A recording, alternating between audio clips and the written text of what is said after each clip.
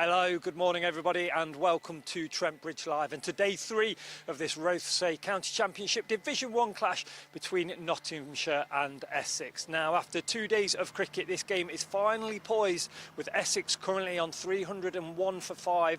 They're trailing Nottinghamshire's first innings score by 46. Now let's remind you of all the action from yesterday's 96 overs with the day 2 highlights. Potts last week as an edge, and he's been caught on the second attempt at third slip. I think it's Critley that's parried it, and he had the sense to catch it. 2 balls through. Third ball of the over is run fine. Now then, it'll either go for 4 or 2. It's gone for 4. Looking for 1. Last ball of the over, then Porter bowls, and this is slammed away for 4. 1-2 bounces over the ropes. Luke Wright were here yesterday. This is Hancock, and he's bowled him. He hasn't really had much foot movement there. He's just played with hands, just played. And on his way into Paul Water, 3 slips, played into the leg side, and the shiny new rock they're bowling with. Round to it, Dave, one day as O'Neill bowls, and this is drilled down the ground for 4 by tall Paul Walter. Lovely shot. Fergus are lining up a European trip, I think. Next ball is striking on the pad, and Peter Moore's called it. A wicket for O'Neill, the man we were talking about, and Allison goes. Notts have got the breakthrough. There's a little bit. Bowls now, and it's whipped away on the leg side, and that's going to be 4 runs for Paul Walter. Turns it away behind square. He just Give us a story from your South African days. That's close. First ball, Brett Hutton. First ball of the season. Hutton strike. Down as James bowls, and this one gets big, and it's gone for 4 somethings down the leg side. It's runs. Comes in, right arm over, forced off the back foot. It goes into the vacant third man and will run away for 4 towards the Batman scoreboard. Ahmed bowls. This is slog sweep. It's going to be safe as it crashes into the boundary. I think it might be 6. On his run up just past the umpire. A bit of bounce there, and it's a little trickle down to. And it's gone for 4 runs there. He comes bouncing in, and this is another slog sweep, and it's sailed for 4. I think it's 4 this time. It's gone a little squarer. I think he told me. By I the read sound of about it, Argentina. This is a slog sweep, safe for 6. That's the short boundary to the hound stand. He hasn't bowled badly, honestly. He has not bowled badly. Good shots from Walter.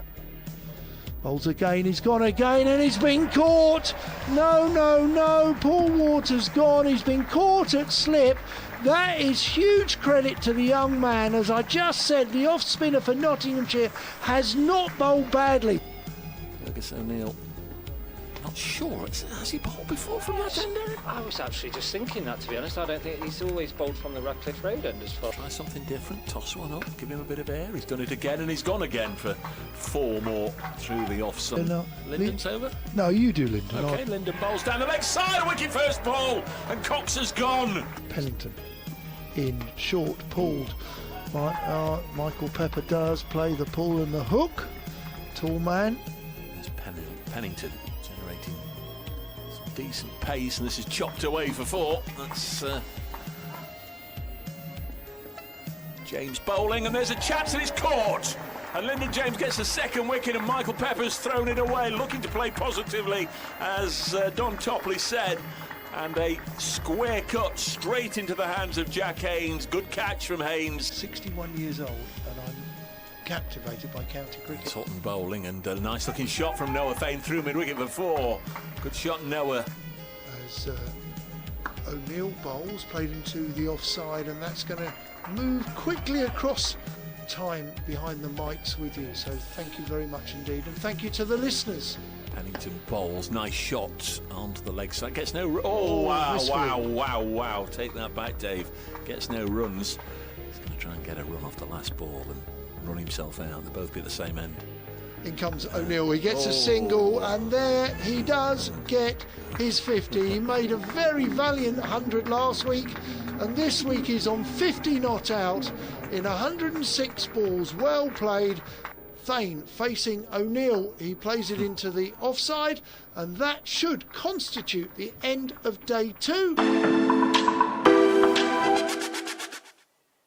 So that was a little bit of a recap of day two's action there for you. Now, as I mentioned, this game is finally poised and in the balance at the moment. But what's the feeling in the Notts dressing room after 2 days of play? Well, the Trent Bridge media team caught up with Nottinghamshire's number 30, Jack Haynes, at the end of day two. Well, Jack, halfway point of this game against Essex, it feels like a day when it was a battling performance with the ball, but a positive day on the whole. Yeah, I'd agree with that. I thought obviously Carl continued where he left off yesterday. You know, a brilliant 100. And managed to get to a competitive total. And then, yeah, as you say, battling day with the ball. I think we stuck at it all day. LJ probably showed at the end when he strung that spell together. Got a couple of wickets. Brought us back in the game. So if we can utilise that new ball in the morning, then I think we've got every chance. Yeah, and just on the subject of the new ball, how important will that be, do you think, obviously? Was there a bit of waiting around for it, knowing that there were going to be those 6 overs with the clouds moving in? I think a little bit. Obviously the lights came on and that helps. But yeah, obviously always important with the new ball, I think, without putting too much pressure on ourselves. If we stuck in the right areas, then we've got every chance of picking a couple of early wickets up tomorrow. Sure. And earlier on in the day, there was a big partnership between Walter and Cox to deal with. How do you maybe see your role in the field from where you are fielding? Just maybe, not in the slips, but just slightly still in the batsman's ear, potentially, in breaking those kind of stands. What role do you play in that? Yeah, I think for me it's just trying to create a bit of energy, try and keep the lads going. Obviously the boys are toiling away all day, so trying to create a bit of energy where I can. Real suggestion maybe, but yeah, mostly just try and keep the energy up from the bowlers. I thought obviously Farhan broke that partnership really well, stuck at it. Took a really important wicket for us at that point. Yeah, and it was a real testament to Farhan's character after being hit for those boundaries. Yeah, absolutely. I mean, he's got an old head on young shoulders, so that sums him up really. Sure. And there's some conjecture that the pitch may be flattening out, but that bowling performance suggests there's still something in it.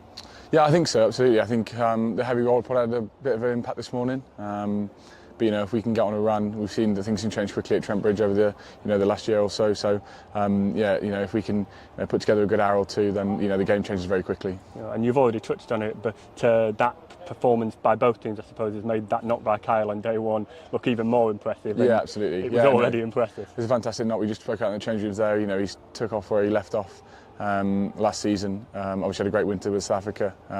It's great to see him. Great to have him back at Trent Bridge.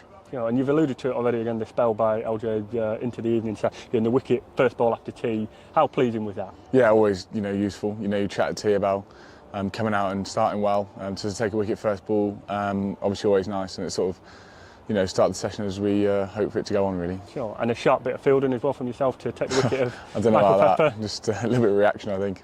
More than a sharp bit of work. No, fair play. And then, like we said, evenly balanced at halfway. How would you look to go forward in this one? Yeah, I think early wickets tomorrow is obviously important if we can control the scoreboard as much as we can. And when it comes around to us batting again, then bat long and see where we're at. The thoughts of Nottinghamshire's number 30, Jack Haynes, there at the end of day two. And as you mentioned there about the new ball, Notts will still have that relatively fresh new ball this morning. And it's quite cloudy here at Trent Bridge today, so they'll be looking to take advantage of anything that they can this morning and try and break this partnership that Essex are currently going through. Now, whilst we wait for the umpires and players to make their way onto the field, let's take a quick look at how the table looked at the start of round two. And you will see that it's quite positive from a Notts point of view. 22 points currently for Notts. Obviously the bonus points are done and dusted in this game so far, and I'm sure Dave Bracegirdle will update you on those bonus points very, very shortly. And then Essex currently in 6th on 14 points, and as you can see on the right hand side of that graphic there, lots of games in this round two set of fixtures in the county championship. But literally I can see just over my shoulder there's a couple of the Notts boys on the boundary rope, and I can see that the two umpires are making their way down the steps. So it's time for me to hand over to your BBC radio commentary team. New voice today in Paul Newton, and of course the one and only, the Sheriff of Newark, Dave Bracegirdle. Very good morning, everybody. Welcome to Trent Bridge. Welcome to commentary of day 3 of this Rothesay County Championship Division 1 game between Nottinghamshire and Essex. Those of you that have been watching the pictures, hope you've enjoyed the little 15-minute preview there with Aaron Lord on Trent Bridge Live, just setting the day up. We had a little look at yesterday's highlights and an interview there with Jack Haynes, the Nottinghamshire batter, who took a catch last wicket to go down yesterday, that of Michael Pepper at backward point, clinging on. But from then on, Essex held sway and reached stumps on 301 for 5. Matt Critley has played beautifully. Got a century last week, as Essex followers will only be too keen to remind everybody. Played beautifully by all accounts down there. Played beautifully yesterday. Chanceller's half century from Matt Critley. He's got Noah Thane with him for company. He very much played his part of the partnership. He's 21 now, not out overnight. So Essex reached stumps 301 for 5 after Notts made 347 in their first innings. A real chance for Essex to not only get up to Notts, but to, over the first 2 sessions today, build a decent advantage. Very good morning, I'm Dave Bracegirdle from BBC Radio Nottingham. Paul Newton is here. Don Topley's done the first 2 days and very much enjoyed the better of the weather. Paul Newton will be alongside in a moment. He's just disappeared next door to do an update into the news in the BBC Essex listenable area. 6 overs have been consumed with this second new ball, so the ball is still hard and shiny. And Notts really, if they're going to keep Essex very much within reach, need to pick up a wicket or two. As I say, it is overcast. The weather's certainly on the turn. You look at 1 or 2 apps and they suggest might just get a rogue shower now and again. Others suggest it will just stay cloudy all day. We'll have to see. 301 for 5. There's Pennington. Conditions should aid swing. First ball to Matt Critley goes through to Kyle Verreynne. So we got fairly regulation 6-3 field posted by the Notts captain Asib Hamid. 3 slips.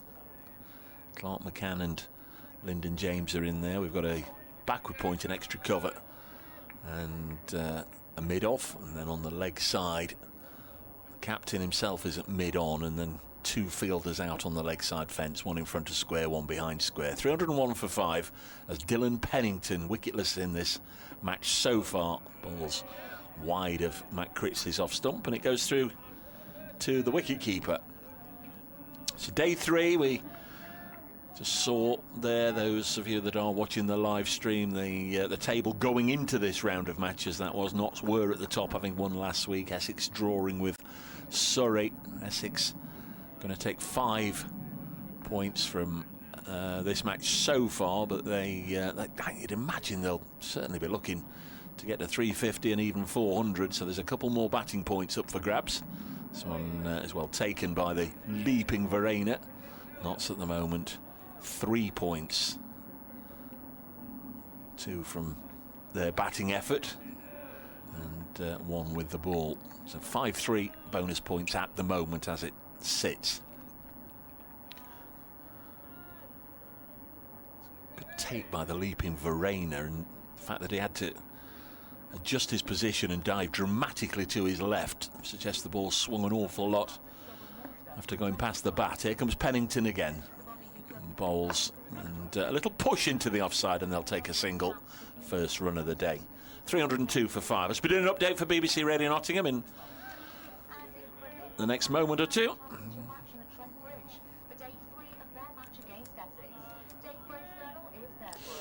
Very different conditions this morning. It's cooler, chillier and overcast at Trent Bridge. Essex resuming their overnight score of 301 for 5. We're in the first over of the day, already a single, so Essex trail by just 45. 302 for 5 under leaden skies.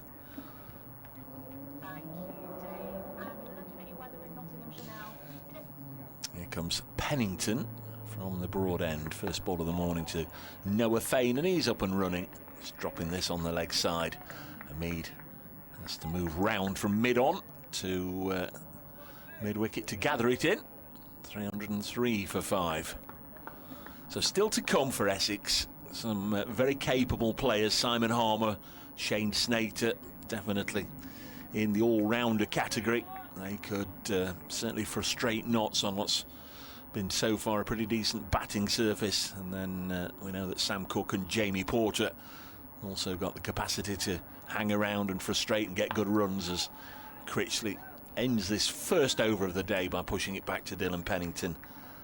And it remains 303 for 5, 2 runs from that, the 7th over of the second new ball, the 87th of the innings. I'd imagine it will be Fergus O'Neill, the Australian, to share bowling duties, and indeed he's already shed his garments. Didn't notice if he was wearing a cap down at long leg in the opening over. Certainly yesterday, for most of the day, if not all of the day, out in the field, he was bareheaded. Just tinkering with this field a little bit, or just having a word with the skipper. The regulation 3 slips are in there, so we've got a backward point, the extra cover in the mid-off on the offside, and unlike Pennington, he's chosen to have just one out. That's Brett Hutton down at long leg. He's got a mid-wicket and a mid-on, saving the single. His partnership worth 55. Here is Fergus O'Neill then to bowl his first ball of day 3, fallen straight and just pushed up to Asib Hamid at mid-on, no run. Fine start to his Nottinghamshire career for Fergus O'Neill. Got 8 wickets last week in the win over Durham, 5 for 66 in the first innings, a 3 for in the second.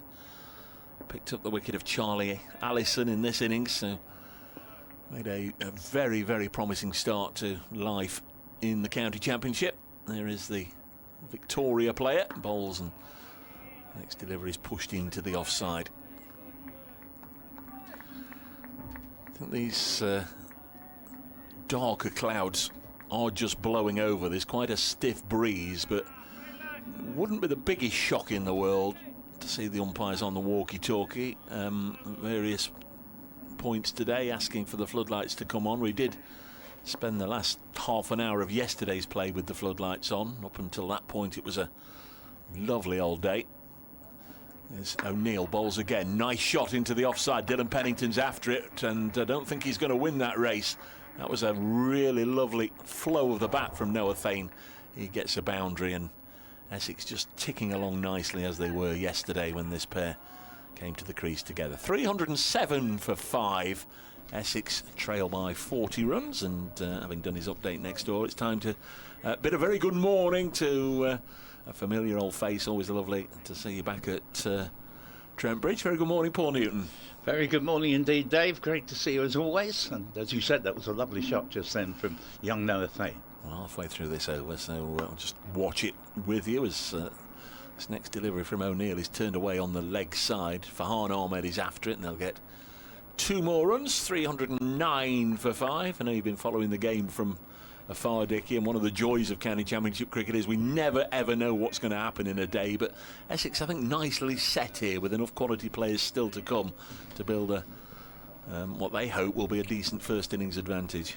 Well, it seems to be a decent enough pitch here, a very good one by the look of it, and obviously Essex should be looking to get a first innings lead. O'Neill bowls now to Thane, who's faced all of this over, pushes it back to the bowler, 1 ball left. Yes, I thought Thane, so far in this over, has played with a certain amount of authority and no little confidence. And for a young man who'd only just begun to break into the team at the end of last season, although his bowling needs a little bit of tightening up, but his batting has certainly come on considerably over the last 12 months. Yes, went wicketless in the Notts' first innings, an energetic 13 overs. This one outside the line from O'Neill does hit the pad and drops down on the offside end of the over. 309 for 5. So very good morning if you're just joining us, either listening to us via the BBC Sport website or app, or on your smart speaker. Ask your smart speaker to take you to Notts versus Essex, day 3, if that's your chosen method of listening to the commentary, or we do have pictures available via the Nottinghamshire County Cricket Club website, Trent Bridge Live. I presume there's a link on the Essex website as well. You can get in touch on the old Twittery thing to me at Brace Cricket, and I think, Paul, you still or you have the email option, don't you? Yes, indeed. BBC Essex Cricket@gmail.com. And as we see the first ball of the next Pennington over. We're also greeted by a very welcome shaft of sunlight, and it's played away for a very comfortable single by Critley, who did no more than just lay bat on ball. He's begun the season very well, Matt Critley, with a century in the previous game. I think it was 145 not out, and he needs those runs because he's previously done so well for Essex, but he wasn't in the best of form with the bat at the end of last season, so he will be glad of any runs he can get. Pennington's in, bowls to Thane, who drops a fairly laconic bat on the ball and plays it down to Hasib Hamid, fielding at mid-on, 310 for 5. Yeah, I mentioned the strong breeze, and also mentioned at the start of the last over, dark clouds overhead, and it wouldn't be the biggest surprise in the world if we do have the floodlights on at some point. Now we've got the sun out. That just goes to show how flexible the weather is likely to be today with that strong breeze. I think we are going to get dark clouds from time to time. We just hope they don't leak their contents. Absolutely. Pennington, good straight, long run-up is in, bowls, and Thane steps, and then this is going to produce 2 runs. Hamid dived and probably should have cut it off, but he didn't quite get his hands down in time, rather dived over the ball, and it's gone between bowler and mid-off for the 2 runs as aforesaid. 312 for 5. Thane moves confidently on to 30. Yes, Notts have got to strike early, you fancy here. They didn't get any joy at all with that second new ball in the 6 overs last night when they took it, so sort of having 2 goes with the second new ball. And with Essex almost on their tails, just 35 behind now. Notts need a wicket or 2 and quickly, you fancy, if they're just going to keep Essex's lead to the bare minimum. Pennington bowls to Thane. Thane plays the ball into the covers. Jack Haynes, and there will be no run there. Score remaining at 312 for 5, and this partnership adding useful runs here.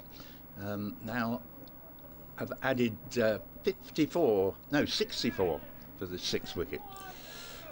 Play just scrolling down quickly. Play underway in all 9 matches around the country, so that's nice, Paul, isn't it? It's nice to have cricket back. Oh, not half, as Pennington's in. And bowls to Thane, and the ball's played down to Hamid at mid-on for no runs. Score remaining 312 for 5. Not least, Dave, because it was a particularly cold winter, not sort of snow piled high or anything quite that extreme, but just generally frosts at night, very, very cold. And one thing, when the men in white flannels return, it does mean that the temperatures have jacked up a bit, and we've had a lovely last few weeks. As long as it's not the men in white coats. Indeed. As Pennington again in bowls, and Thane turns the ball off the pads, gets another single, this time to the right hand of Hamid, running from mid-on, and 313 for 5. Thane conducting himself with the utmost confidence during that over. There was one good ball at the end of the Fergus O'Neill over that trapped him on the pads, but he was just outside the line. Apart from that, the batsmen have made fairly easy progress so far. 313 for 5. Yeah, no alarms at all, really, for Essex. And I think that can be said for the last session last night. They did lose 2 wickets, but they were both, in a sense, gifted to Nottinghamshire, with Jordan Cox's first ball after tea just flicking at one down the leg side, and then as O'Neill bowls and it's defended, and then Michael Pepper, again, it was short and wide, just what you'd want if you're looking for the square cut, looking for one that you can just thwack away to the boundary, and he hit it straight into the hands of Jack Haynes at point. So Essex will feel those 2 wickets were unnecessarily lost, I'm sure, but since then Critley and Thane have hung around. Partnership worth 65 now, 313 for 5. Essex within 34 runs of the Nottinghamshire first innings score of 347. So O'Neill in, and the defensive block from Thane. Of course, on the first day, it was, well, the first session was certainly dominated by Essex. They had Notts 78 for 5 at lunch. It was a good toss for Tom Wesley to win. Stuck Notts in, the openers were out quickly. It was 4 for 2, and 78 for 5. Notts needed a fight back, and it came from Carl Verreynne, the South African wicket-keeper, who we saw for Notts last year, played 3 of the last 4 matches, and they got him back this year, and splendid century for him. Thane again gets into a good position and with good technique blocks it up to Pennington at mid-off. Yeah, you just put your finger on what I think is something Cox has to learn. He's obviously a hugely talented player and very much interesting the selectors, but his methods of getting out need improving. And, you know, first ball after an interval, a rather careless way to get out, and nobody will accept that better than him. And he's done very well to make 199 across 2 innings so far this season. Pennington bowls, again, played largely defensively into the offside. Yeah, Jordan Cox made his Essex debut in the corresponding game last year that Essex won. Right at the start of the season. I can't remember. No, Don said he did days 1 and 2 last year. Was it you or Dickie who came and did days 3 and 4 last year? Well, right, yeah, where Essex won, and he missed the Sam Cook hat-trick in the first innings, but he got a 6 in the second. Yeah, he bowled so well. As Notts were bundled out cheaply. There's O'Neill, and well, he's going to get a run. Somehow he's managed to get this Noah Fane down to Brett Hutton at long leg. I'm not sure how he's ended up there, but slightly false shot. Yes, he had no idea where it had gone himself. He was looking to play that more into the offside, I think, and goes almost 180 degrees in the opposite direction, but they all count. He picks up his 32nd run. Just mentioned, you never know what's going to happen in a day of county championship cricket. I had a look at all the other scores overnight as O'Neill bowls, and this is blocked. I wouldn't be at all surprised at the end of the over, 3-1-4 for 5. I wouldn't be at all surprised if all 9 matches go into a 4th day. So that's good. I know last weekend there were about 4 games that were done inside 3 days, and wasn't all that much cricket around the country to enjoy for those that like to dip in and out of different matches on the final day. But there's none really approaching the finish. I guess at Canterbury, that's the most advanced game. Middlesex in their second innings, 233 for 7, leading Kent by 237. But be a lot of cricket needs to be played to get that one done today. Yeah, here we see the start of a new over. Pennington's in and bowls, and that's a leave outside off stump, 314 for 5. And talking of unpredictability in county cricket, bearing in mind how many runs were scored in the first round and the continuing very fine weather, it was a striking feature on the morning of day 1 of all the various county championship matches that of 9 tosses, 7 captains put the opposition in. Yeah.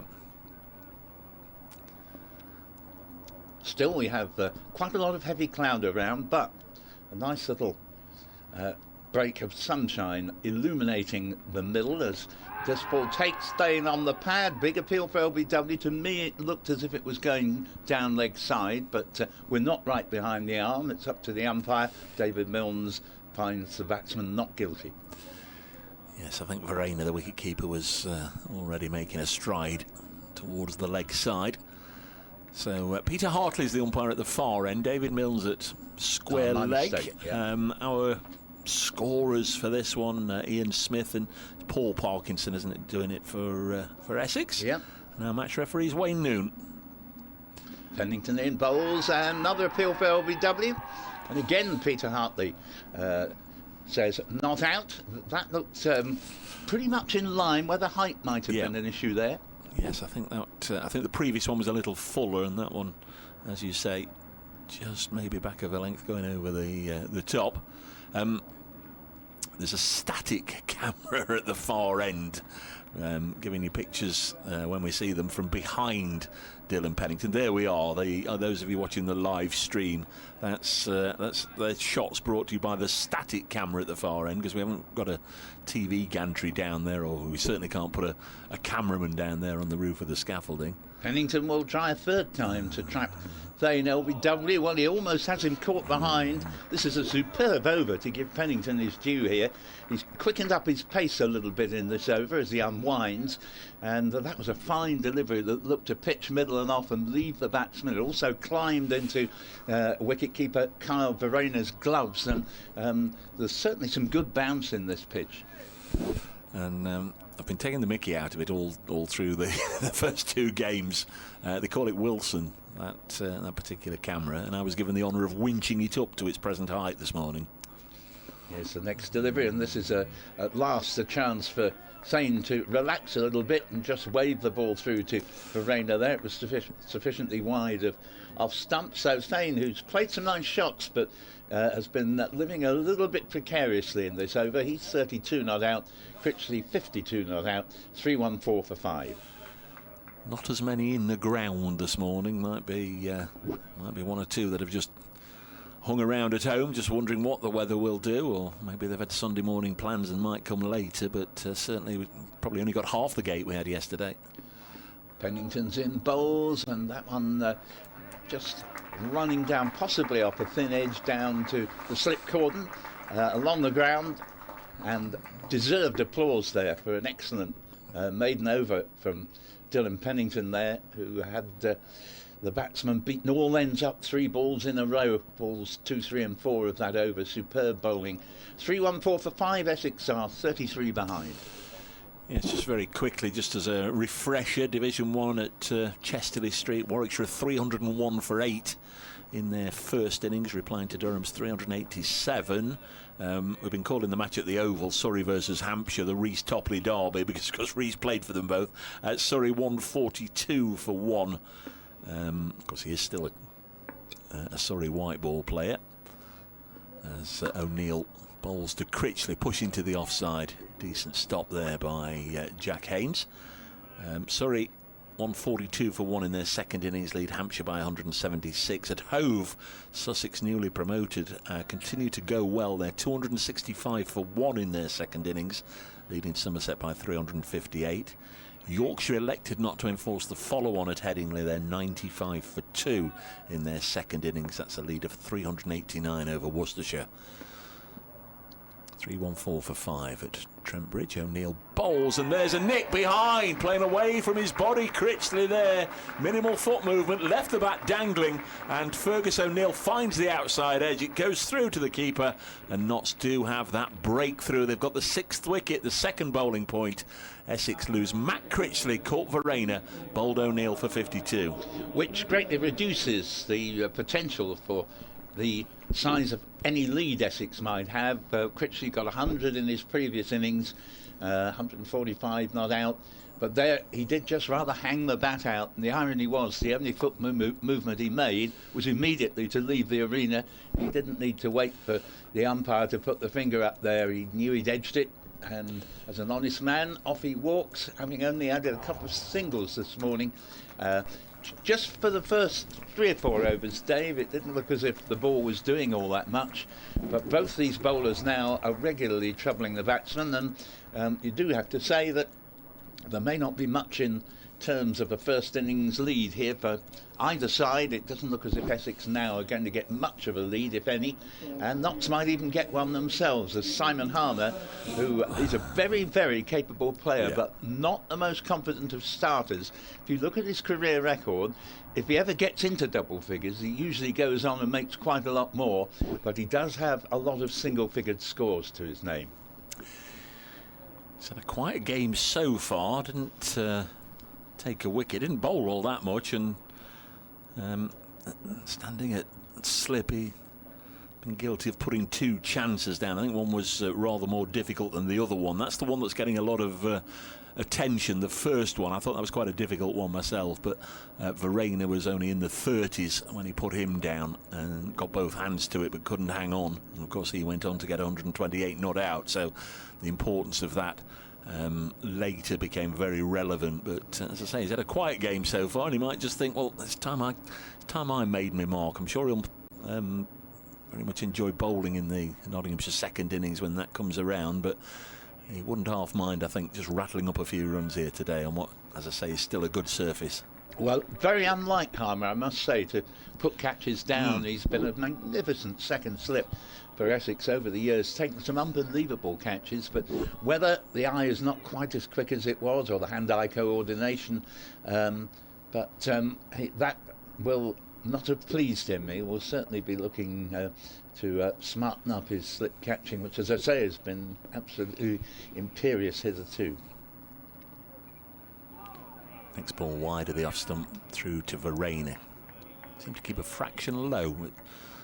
It's maybe because it was fairly full. So a second wicket for Fergus O'Neill, and now he's got 10 wickets already. Good start to the season for the Australian. 8 in the last match against Durham, and already 2 in this innings. Got Charlie Allison LBW yesterday, and now a really important scalp, Critley, out for 52. The third half centurion in this Essex innings. Cox 82, Walter 76. Next ball left alone by Harmer. 3-1-4 for 6. It's a stillish day. There's that breeze blowing the flags about at the top of the Hound Road stand. Yes, it is noticeably quite a bit cooler than previous days, as the forecast said. Still going to be in the mid-teens. O'Neill once more. Bowls to Harmer.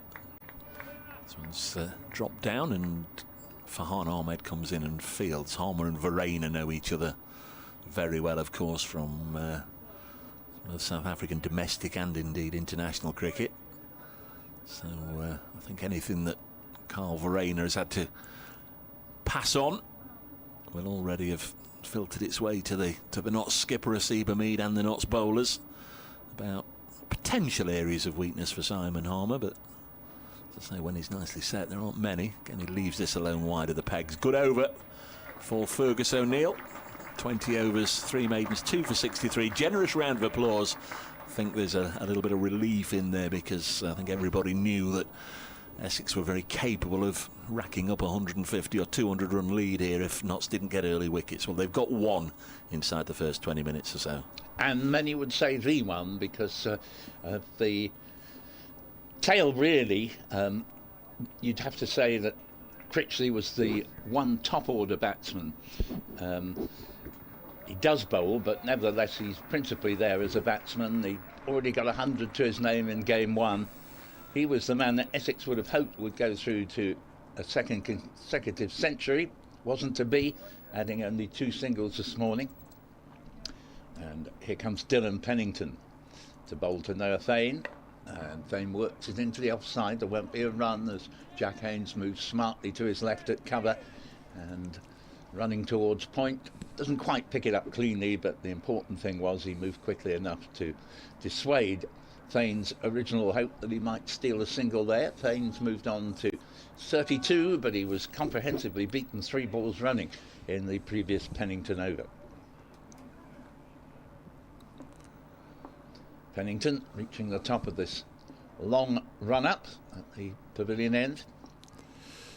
Into bowl to Noah Fane. Fane didn't know all that much about that. It's ended up at deep square leg, and they come through for a fairly comfortable single. Ben Slater, the man officiating in that area of the field. 315 for 6, and that's the first run for quite a few minutes. It is indeed, yeah. Jeff Arnold's here again, the ECB representative at this game, keeping a beady eye on potential England players. Of course, Dylan Pennington last year, leading wicket taker in Division 1 after 8 rounds with 31 wickets. He was whisked away into the England squad, didn't get a game, got injured and didn't play again last year. Pennington in, bowls to Harmer for the first time, beats him all ends up there. Another very fine delivery. Appeared to just do enough to go past the outside edge and into the gloves of Kyle Verena. I think your microphone's just brushing your collar on your coat. Yeah, I'll take the coat off, actually. I'll just put your microphone around a bit. There we go. Thank you. I do it all the time. Every time you catch the microphone, yeah, little very good point. I hadn't realised. Thank you. As Pennington, still a little bit of sunshine illuminating the pitch. Bowls to Harmer, and the Harmer is on his way. He's just hung the bat out at that, and the ball has left him a little bit. Taken by Freddie McCann at slip there, and Harmer, rather like Critley before him, no argument, makes his way from the arena. And, well, I told you that he does get a lot of single figures, and I'm afraid this is what's slightly vulgarly known as a blob. Out without scoring. Yeah, that was Actually, I was talking about the Harmer drop, and that was sort of reminiscent of the one that Harmer put down, but at second slip. But it was Verena, I beg your pardon, it was Freddie McCann, obviously, at second slip for Notts, who pouched that. It was a 6-ball duck, and it's given Notts a further boost. 2 wickets now this morning, and they've come in within the space of 8-9 deliveries, something like that. So Nottinghamshire will be delighted to see the back of Simon Harmer. Shane Snater, whose exploits here at Trent Bridge up to this point largely consist of a 7 for back in 2021. Wonder if he can add a few runs to his Essex CV here. There he comes. Still getting used, Paul, to the players appearing from down to our right. Obviously very different changing facilities this year. Poor old pavilion, largely hidden from view, all the scaffolding and the tarpaulins at the far end, shielding all the work that will go on through 2025. Here comes Shane Snater. Essex 315 for 7 this morning. They've lost Matt Critley for 52, and now Simon Harmer without scoring. Noah Fane is still there. He was 21 not out overnight. He's added 12 to move on to 33. And nobody else has scored more than a single at any one time. There were 2 singles for Critley today, but Thane has played the only 2 or 3 shots of any real authority that we've seen this morning. You so often do find that the morning session is the one that suits the bowlers best, and the further the day goes after lunch, the more of a toil it can become to be a bowler, and certainly the Nottinghamshire innings followed that pattern, and the Essex one likewise as Pennington's in. Bowls to Snater, plays it comfortably enough without getting totally over the ball, and Jack Haynes nips from cover in front of mid-off, who's Brett Hutton to save. Hutton having to bend down and field. There's no run. It's 315 for 7, and Notts making very good early progress here. Yeah, and ultimately, with regards to everybody that's watching the game as a spectacle, the game's moving on a little bit, one way or another. Yeah, that's right. As Pennington's in and bowls, and this ball goes through to the wicket keeper. It's well bowled again. I think the batsman was leaving that. He knew it was missing off stump, but applause for a very well deserved wicket, let me say, for Dylan Pennington. If with any luck, he'd have had Thane on more than one occasion.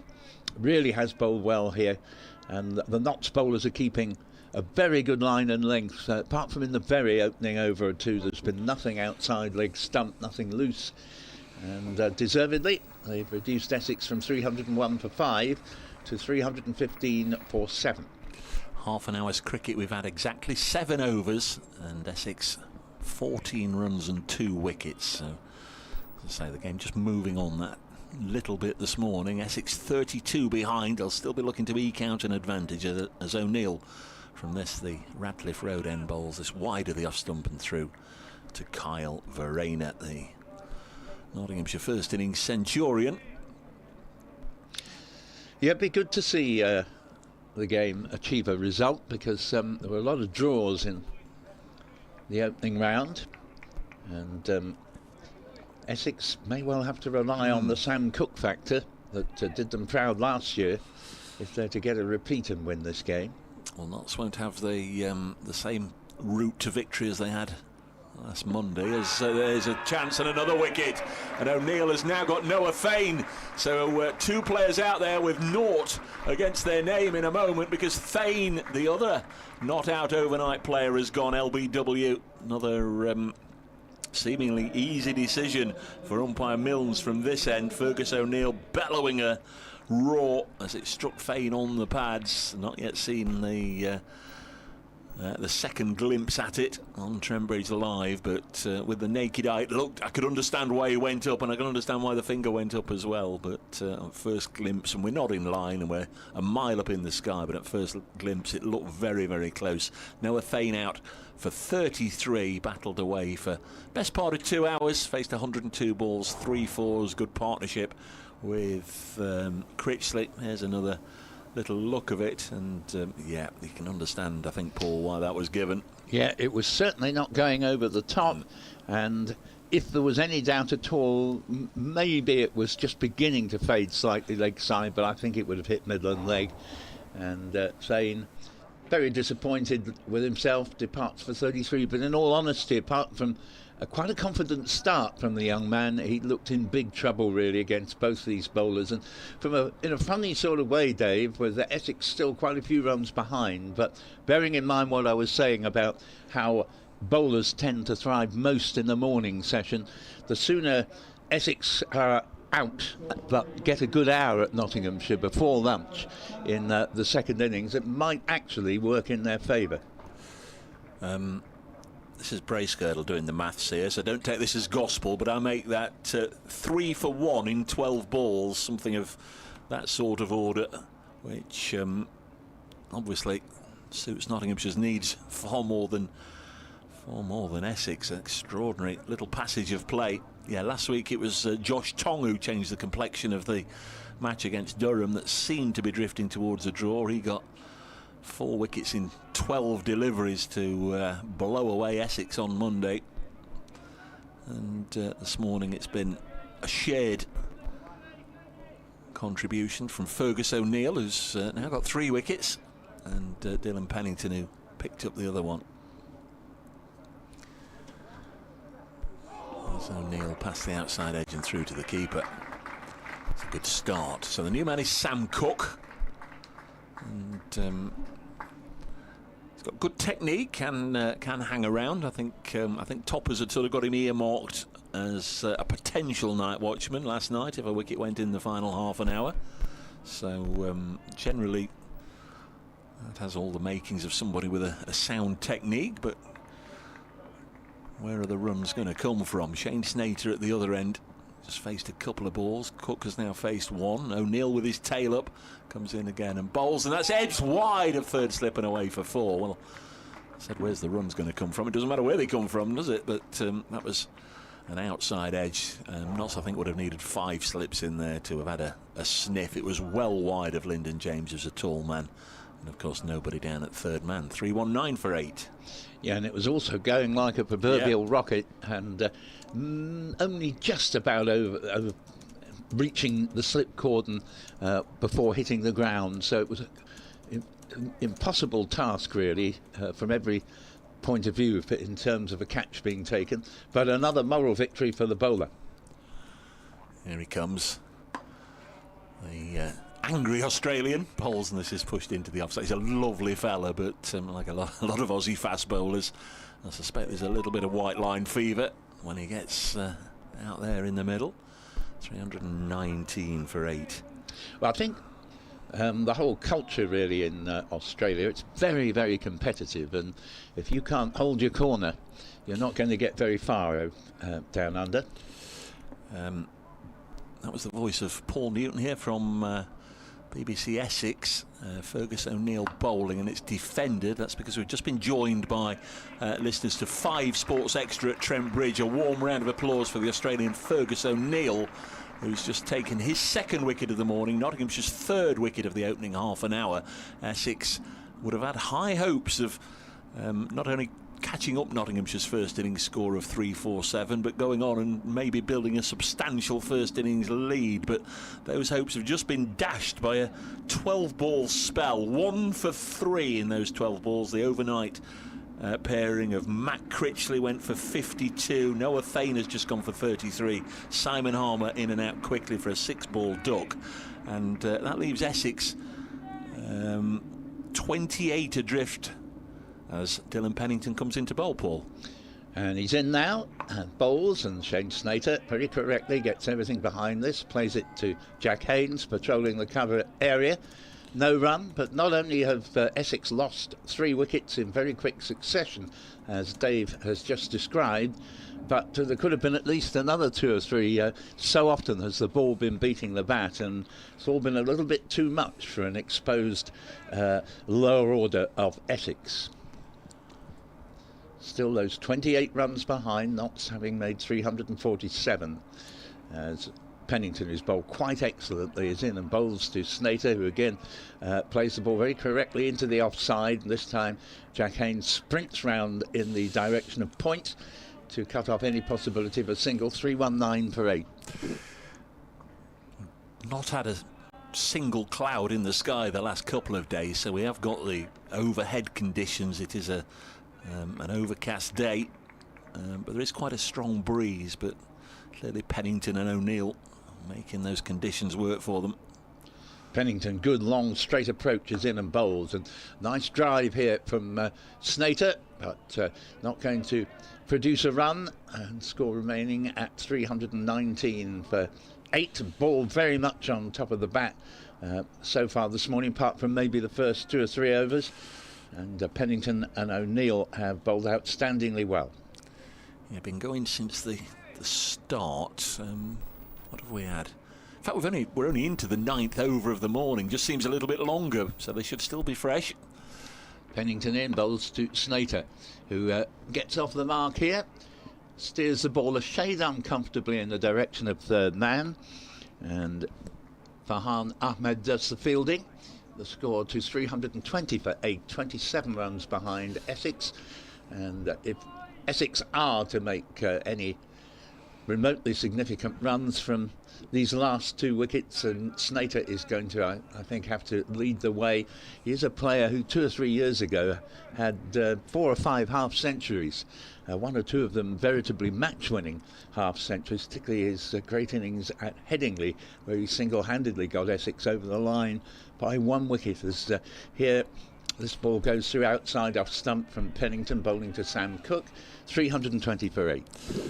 BBC Radio Nottingham, BBC Essex, 5 Sports Extra with you. We've also got the pictures available via Trent Bridge Live on the club's official website. I'm glad to have you along this lazy Sunday morning. A few people are a little bit tardy in coming along today. The crowd's well down on what we've had in the bright sunshine over days 1 and 2, but those here, as always, will be engrossed in the cricket. Pennington to complete the over. Bowls to Sam Cook, who will pick up a comfortable single here, as for once Pennington strays on to leg stump, and the ball just clipped to Ben Slater on the square leg boundary. Single to Cook. That takes him to 5. Now his other 4 runs came from a very streaky edge that went like lightning away just beyond the reach of the diving. Just trying to remind myself who it was. Lyndon James. Yeah. Yes, Lyndon James diving at third slip. Just couldn't quite get a hand on the ball. Wasn't a chance. But so that was a streaky way for Cook to get off the mark. And Essex at the end of that over, 321 for 8, 26 behind.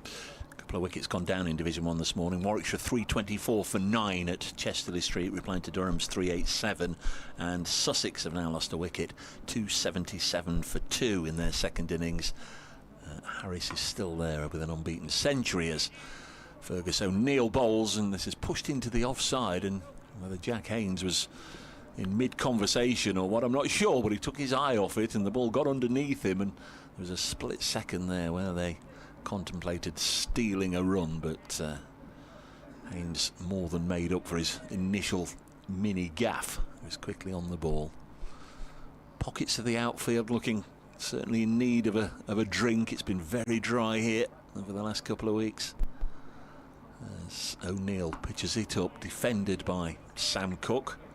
Forecast is for it to be cloudy today and tomorrow, and depending on how your luck is, there might be the odd rogue shower that might interrupt play. Certainly the outfield, as I say, would be desperately hoping that there's a shower or two, but of course the cricket watchers be anxious to see how this pans out. Notts 347, Essex 321 for 8. We're in the 96th over, nice and full. Strikes Sam Cook, I think, maybe on the boot, and drops out on the leg side. Bonus points at the moment, Essex 5, Notts 4, but of course Notts need one more wicket and they will have maximum bowling points. Essex 29 runs away from getting up to 350 to get that second batting point. 321 for 8. 5 Sports Extra have just left us. I presume they've gone back to the Oval. I think Surrey Hampshire, the commentary game this wide of the off stump and through to Verena. 321 for 8. It's a great service actually, Paul, isn't it? Yes, it is. Dip Indeed, in and out yes. of games. And Kevin Howells, of course, presiding over it magnificently. And I was just thinking that the standout score really is Sussex, apparently all over Somerset after Somerset's protracted attempts to prize a victory against Worcestershire, who fought heroically to get the draw in game 1. O'Neill, 3 wickets to his name, bowls a ball that forces Sam Cook to get in a really unorthodox, uncomfortable looking position, but whether there was some bat involved or it just struck his body, difficult to tell from here, but I think it just hit him. Yeah, he fronted up, didn't he? Just braved it out, as they say. Got the impression he sort of kept his hands down on the bat, so to keep it out of harm's way. If he was stung by being hit by the ball, he hasn't shown any reaction. 321 for 8. O'Neill bowls now, and off the outside edge, Notts have got protection out there with Ben Slater. They get a single at the end of the over. 322 for 8.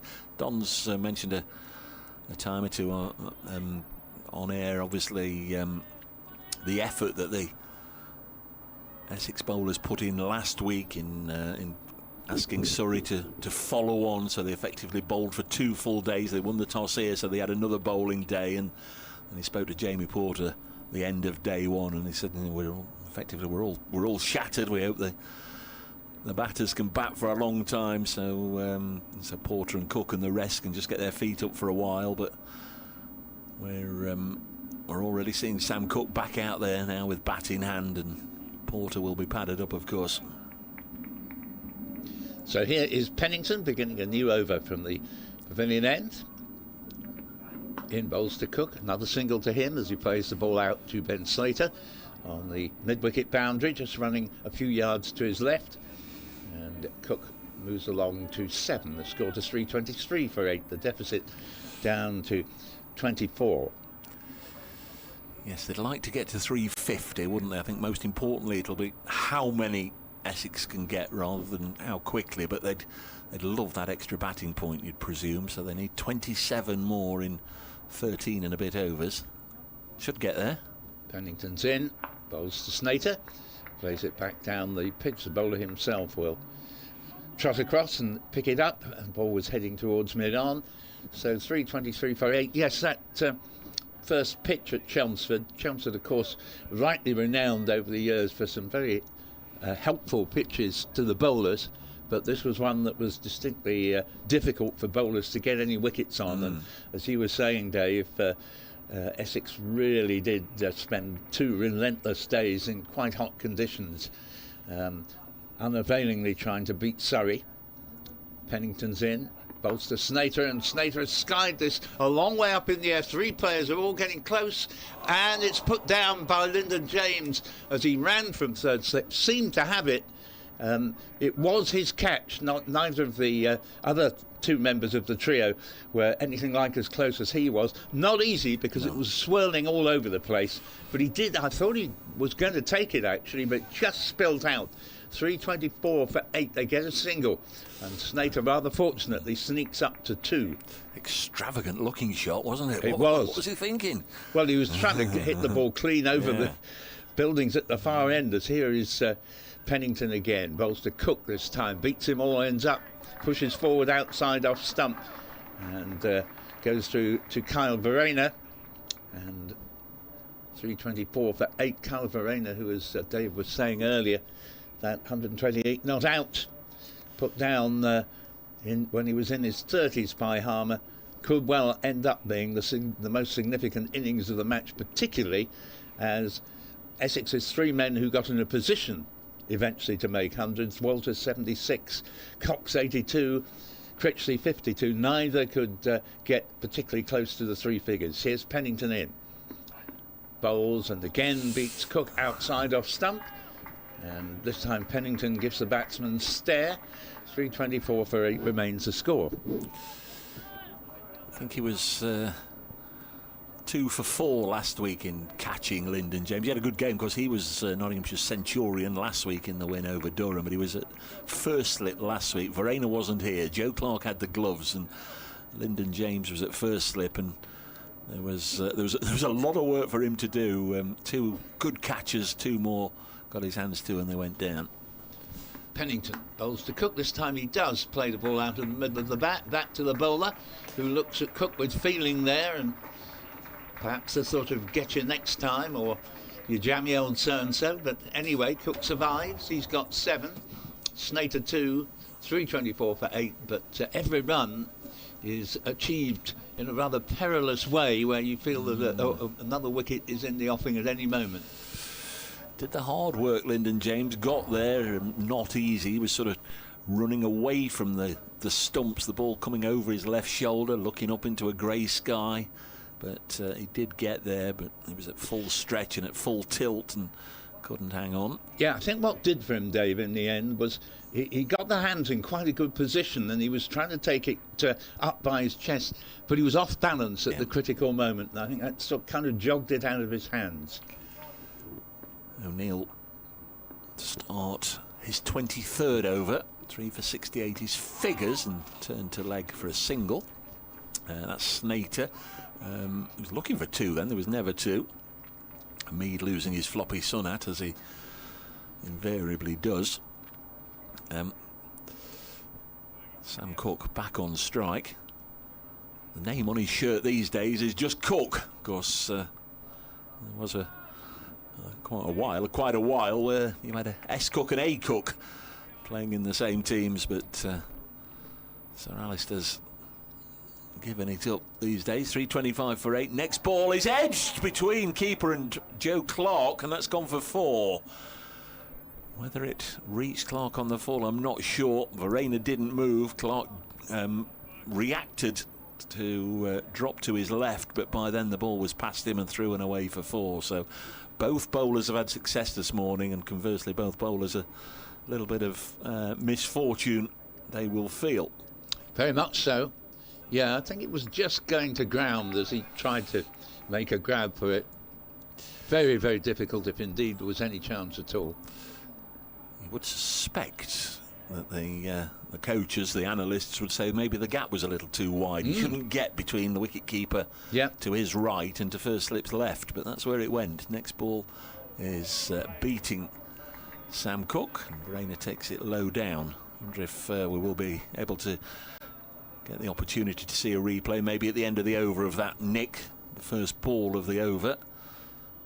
In fact, the second ball of the over that was edged away for 4. And an edge has been the only way that Essex have acquired any boundaries, apart from in the very first couple of overs of the morning's play. They really have struggled here against excellent bowling.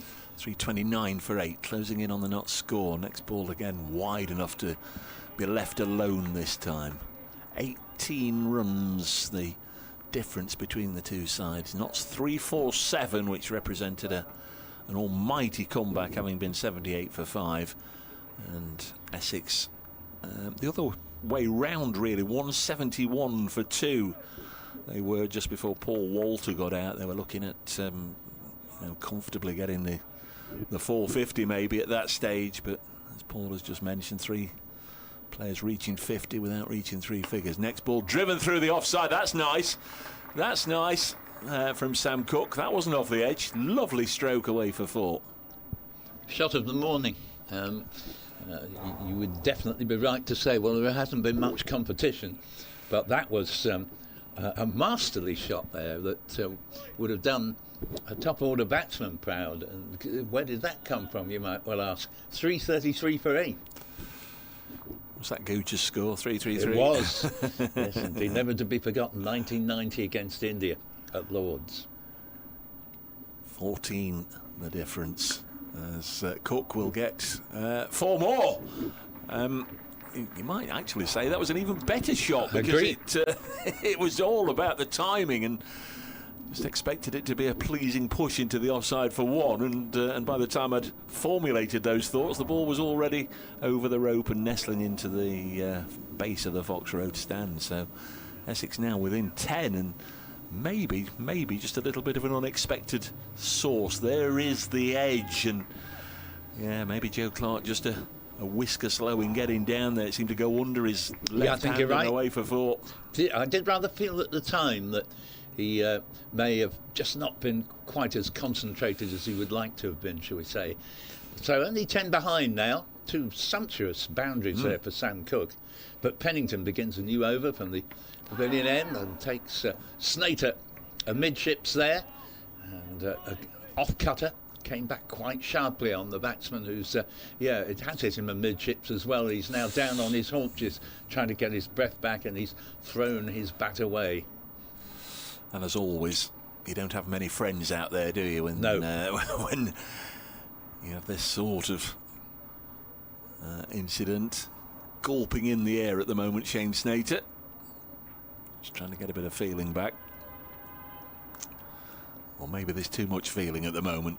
He's just having a little jog on the spot, running towards umpire Milnes, who I'm sure will have a wise crack to say to Shane.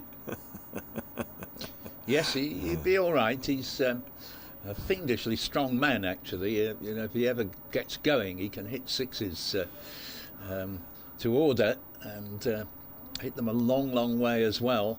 And of course, he's a pretty useful bowler. And I know you'll remember, Dave, he had a particularly good match here a few years ago. Even though I think Essex lost the game, but he got something like a 6-wicket haul. Maybe I think it was 7. Yeah, I think Fletcher got. At the time, career best wickets in the Essex first innings, a 6-for, and then Shane Snater came back bettering them with a 7-for. And at that time, Snater hadn't really made much impression for Essex. He's got lots of wickets since, but at the time, it was a real breakthrough performance from him. 2021, that was, I think. Yeah. And this next ball, as Snater has now recovered, and he's hit the next ball for 4, was dug in a little bit short by Pennington, and Snater was waiting for it and smashed it over the mid-wicket boundary. No hope of Ben Slater getting round in time to cut that off. And all of a sudden, Essex are now only 6 runs behind at 341 for 8, with 3 boundaries in the last half dozen balls. Yeah, they've got going again. This partnership now worth 26, and the last few runs have come quickly. 9 more needed for that extra batting point. Pennington looking for revenge. Bowls to Snater, who smashed it back past the bowler. It may just be cut up, and it is a good bit of fielding by Asif Hamid there. And it would have been 4 if he hadn't just got down to it in time. 342 for 8, 5 behind, and Snater moves up to 8. And it's almost as if that blower midships has woken Snater up, because he's actually played 2 cracking shots since then. That was a decent shot, a little bit agricultural maybe, but very effective. And Cook comes on to strike to face the next Pennington delivery, as Pennington bowls to Cook, and Cook turns this away for a single to Ben Slater at square leg. 343 for 8, and Cook moves up to 20. So the game continues to sway this way and that. Notts picking up 3 wickets for just 1 run in 12 balls, and now having got Essex 8 down and contemplating maybe even keeping Essex below the Nottinghamshire first innings score, then suddenly Snater and Cook finding boundaries with great regularity, and Essex only trail by 4. Pennington to Snater. Snater has dabbed this down just past third slip, and ball's out of my sight. They're coming back for a second. Evidently the fieldsman's prevented it going over the boundary. There could even been overthrow, and would have been, had Cook not greatly overshot the mark at the non-striker's end. But they do get 2 runs, and that takes Essex to within 2 at 345 for 8, and Snater now moves into double figures with that brace, moving up to 10. It was a fair enough shot, that, because it wasn't an edge. He deliberately ran it down to serve Matt. Just wondering about the field, mid-on and mid-off are too deep to save 1. As Pennington's in bowls, and Snater Plays this one just back past the bowler down to mid-on. There's no run. The over ends with Essex only 2 behind, 3:45 for 8. And as you say, Dave, with Snater on 10 and Cook 20, lots of ebb and flow here, and a wonderful series of 3 wickets in next to no time for Notts. And I have to say, I didn't see this riposte coming, because for the first 3 or 4 overs of this partnership, neither batsman seemed able to lay bat on ball. 11:58, so been going almost an hour. Ferguson O'Neill's going to continue. I think Dylan Pennington has finished at the far end, and Lyndon James has just been told to warm up. We'll check on that in a moment as O'Neill bowls. Now then, Essex with a chance here. No, they're only going to get a single. Sam Cook just runs it with an open face to deep backward square. So Essex are 1 behind Nottinghamshire. They're 4 away from reaching 350, and I think they'll, in view of what happened, those 3 wickets going quickly, I think they'll take a slender first innings lead, and anything else is a bonus. No, that's right. But as you were saying several times earlier this morning, you never know when a new day starts in Championship cricket what's going to happen, and that's one of the great fascinations of the game. 3:46 for 8. Farhan Ahmed bowls to Shane Snater, and he's had a waft at that one and goes through to it. You know, prime example was last week. I'm sure you were following the Essex-Surrey game, but here at Trent Bridge had 2 remarkable things. On the first day, we had Colin Ackerman on 80, clean bowled, but the bail went up and came back and landed back on the. I heard that. Back in the grooves. So you know, you've got to see a lot of cricket to see that happen. As O'Neill bowls again, and Snater defends, and the second morning, clear blue skies, warm sunshine, absolutely glorious. The players walking out at 2 minutes to 11. They got out to the middle, a sprinkler started leaking, and then all the sprinklers on the ground popped up in the air, and we had a 45-minute delay on one of the hottest days thus far of the year, whilst they mopped it all up and got it dry again. You just don't know what's going to happen. There's O'Neill to Snater short. This will be pulled away, and it's helped out onto the leg side. There's Farhan Ahmed. Don't know if Snater thought it was going for 4 initially. He seemed to be a little slow going for the run, but he has gone for the run. He has got the run, and that ties the scores, as it's confirmed on the Trent Bridge scoreboard. Scores are level, it says at the bottom. 3:47 for 8. Yes, I think he did think it was going for 4. He really caught hold of it. One thing I might have gone early on was saying that probably Essex wouldn't have enough time to get up to 400. If they continue at this rate, they're going to be interested in that. So that's not just getting the next batting point, it's another one as well. As O'Neill bowls, and this is clipped. It's taken the aerial route, but perfectly safe, and Sam Cook has taken Essex into a 2-run lead here by turning this to mid-wicket. It was chipped in the air, but Notts didn't have anybody at mid-wicket to catch it, and so it's 3:49 for 8, and Essex lead.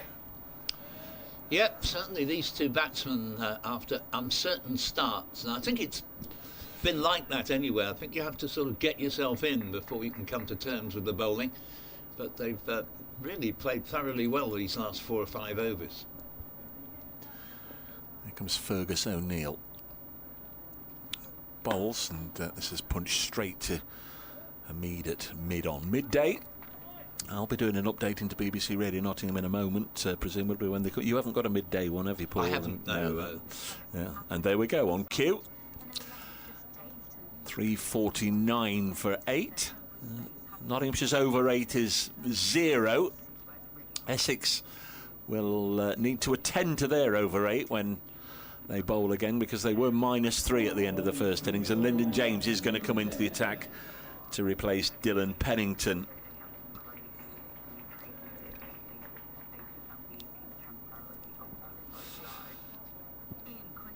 Here is that radio update.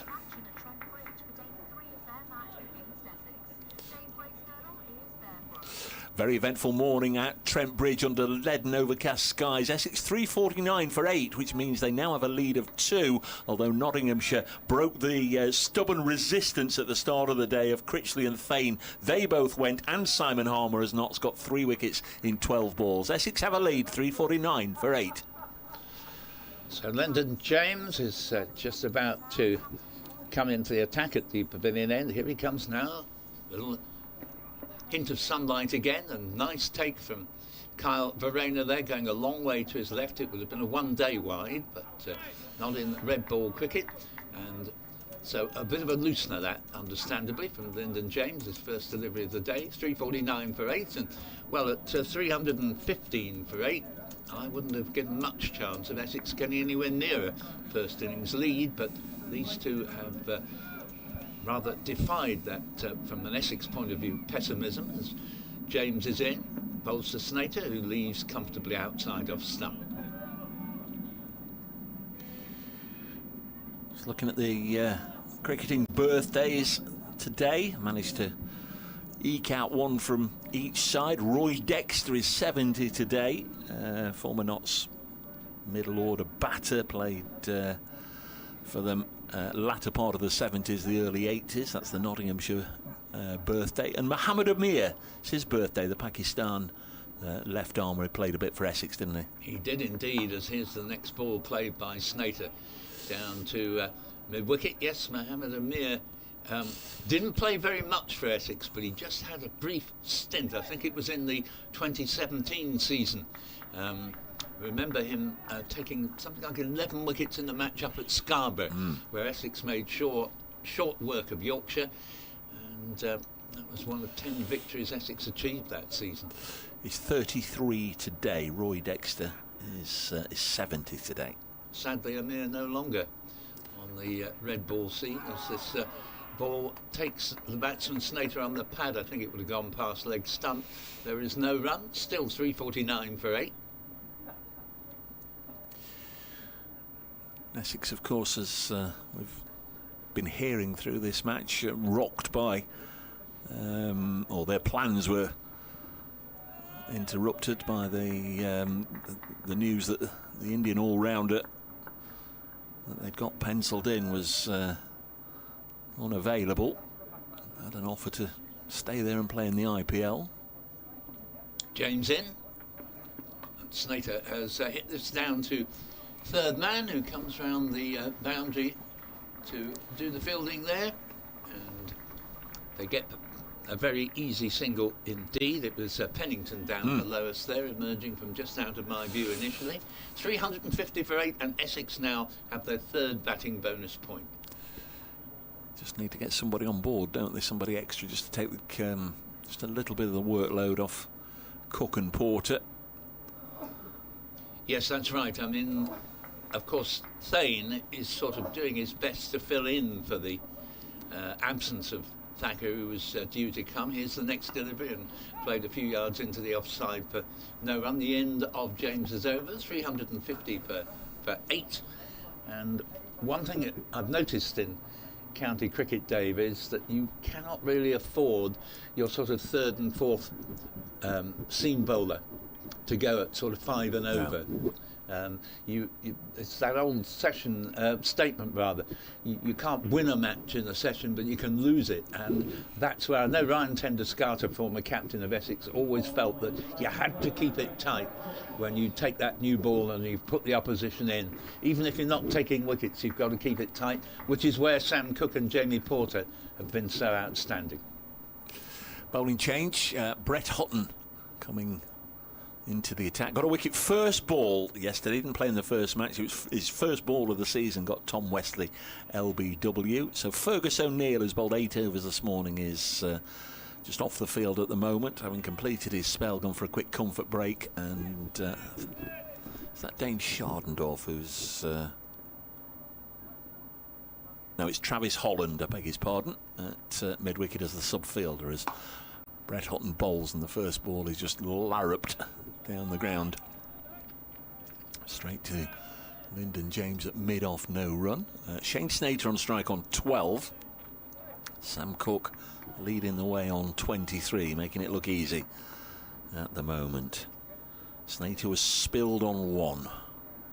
A high swirling attempt that Lyndon James couldn't hang on to. As Hutton comes in again to bowl to Snater, hits him on the pad and asking and given, and Nottingham should get maximum bowling bonus points. And again, Brett Hutton, it took him 2 deliveries this time, I'll say when he first came into the attack yesterday, it was first ball accounting for Wesley, second ball here, and Shane Snater goes with 350 on the board for the visitors. They lose their 9th wicket. Snater out. An eventful innings, LBW to Brett Hutton for 12, faced 24 balls. He was at the crease for 40 minutes, it won 4. Those cold figures don't tell you an awful lot about his innings. It was more adventurous, more entertaining than that. It always seemed like something would happen. He seemed determined to get on top of the bowlers and play a few shots, and just a mere LBW decision for 12. As I say, the cold figures don't really tell you just what he was trying to do out there. But Cook and Porter with the ball. It's now going to be Cook and Porter with the bat. Yep, maybe only briefly, but we shall see. Porter can hang around for quite a bit. He's often played the night watchman role.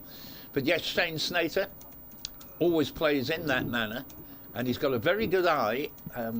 When he's really seeing it well, he's capable of breaking all the rules, really, of just throwing the bat at everything, but getting away with it. So Jamie Porter, who has been brilliant for Essex, made his debut over a decade ago now in September of 2014, immediately proved that he was a young bowler coming through with a real future. And he made it at the last gasp because he'd had various attempts to break into the side. They'd failed, and I remember him telling me on interview that he had decided he'd scraped enough money together to take one last gamble and see if he could make it, and it's worked out very, very well. 75 wickets in Essex's title-winning campaign in 2017, and he had a couple of lesser years during the COVID period. He's really come back to his best in the last couple of seasons, but it's as a batsman that he is to be judged in the short term here. Brett Hutton then will be the bowler. Ian Warrington's been in touch. Is the ball doing more today? Hoping the game's intriguingly poised tonight. Planning to venture across from Hunstanton in Norfolk. Lovely to hear from you, Ian. Yeah, his new ball this morning. Cloudy conditions, and I think both Pennington and O'Neill just getting a little bit of movement could consistently put the ball in good areas, and they got their rewards. Here's Hutton trying to end the innings. Bowls to Porter, who drives up to mid-off, and there's no run. Also in touch from Sevenoaks in Kent, Mark the Mod. Afternoon, chaps, from sunny Sevenoaks. Just back from a walk in Knoll Park past the Vine. No cricket there yet this season, he says. Tuned in to listen to you. And also I'm watching the Paris-Roubaix, also the Hell of the North, the cycling race over the dusty cobbles. Next ball is cut into the offside. Nicely played by Porter. And Travis Holland is after it. They will come back for 2. Subfielder fires it into the non-striker's end. And a direct hit would have been interesting, but it wasn't a direct hit, and Cook was ultimately safely home. 352 for 9 is the score, a lead of 5. Well, there were always 2 there, Dave, if they went straight for them, but they hesitated, Cook in particular, and Porter in the end said, come on, I'm having 2 for that. It was actually rather a nice shot. 352 for 9 at Brace Cricket. If you'd like to get in touch on X or Twitter, give you the email address in just a moment as Brett Hutton bowls, and this is pushed into the offside. Hopefully Paul doesn't mind. If you're of a Nottinghamshire persuasion and want to vent forth on the email, BBC Essex Cricket, all one word, BBC Essex Cricket at gmail.com. And Paul and I would love to hear from you. 352 for 9. Lost the sun again. Lots of clouds, both light and dark overhead, as Brett Hutton runs away from his bowls, and this one just shapes back into Jamie Porter. He dropped it down on the leg side and set off a pace or 2, but Sam Cook immediately told him to go back. Applause for Brett Hutton. 352 for 9. Essex lead by 5. So a little battle within a battle here. Essex just trying to build that lead, and Notts trying to make sure they don't get one and knock off this last wicket, and then Hamid and Slater can go to work. 352 for 9. Yep, it's been an intriguing morning with first Essex looking to see if they could build a substantial first innings lead. Then 3 quick wickets. They insisted they'd be lucky to get any lead whatsoever. Well, they have been lucky, and they've also played well, particularly Sam Cook on 23, taking Essex into a narrow lead of 5. At the time of speaking, you can probably hear a plane going overhead. East Midlands Airport, not far away. Well, I think that's just one of the light ones. Yes, Paul. indeed. I don't think they let that in there. Just a 53-year-old said we've had lots of terrific championship cricket at Trent Bridge already this season, and this is another one shaping up to be an intriguing contest. It is indeed, mate. And Justin says, dream start for Notts this morning. I wanted 2 wickets early, but this is fantastic, getting 4 in the first hour. Yes. Yep, certainly Nottinghamshire's morning, as Lyndon James comes in from the pavilion end, bowls to Cook, gets a single down to Slater at deep square leg, and 353 for 9, and Cook has 24.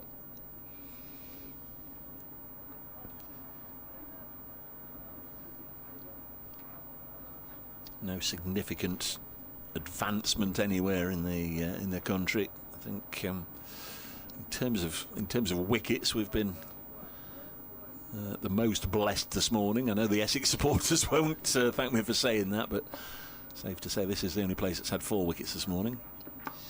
Next ball played off the back foot by Jamie Porter very nicely. They'll get 2 runs here. It's not going to go as far as the boundary, but all the shots Porter's played actually have been out of the MCC coaching manual, which isn't true of all the players. Shots that we've seen this morning. It was Farhan Ahmed doing the chasing out toward the cover boundary there. So 355 for 9, lead of 8. Porter moves up to 4, and now prepares to do battle once again with Lyndon James, who's turned round a bit here, but he's going to produce a run as he plays the ball safely enough out to Farhan in the covers there. 356 for 9. Porter moves up to 5, and Cook comes into strike on 24. And the lead now up to 9. Last year, Essex pulling off a comfortable victory in the end, although Notts did have a first innings lead. James in, bowls, takes Cook on the pads, and Jamie Porter from the non-striker's end, quick to see the possibility of a leg by. Cook didn't see it because he wasn't sure where the ball had gone. It rebounded off him into the gully sort of area.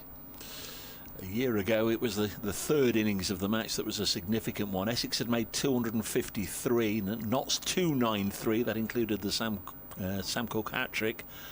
So Notts had a first innings lead of 40. Essex then made 374 and bowled Notts out for 80.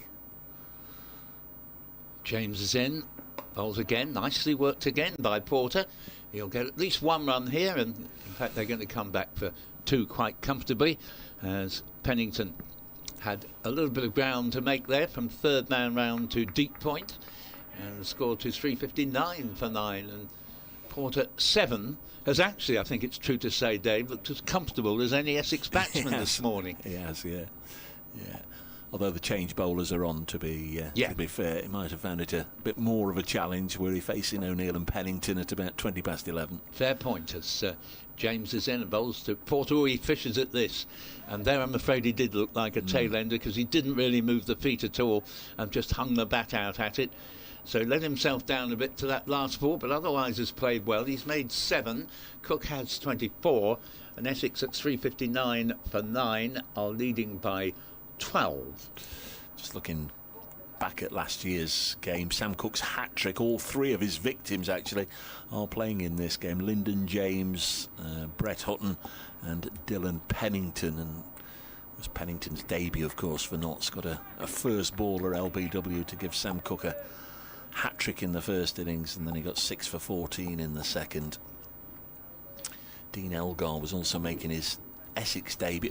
Elgar and Cox in fact were making their Essex debut. Elgar just welcomed twins into the family as Brett Hutton bowls, and this is pushed into the offside, hence his delay in coming across. 3:59 for 9. Essex lead by 12. Yes, Essex just have a 17-man squad this season, so when Elgar is absent, they are immediately pushed to trying to come back to that. Hutton bowls and a flow of the bat from Sam Cook, plays it out onto the offside. Nice bit of work by Ben Slater, preventing the ball from going for 4. 360 for 9. Yeah, it was a good shot and a very good bit of fielding, because that was 4 runs. If Slater hadn't just managed to dive and get his hands down on that before it reached the rope. Cook, very handy 25, I must say. 360 for 9, and Essex with this lead of 13. That's day 3, of course, so game's got to really move on, you fancy, to see one side emerging victors before the close tomorrow. And this one is an extravagant shot from Jamie Porter, and he's got 4 backward a square on the offside. It was uppish, but it went very quickly to the ropes in the direction of the Larwood and Vaux stand, and another boundary to Jamie Porter, who's on to 11. 364 for 9, and the lead is now 17. Scored in the manner of a man who's enjoying himself so much out there, and he does take his batting seriously. It's as if he said to himself, I think I'm going to have a go at this next delivery, whatever it may be.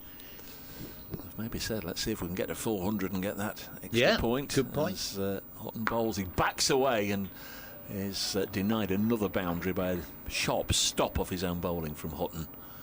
Was right out of the middle of the bat. There was a real crack, wasn't there, when the ball left the bat?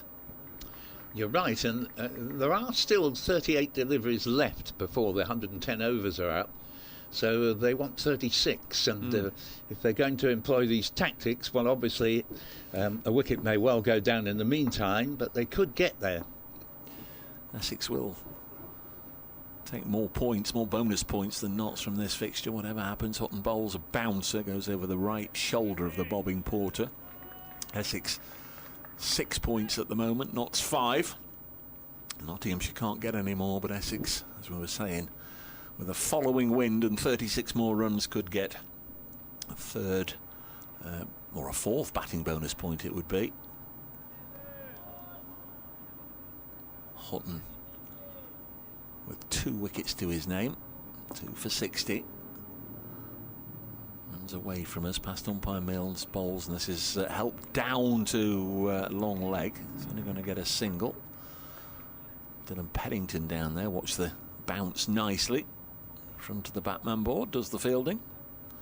And they've got a run now for every day of the year, Essex. 365 for 9. 18-run lead. 2 batsmen are having a conflab in the middle.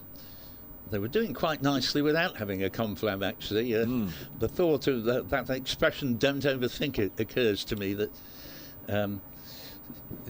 well, if having played so well together so far, the wicket fell the very ball after they just had a bit of a conversation. Charlie's been in touch. I think Paul's just made a good point about Notts really not wanting to bat for too long before lunch. Essex rally is valuable, as is any lead of 20 plus. If you win the toss and insert on a greenish wicket, you expect more of an advantage though than 20ish. Hopefully it will turn for Notts in the 4th innings. Good morning, Dave, says Sammy. Good start for Nottinghamshire this morning. Feels like the game is moving on quickly.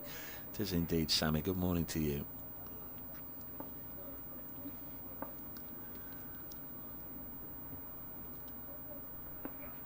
And this next ball is driven down to mid-off. It's Lyndon James bowling to Jamie Porter. And there is no addition to the score of 365 for 9. Nothing against either of those two, or the 2 bowling at the moment. Wouldn't be at all surprised if Seabermead, if he doesn't get a wicket in the next 2 or 3 overs, doesn't decide to give Farhan Ahmed a go, spin at one end, seam at the other. 2 options.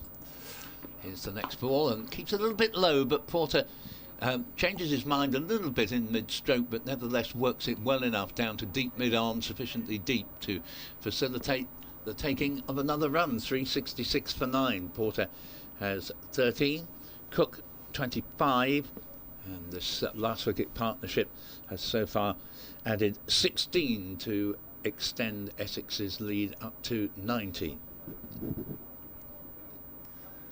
And James turns at the top of his run-up to bowl this time to Sam Cook. Cook plays and misses. That's a good delivery.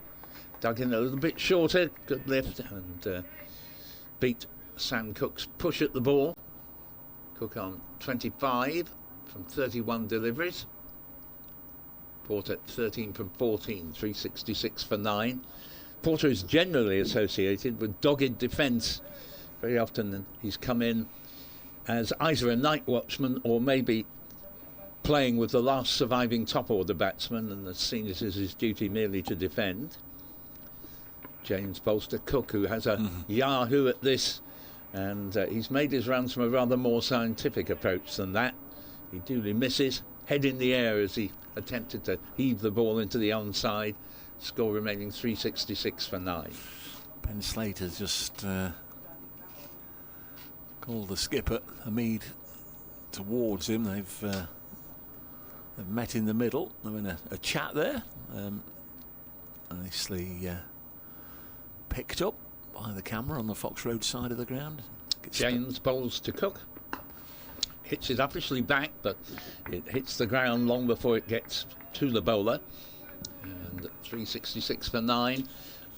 Essex have got most of their runs in these last 2 wicket partnerships, Dave, from actually playing some decent cricket shots. And it's as if the 2 batsmen, as we described a couple of minutes ago, had this confab and thought we might just go for this, but they've actually become rather more agricultural in their approach. It's not really paying them off as James comes in, bowls to Cook, and Cook, that's better, works it down to third man, keeping his head over the ball. Pennington runs across to his left to do the fielding, and that's the end of the Lyndon James over. So now 105 have been bowled, 367 for 9, and if Essex were interested in a 4th batting bonus point, they would need to get 33 off the remaining 30 deliveries.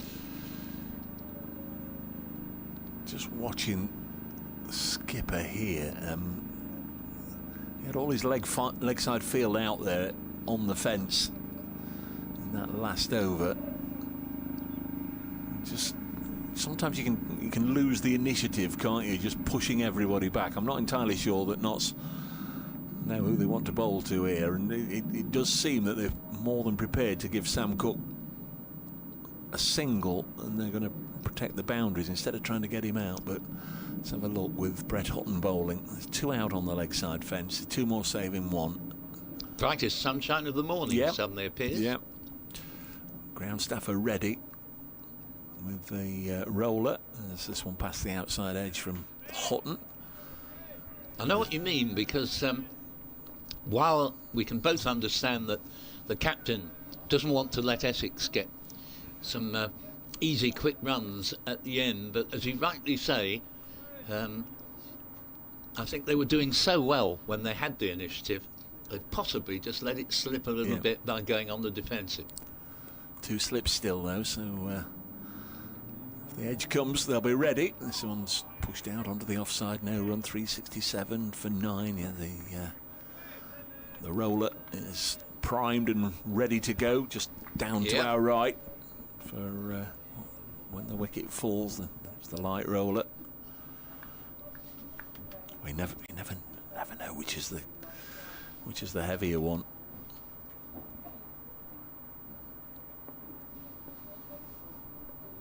Hutton, 2 wickets to his name, 2 for 61. Bowls now and pushed out onto the offside. Wickets have been shared around. Hutton and James are bowling at the moment, have each taken 2 wickets. Fergus O'Neill has 3, and then there's been 1 apiece to the other 2 bowlers. Farhan Ahmed yesterday and Dylan Pennington this morning. He got Simon Harmer out for 0. Might have had another wicket, Pennington, because he did have Shane Snater dropped.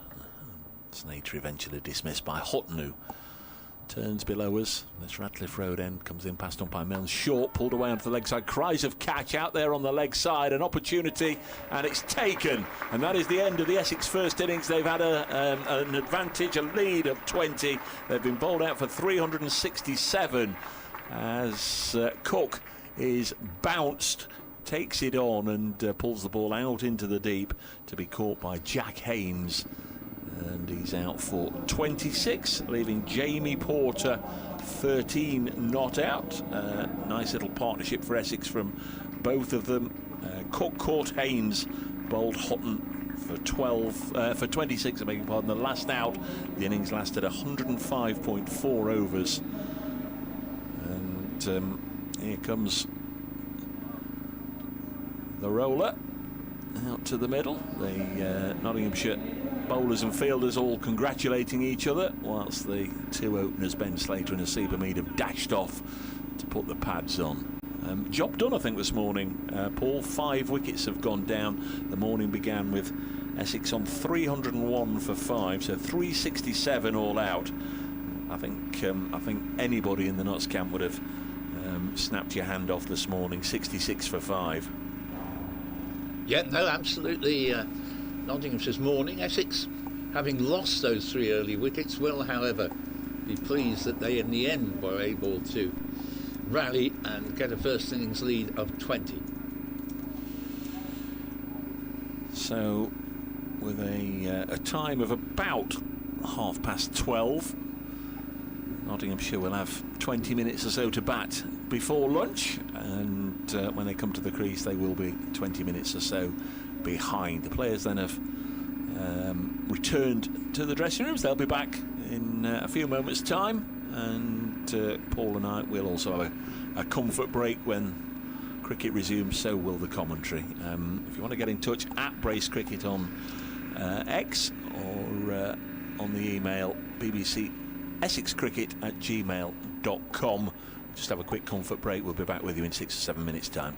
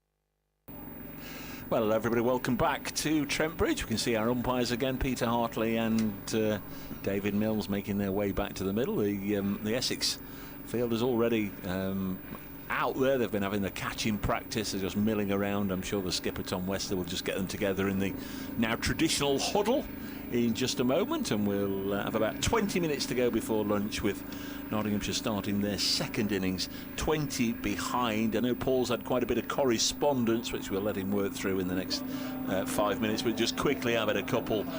Just a 53-year-old Calvin Harrison doing well for Northampton, got a half century and a wicket. The not spinner on loan at Northants at the moment. And the Sheffield Outlaw, do you know if there are more runs scored these days by the lower order in county cricket? It seems to be the case, as the Outlaw. Yeah, very often you see a side, don't you, 5 down for not many, and then the tail wags. I wonder if Notts will need their tail to wag in the second innings. Asiba Mead and Ben Slater. Well, they got 1 between them in the first innings. Mead a 21-ball duck and Ben Slater out for a single. It's a good point he raises there, because in the past, I think some of the tail-enders were even proud of the fact they couldn't bat. Whereas now, you can't get away with that. You know, you're expected to be able to bat whatever number you are. Yeah, I've got a few emails myself here, but Jacqueline Stringer says, as a member of Essex living in Horsford, Norfolk, my husband and I usually attend all the home games. Unfortunately, I've been unable to attend due to being in hospital with double pneumonia. Well, we wish you well from that, Jacqueline. I am back in hospital again for treatment for complications. Thank goodness for the live stream and the wonderful commentary. It is saving my bacon at the moment. And she goes on, obviously, as we held Surrey to a draw, I'm hoping for a win here, but Notts are putting up some good opposition, which makes this very interesting. She's 1 or 2 other points which we'll come to in the course of the next few minutes. Yeah, you look after the next couple of overs if you want, Paul, and he can dip in and out of your emails before you have to dash off and do your updates. First ball of the second innings, and Jamie Porter comes in, bowls, and that's a long way outside off stump. Essex continue to lead by 20, goes through to the wicket keeper. Jacqueline continues, I've thoroughly enjoyed the insider camera information with Dean ? Yesterday. Aaron. Yeah. I was wondering if we at Fortress Chelmsford have named any of our cameras.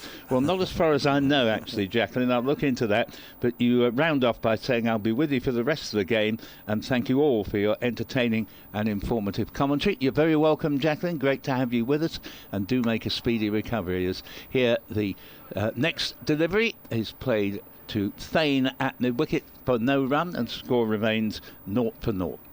Yeah, just a bit different. Yesterday, Don and I were on our own, and we got Aaron in from the media team, who generally, along with Kirsty, sets up all the cameras all around the ground, and came in and just shared a bit of insider information about who was where and when, and all the difficulties, obviously, this year with the pavilion being out of action.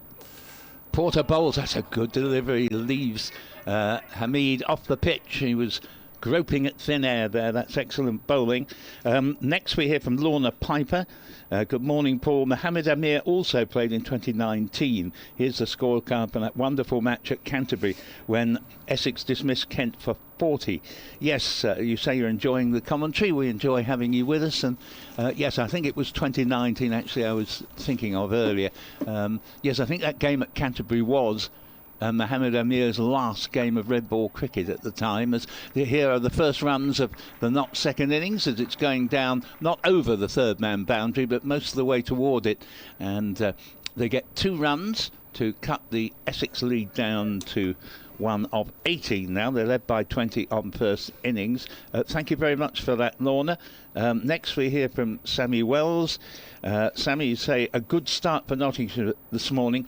It feels like the game is moving on quickly, and indeed you were right with Essex bowled out for 367. Next ball is played back to the bowler, who is Jimmy Porter by Asiba. Move on to Richard Martin, who says hello. Match from last at Trent Bridge you have been speaking about this morning. I believe that match involved the use of the Kookaburra ball. Yeah. And Dave just confirms that was indeed the case.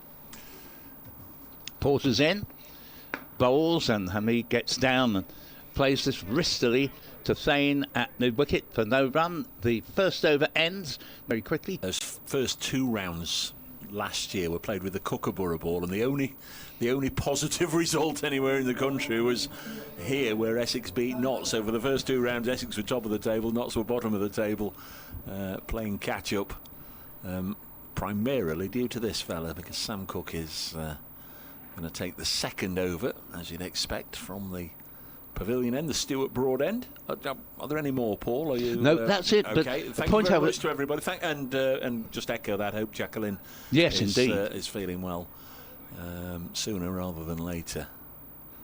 Just 1 point from your point about the first game. It was a game in which Essex lost 12 of their points because of Feroz Kushi's bat being illegal. Yeah, good point. Yeah, Cook round the wicket, bowls, and this finds the edge, but it scuttles along the ground to third slip, and there's no run. Yes, early on, I think it was in the first innings, wasn't it? The umpires have a gauge, and periodically they will just check the bats out there that are in use, and they have to conform, obviously go in the gauge, and I don't know if it was a sticker issue or back grips. I don't know. I didn't ever get to the bottom of it, but Feroz Kushi's bat was confiscated. It's wide of the off stump and goes through to the keeper, and I think it took almost until the end of the season, didn't it, before the eventual disciplinary repercussions were revealed. Yeah, it was all very mysterious, as you rightly say. I don't think anybody ever really understood quite what all the fuss was about, but it was quite a harsh penalty, because although the side that wins the county championship will probably get 200 and odd points, and a 12-point penalty might not seem a lot, but those points are so vital in the end. Cook bowls, and Slater shoulders arms, goes through to the keeper. Of course, we're now entering the second stage of the game, the start of each side's respective second innings, so the umpires exchange ends. We've got David Milnes at the far end, and Peter Hartley now a lot closer to us. He's standing at square leg at the moment. Cook, 4 wickets for 44 in 25 wonderfully economical overs in the first innings. He's having a good game. He likes Trent Bridge. Played here, of course, for the Rockets, and pushes this outside the off stump, and a little bit of relief for Ben Slater. He's off the mark in the second innings with a boundary push to the Fox Road side of the ground. In the last over, Asiba Mead, of course, avoided the pair, and he's up and running. First round of matches last week, Hamid made 27, and then I think it was 39 not out. In fact, he was at the crease as the winning runs were hit, so 60 odd runs for once out, but dismissed for a duck on the first day. Cook in again, and Slater defends, and last week Ben Slater 92 and 0. Such are the variables of a county championship opener. If it's your time and you can catch in, all well and good, because there will be occasions when you're in and out very quickly. No, absolutely right. It's one of the penalties for an opening batsman. Great place to bat if you can lay foundations down, but you obviously are vulnerable in the first few overs. Cook in again and bowls, and this is run to backward point, and there's no run. End of the over. Yes, it's the one position in the order, the opener's position, where you are actually going out into the middle, where the bowlers aren't on a high, having just taken a wicket, of course. So you're all starting afresh, so you might get 1 or 2 looseners if you're lucky. 6 without loss after 2 overs, 12:45 it says on the scoreboard bottom left, Paul, the digital numbers, so probably time for certainly 3 or 4 more overs before lunch. Not 6 without loss. Yep, quite right, as Porter will bowl the first of them, and comes in, bowls, and this ball is turned to Thane at mid-wicket. There'll be no run there. We've got a fairly regulation field. They don't tend to change very much, despite different situations. Still got 3 slips for starters, and then we have Cook at backward point. There's cover mid-off, mid-on, mid-wicket, and long leg on the boundary, and you can almost guess where the positions are going to be and be pretty accurate. without actually seeing it, as Paul is involved in a nice flowing drive for 4 there. No arresting that. Lovely shot from Hasib Hamid, who just leant into it, slightly over pitch from Porter. And Nottingham should move to 10 for no wicket. Now that same number of runs behind. Yeah, just saw it on the stream actually. It's disappeared. It went off the grass and disappeared almost out of the gate and down the Radcliffe Road. But they've retrieved it, fetched it back. That's skipper Westley had to do the retrieval work. Porter's in again to bowl to Hasib Hamid. Another nice shot here, and that's 4 more. This time through cover. Lovely cover drive, 14 for no wicket, only 6 behind, and a cracking start in this second innings from Hasib Hamid and Ben Slater. And we hear from Mark Pender, who's in Spain, one of our regulars on the Essex line, and he says, lovely to hear from you again, Paul. Drizzling in southeast Spain. Enjoy Nottingham! Exclamation mark. Thanks very much indeed, as this ball goes through outside off stump. Mark, many thanks for your email. Outlaw Chris has been in touch. Good morning, Chris. Decent morning's cricket, Dave. Very entertaining cricket. 2 evenly matched teams, but I do fancy me lucky lads to get the win. Certainly keeping his spirits up there. Outlaw Chris, whose brother usually brings the Nottinghamshire flag that we see on the Fox Road stand, but we can't see it today, so maybe he's having a lazy morning instead, Chris. Porter in again, bowls to Hamid, and this time rather more circumspectly digs the ball out, plays it into the covers. Charlie Allison does the fielding, and the score remaining at 14 for no wicket, 10 to Hamid, 4 to Slater. But both of these batsmen have made a very confident start. Yes, always a joy and a valuable role if the openers can wipe out the deficit. It's almost like you're starting afresh then. Porter to Hamid, leave outside off stump. The Porter over ends, with Nottinghamshire making good progress in their second innings, trailing by 20 on first, 14 for no wicket in 3 overs. The suspicion we had in the first innings was that Simon Harmer was maybe being lightly used ahead of a potentially lengthy spell in the second innings. He only bowled 7 overs in the first innings, Simon Harmer. I mentioned when he came out to bat this morning, it was an uncharacteristically quiet couple of days for Simon Harmer.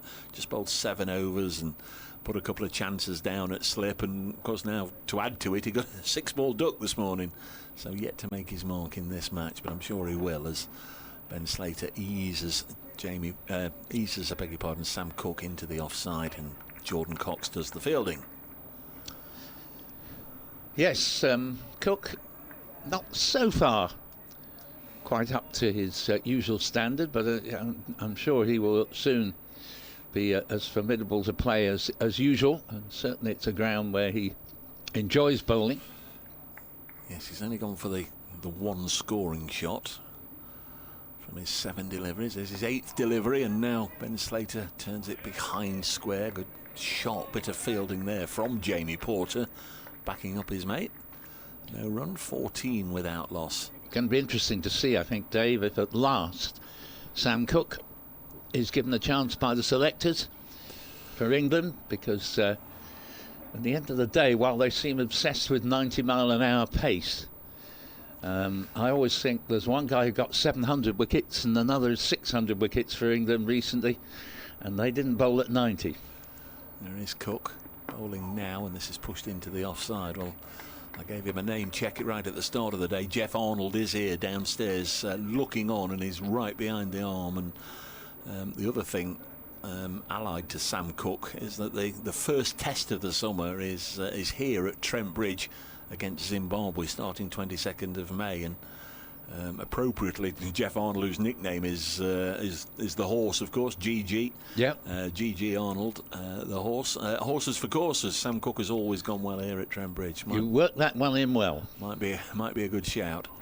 Next ball wide of the pegs and goes through to the wicket-keeper, Michael Pepper.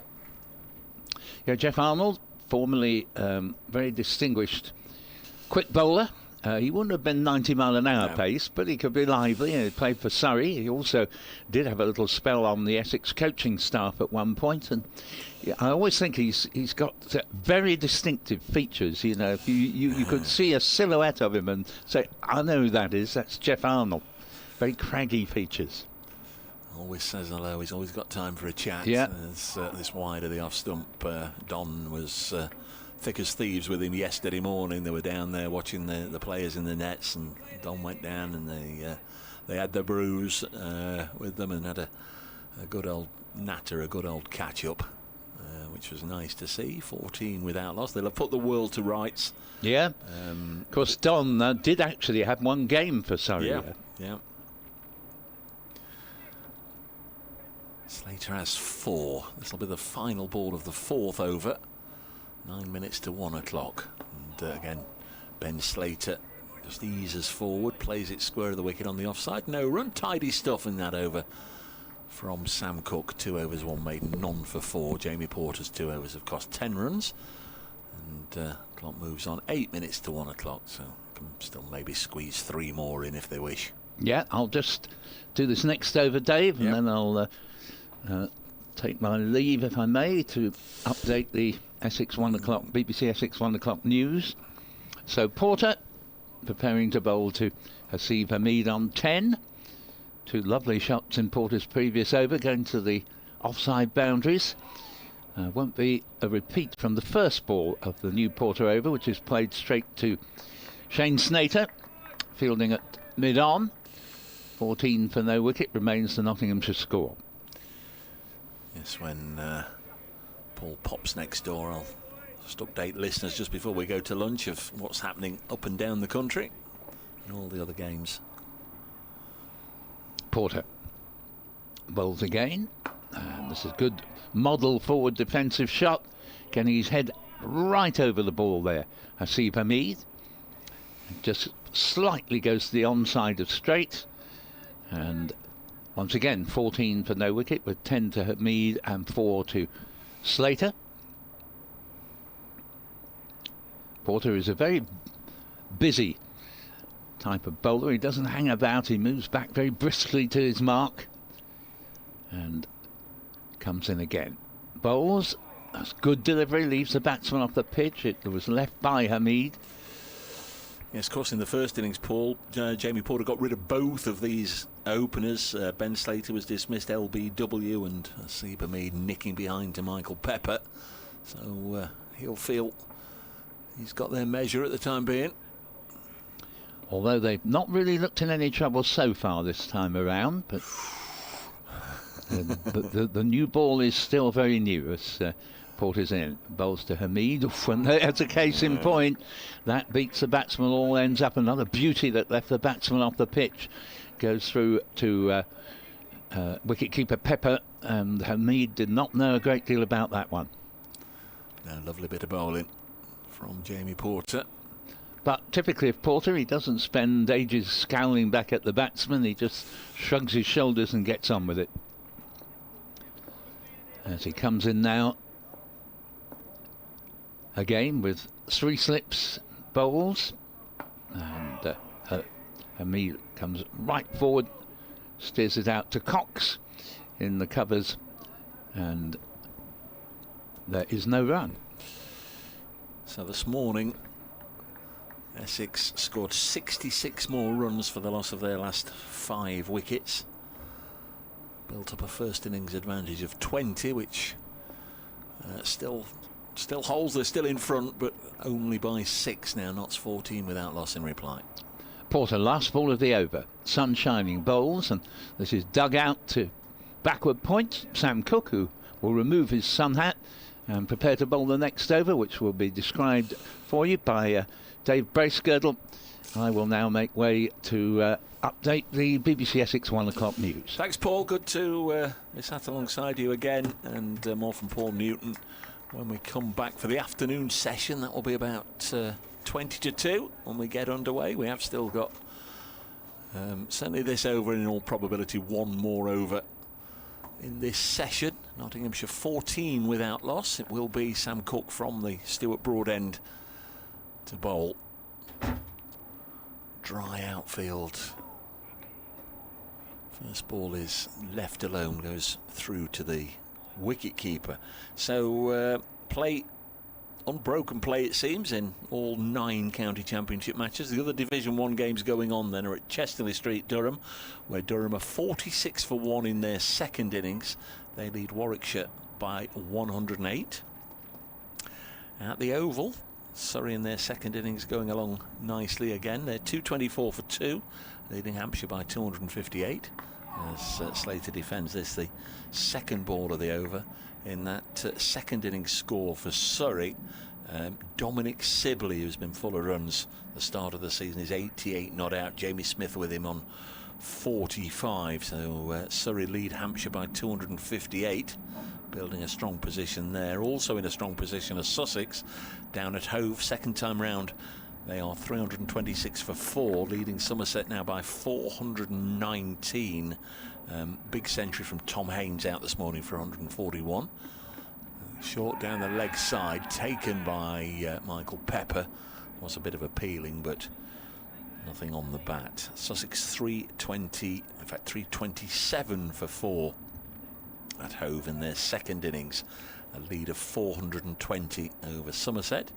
And the other Division 1 game, Yorkshire, in their second innings, they're 238 for 3 at Headingley against Worcestershire. Didn't opt to make Worcestershire follow on yesterday, so they have a lead of 532.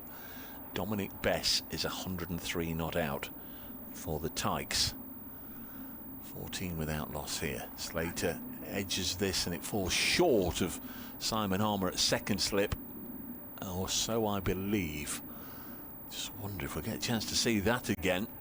There's no huge animation. It was edge. Ben Slater goes down and does a bit of gardening. They are sort of pointing where it landed. I think it was just in front of Simon Harmer at second slip. David Milan in that game at Edgbaston made 90, I think 98 in the first innings. He's 48 not out in the second. Good start to the season for him. As Cook bowls and Slater blocks. And Notts have been marooned on 14 without loss for quite some time. Division 2 cricket is at Bristol, where Gloucestershire 546. Glamorgan in reply 248 for 5. At Canterbury, they've gone to lunch because Middlesex have just been bowled out in their second innings for 311, century for Martin Anderson. Kent will need 316 to win, so that's the most advanced game. After lunch, Kent will begin their run chase. Slater, the left-hander, is beaten outside off stump. Good attacking over from Sam Cook. The one time he did find the edge, I think it landed just in front of Simon Harmer. At second slip, 14 without loss. At Old Trafford, Northants 496. Half century in that Northants first innings for Calvin Harrison. And Calvin Harrison has picked up 3 for 32 with Lancashire 216 for 8. Who's he bagged? Keaton Jennings for 96. Anderson Phillip yesterday without scoring, and Luke Wells for 20. As Porter bowls to Hamid. This will be the last over of the morning session.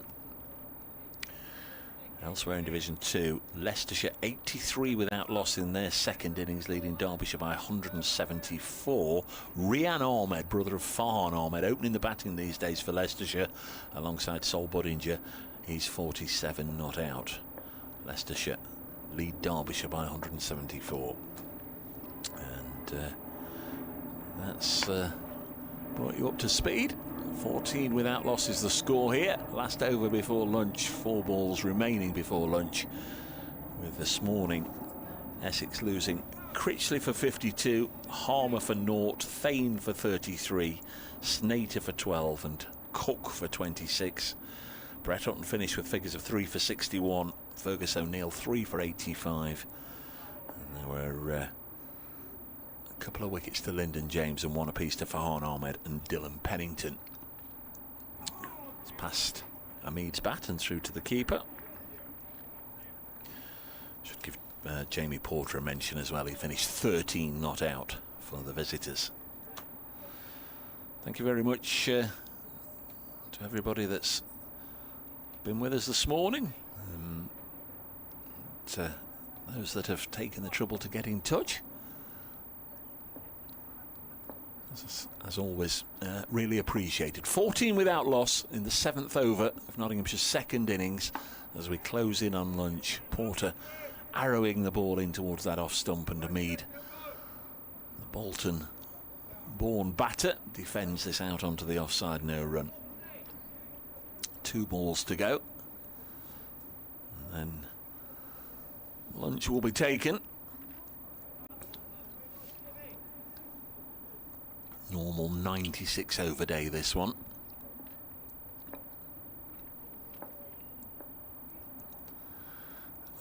As Porter bowls now, this is defended. So there's 1 ball left. We're already into the 1 o'clock news on BBC Radio Nottingham.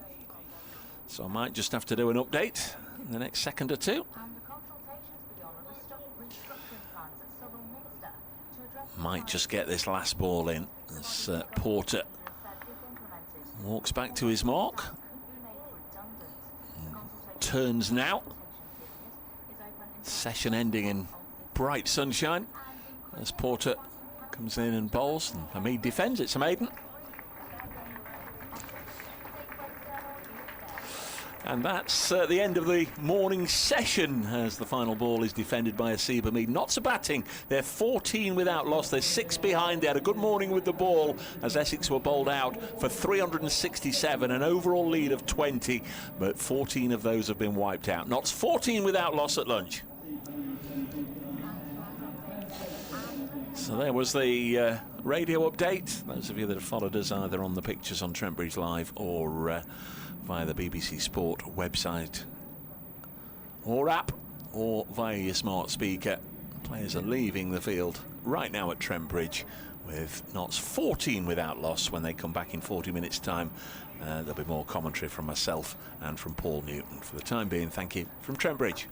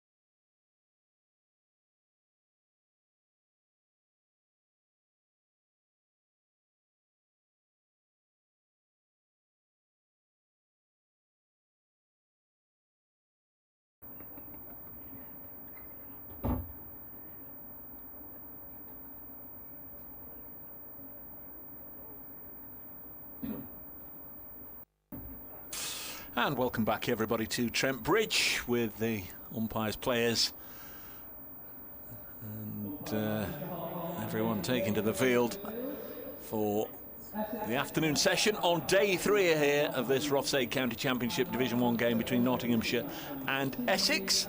Nottinghamshire in their second innings just started it, 7 overs deep, 14 without loss. Asiba Mead has 10, Ben Slater has 4. If you weren't with us this morning, the game's moved on quite a pace. 66 runs were added by Essex for the loss of their last 5 wickets, so the visitors eking out a first innings advantage of just 20. Did seem maybe at the start of the day if potentially one good partnership could get them up to, well, anything, 150 run lead, which would have been very handy on here. As it happened, it was a 20 run lead. Nottinghamshire will be very pleased that they made the most this morning of that second new ball, with Brett Hutton and Fergus O'Neill each finishing with 3 wickets, 1 apiece to Dylan Pennington and Farhan Ahmed, and a couple yesterday to Lyndon James. Sam Cook and Jamie Porter enjoyed some fun and frolics with the bat, and then back to the day job, shared the opening 7 overs before lunch without making the breakthrough. Notts 14 without loss, so you're up to speed at various points throughout the morning.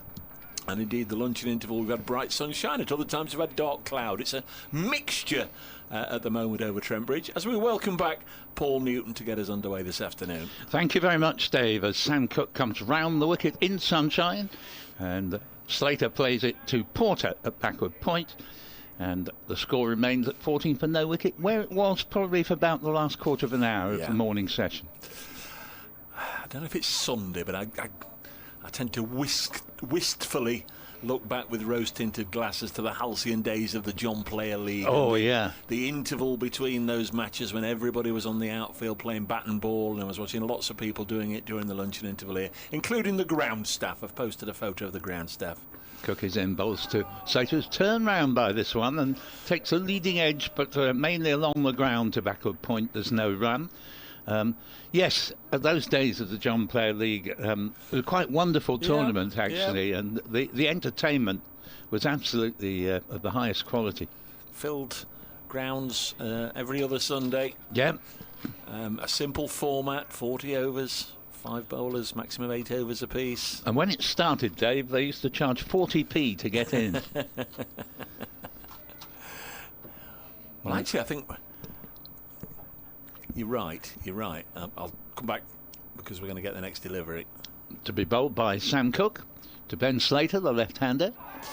That's another very good delivery. I think he was playing at that, but didn't miss the edge by much. I think just before it started, you had the International Cavaliers. They would play all the counties on a Sunday, and before that they had one season where they trialled a few county championship matches, and they weren't allowed to charge admission, so you had to pay something like 50p or whatever it was then, 10 shillings for a scorecard. And yes, free they did it that way. Scorecard. Yeah. Cook again, 3 slips to Slater, and this time he does lay bat on ball and goes to Porter at backward point. There is no run. Yeah, the weird and wacky and wonderful days of when you couldn't charge for entertainment on a Sunday. Yeah, I remember doing a feature on that many years ago. But yeah, they sold the scorecard here for 10 shillings or something, and that got you into the ground as well. Maybe not as much as 10 shillings. I don't know. I can't remember what it was. Well, incredibly, horse racing was only first allowed on Sundays around about 1994. Yeah. Cook is in, bowls, and that's 4 runs. That's a lovely shot from Slater as he throws the bat at the ball and dismisses it to the cover boundary for 4 runs, 18 for no wicket. First runs off, I'll say off the bat, but first runs of any sort for 5 or 6 overs. Takes Slater to 8, and both his boundaries that comprises 8 runs have come in that same area. Yes. Long live the John Player League, the Sunday League. Yeah.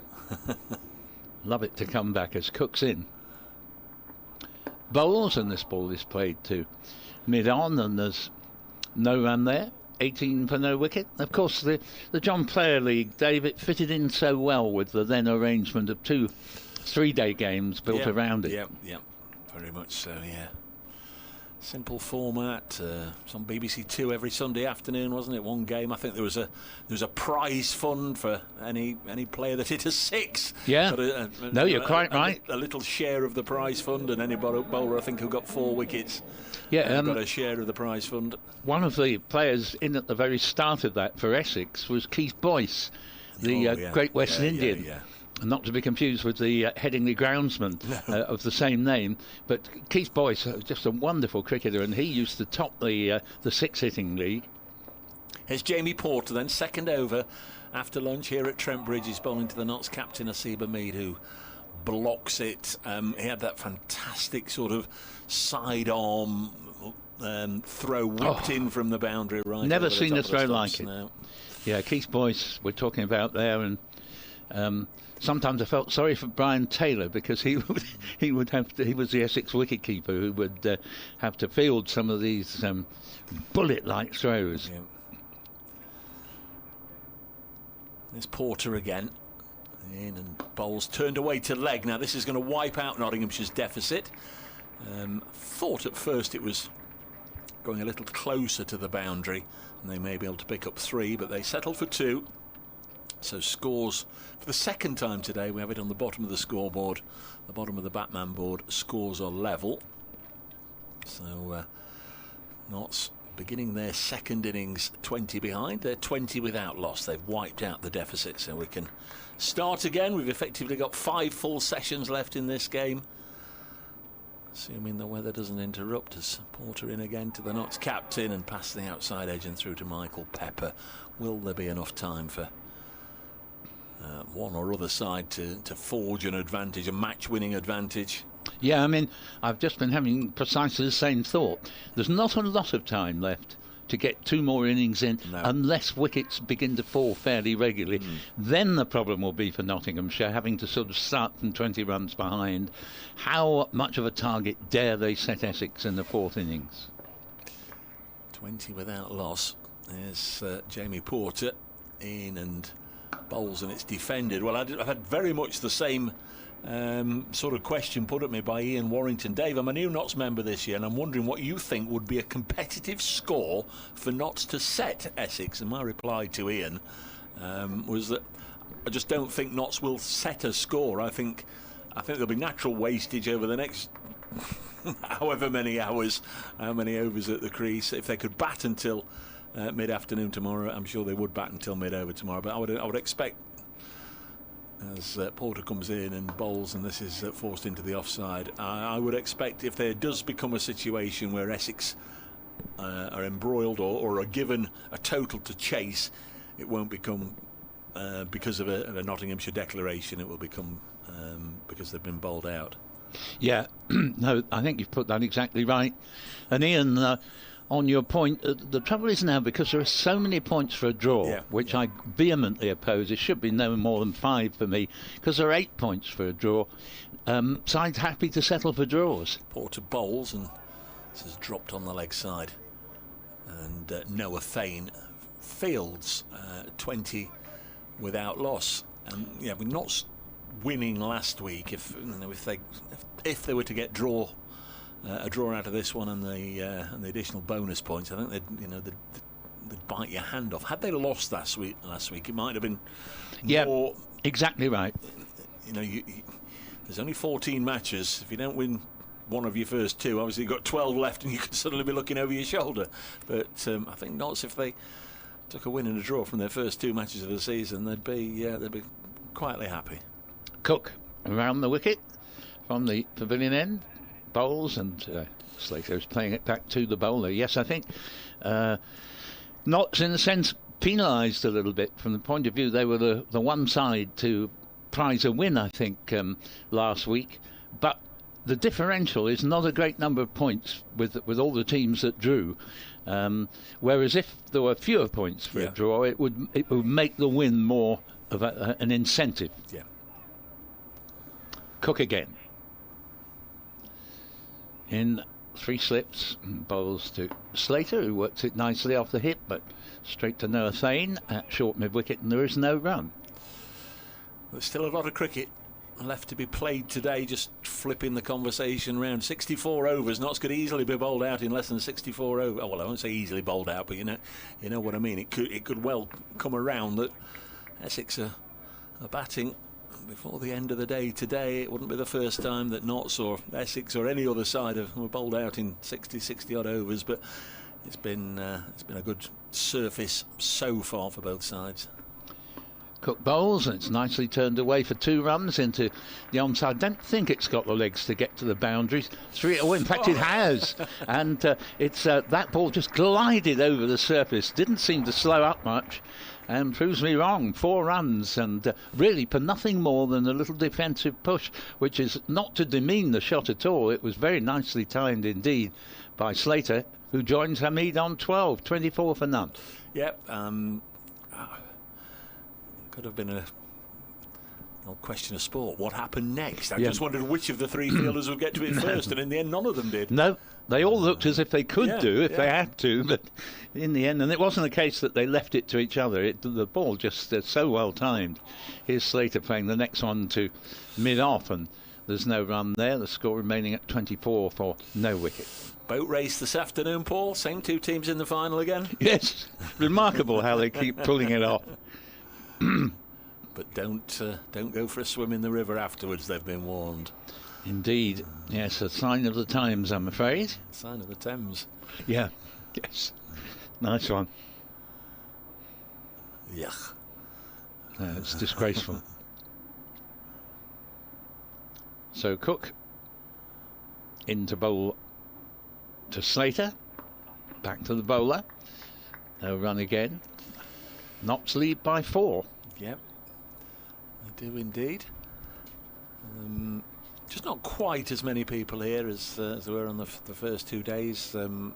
Quite a number of Essex supporters certainly around over the first couple of days. Probably some still here, but they were very evident and obvious in the intervals. I popped downstairs, had a bit of a stroll, but I didn't sort of notice the vast number of Essex replica tops that we've seen over the first couple of days. Cook again bowls, and this ball is tickled down to fine leg, and that's gone for 4, 28 for no wicket. High proportion of boundaries in this Nottinghamshire innings so far. 28 without loss, and Slater overtakes Hamid and moves on to 16. Yeah, again, it's going to be incumbent upon Noah Fane and Shane Snater when they come into the attack to keep things nice and tight, see if they can pick up a wicket or 2. In the first innings, Cook and Porter gave nothing away, and they got those early wickets, 2 apiece in the first session, 2 for Porter and a couple for Cook. But through the course of the day, it became a little easier whenever the change bowlers were on, and Nottinghamshire got away from that 78 for 5 and put in the end what just about probably a par score on the board. That's Simon Harmer's just gone off the field. We've only been out there, for 3 overs, 4 overs? But he's gone off the field. The 12th man was caught napping. Can't tell you who he is because there's no name or no number, but the Essex 12th man is good on. spot. I know Mackenzie Jones was on the field in the early part of the game, only because we had his name and number, and we knew he was part of the travelling 13, but I don't know who this young man is. 28 without loss. He's got a plain Essex shirt on as Porter bowls and played down into the ground off the shoulder of the bat by Hamid. Went quickly to 3rd slip, no run. Noah Fane doing the fielding. Matt Critley was at 3rd slip throughout the first innings. It was Walter. Obviously Harmer's just gone off the field. I was going to say it was Walter, Harmer and Critley, but Critley's at 2nd and Fane at 3rd. So Harmer, as I say, has just gone off the field. Yeah, I think he'll soon be back. I don't think we saw anything happen to him. There's Porter. Somebody beeping the horn out round. Bowls again to imagine he's got to have a really, really good summer to get the England selectors aroused and interested again, getting back into the test side. He went on the last Ashes tour, of course, and didn't work out particularly well for Asib or the England side. You'd Imagine Pinship out back. England, have a look at that. Glorious shot from the Notts captain to move on to 16. Notts 32 without loss. Ben Slater's on 16 as well. So matching each other. Problem is for Hamid, the advent of Bazball has sort of eradicated his type of opening batsman. For the moment, anyway, they just don't get a look in. They don't want somebody to bat all day for 100, no. 110 as Porter bowls and Hamid blocks. They want somebody to bat for 2 hours for 110 off 50 balls. 32 without loss, Notts. This morning, Essex losing the second half of their order. Matt Critley out for 52, Noah Thane for 33. They were the two overnight undefeated batters. Simon Harmer got a duck on this occasion. Shane Snater 12, Sam Cook 26, and Jamie Porter was left high and dry. 13 not out. Comes in again and bowls after his light lunch and beats Hamid outside the off stump, and it goes through to Pepper.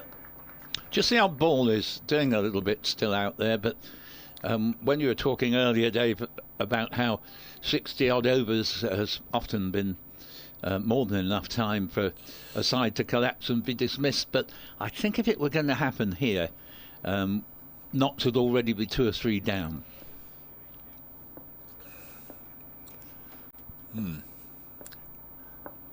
Said right at the start, didn't we, both of us? You just never know what's going to happen as Porter's in again, and lovely timing again from Hamid. And at the moment, reticent to say he's got Jamie Porter's number, but that's the 3rd offside boundary in a couple of overs there for Hamid. He's seeing it well, he's timing it well. Porter got his man in the first innings, Hamid fighting back in the second. He's gone to 20-36 without loss. And as Paul said, Simon Harmer's back on the field. Let me just get the binoculars. I don't know. I don't know any more details, but one or two people have pointed to the fact that Simon Harmer's wearing a black armband this week. So our thoughts, obviously, with him and those affected, but can't add any more on that.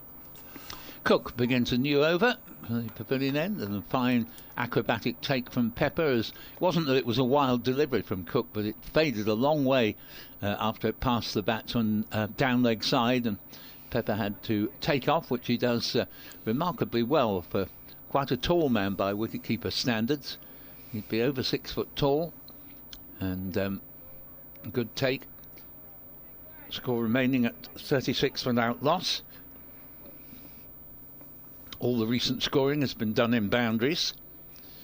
Cook's in, bowls again, and this is beautifully forced there. Then sometimes a commentator says something that is immediately contradicted, but this was merely to exemplify what I was saying. 4 more, just with nothing much more than defensive push, but with the field fairly close set and the timing exquisite, and the outfield like lightning this early in the season. The score readily has shot up to 40 and 20-20, the two batsmen. Yeah, I was going to say we've only had boundaries since lunch, but that can't be right because we've had 26 runs. So I would suggest we've had a couple of singles thrown in. 6 fours and either 2 singles or a 2.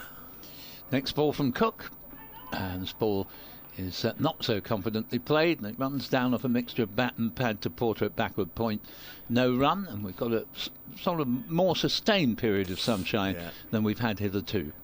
Yeah, I don't know if we had a 2 or 2 singles, but obviously if it was a 2, then they won't have exchanged ends. No, well, I think they have exchanged ends at one point, so, or a couple of points. So my money would be on the 2 singles.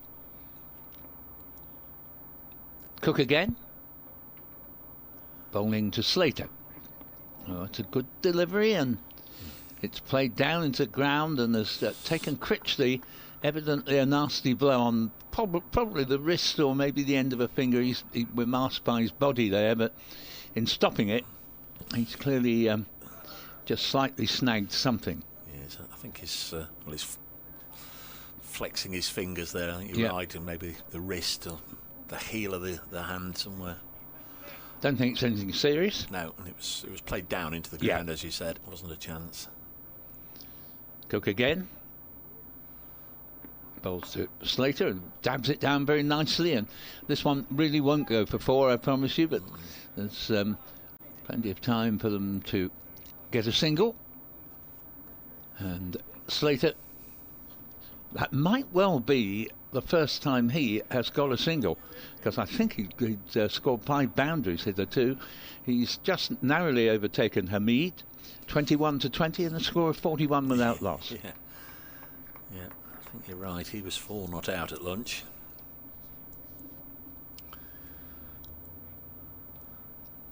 And Cook switching to over the wicket to the right-hander, but he hasn't often done that, because most of his bowling has been at Slater.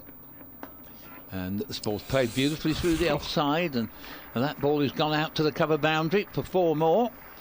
And score remaining, or not remaining, moving up to 45 for no wicket. Yet another boundary, this time to Hamid. I make that probably 5 boundaries each. I was just going to say 10 boundaries, 5 apiece. Yep.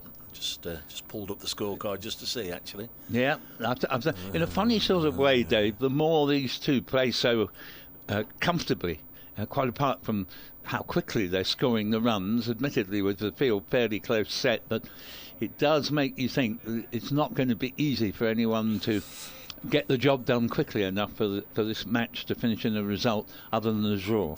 No, I'm with you there right now. Porter's going to continue, but I think Shane Snater's had the nod. He's just been vigorously limbering up, turning his arm over, went on a little jog and then whirled his arm over quickly, as if he was bowling a 90-mile-an-hour bumper.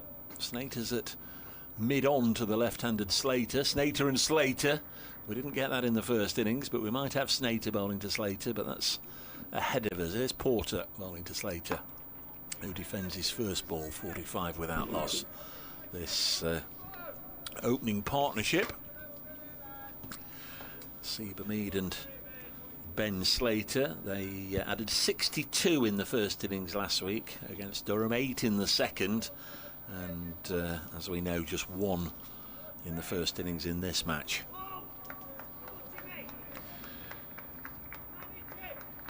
Remember at the start of last season, Ben Slater was batting 3 because Ben Duckett was in the side. This is pushed into the offside before England came calling for last summer, and Notts lost him almost permanently. He is scheduled to play rounds 4 and 5 ahead of the international summer. That'll be Sussex here and then Hampshire here after a 1-week break, so that fits in nicely with his warm-up for the internationals. 45 without loss. Porter round the wicket, bowls again to Slater through the offside again, in fact backward a square, and that'll be another boundary.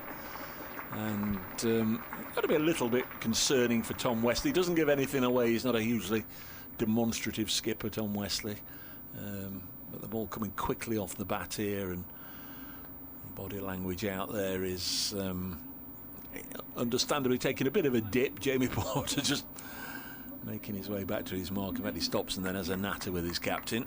Yeah, you sum that up very well. Tom Wesley, almost totally undemonstrative, and quite a contrast to Ryan Tender-Scouter, his predecessor as Essex captain, who was very, very active all the time. Slater has 25, 49 on the board, and this is turned onto the leg side, and there's no run. Which is not to be in any way critical of Wesley, who's done a very good job coming in as captain, and in many ways it's probably quite a good thing to have different styles, and I mean, you could easily have had a captain who felt obliged to do the job just as his predecessor had done. I think you've got to be yourself in this world. You've got to be fairly philosophical, haven't you? Don't go throwing the toys out of the pram just because you go for a couple of boundaries. This is dropped on the leg side, and there's no run. Certainly Jamie Porter and Sam Cook are, I was going to say, as good as any around. I think in the first innings we said they are the best around as a pairing on the county circuit. So it's not a case of, crikey, we've got poor bowlers on. Sometimes you just have to accept that with attacking fields and a good surface and two people who do like to put bat to ball and try and put away any scoring opportunities. Sometimes the runs are going to come a little quicker than you'd want. Next one's turned to leg. End of the over, 49 without loss. Supporters 7 overs none for 24, getting his sweater from the umpire. Cook 6 overs none for 25, and Snater has already taken his cap off and is walking down to umpire Milnes. Yep, it's they are a very fine pair of opening bowlers, and the stats absolutely back that up. Cook's now going off the field for a comfort break, and yep. Nick Brown is on. I don't know if Nick was away. I can't remember if I saw him yesterday or not, if he went away to play for Whittam, because I think he's again the Whittam Club Pro. He was certainly here on day one, Nick Brown. Can't remember seeing him yesterday, but well, he's there now. He's here today, yeah. And he's just had a nice little chat with the umpire, and of course he'll be wistful about not being in the side for this game, because Trent Bridge has been quite a happy hunting ground for Nick, who got, I think it was 168 here a few years ago. Yep. That's one call the Essex coaching staff have had to make, isn't it? Who's going to go at the top of the order? And absolutely. Paul Walter doing a very fine job. Could have gone with Nick Brown. Snater's in, bowl his first ball of the innings, and same result as the applause will tell you. That's another boundary, this time through backward point. The batsman's Hamid, that's his 6th, and he moves up to 28 out of 53 for no wicket, so the Notts 50 coming up in very, very good time. 12 boundaries now, 6 apiece in 53.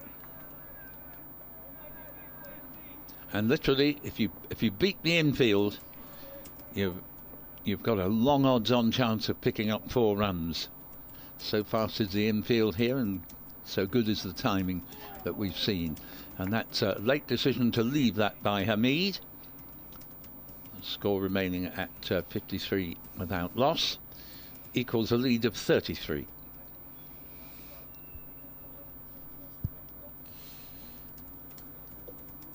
Snater brought into the attack from the pavilion end, and turns at the top of his run-up. In and bowls, and that ball is driven, but not particularly effectively, as the ball stops literally no more than 4 or 5 yards from the bat into the offside. And Critley retrieves, score remaining at 53, and that will tell you Critley is no longer fielding at slip, because the slip cordon now inevitably, under this welter of boundaries that we've seen since lunch, has been reduced from 3 to 2, leaving just Walter at first and Harmer at second.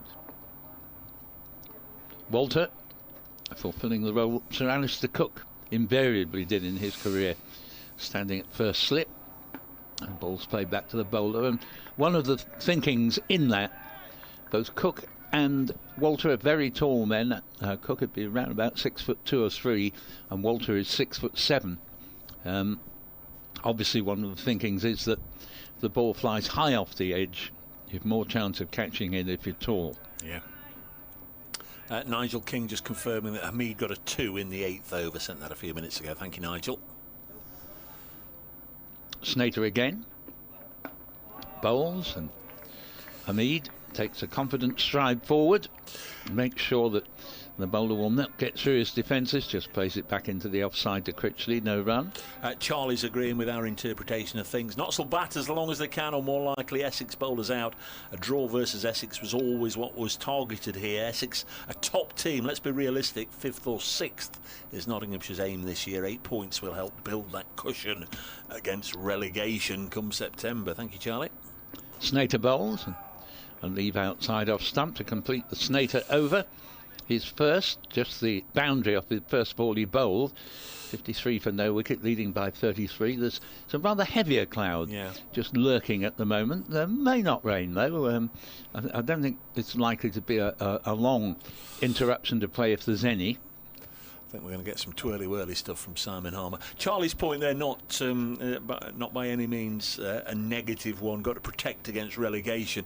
As I said, you want to get your points early on in the season, and Notts have been handed this fixture schedule. 4 of their first 5 games are at Trent Bridge. Well, you've got to make the most of that, because there will be the flip side of that later in the year when you've got a lot of away matches, and Notts only finished 8th out of 10 last year, so they do need to get good points. And if you can get good points from your first match against Durham, which they did, and get some good points here, draw points if it is against Essex, that will stand them in good stead. You've got to play the rules for what they are, and if they're giving you what we think is too many for a draw, you don't say, well, I'm having nothing to do with that. No. You say, well, actually, if we get a few of those, we're not in any danger of finishing up in Division 2 next season. And, both these sides have been in Division 2 in the not too far distant past, and you know perfectly well you don't like being there.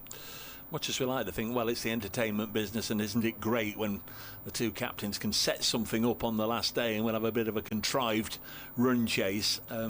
In the real world, that just doesn't happen these days. No. Days of 3-day cricket, it was a commonplace. Yeah. So it is going to be Simon Harmer. He's got an attacking field, a short leg, a slip, an attacking extra cover in Shane Snater, and Harmer's first ball is defended. In the first innings, Porter from this end, Cook from the far end, bowled exclusively from their respective ends. Here is Simon Harmer in once more, and this is forced into the offside by Ben Slater, no run. Don was saying he wouldn't be at all surprised if in the second innings Harmer takes one end and the two principal quicks rotate from the other end, so it'll be interesting to see how that pans out. This is floated up there and defended for the time being. Shane Snater has been entrusted with bowling in tandem with Harmer. He's lost the Badger streak, Shane Snater. I know he's not had it for a while, but 2021, when he got all those wickets, he had the do they call it the Malin? I know it was possibly put in there by his hairdresser or his barber rather than a natural one, but he had the look of a badger as this is pushed onto the into the offside 4 or so years ago when he got all those wickets here. It's just jet black hair now, isn't it? Yep. 53 without loss. Slater 25. Hamid ahead of him on 28. The left-handed Slater turns this up to Paul Walter, who's at mid-on. He's been reprieved of slip-catching duties. Didn't see him bowl in the first innings. There wasn't any need for Paul Walter to bowl in the first innings. Harmer in again and defended by the left-handed Slater. So Harmer, bang on the money, begins with a maiden. But not one where we really saw any evidence of turn, and I don't think there will be much turn, if any, in the course of this match. Obviously, if there were, Harmer would have bowled a lot of overs in that first innings, particularly with Varena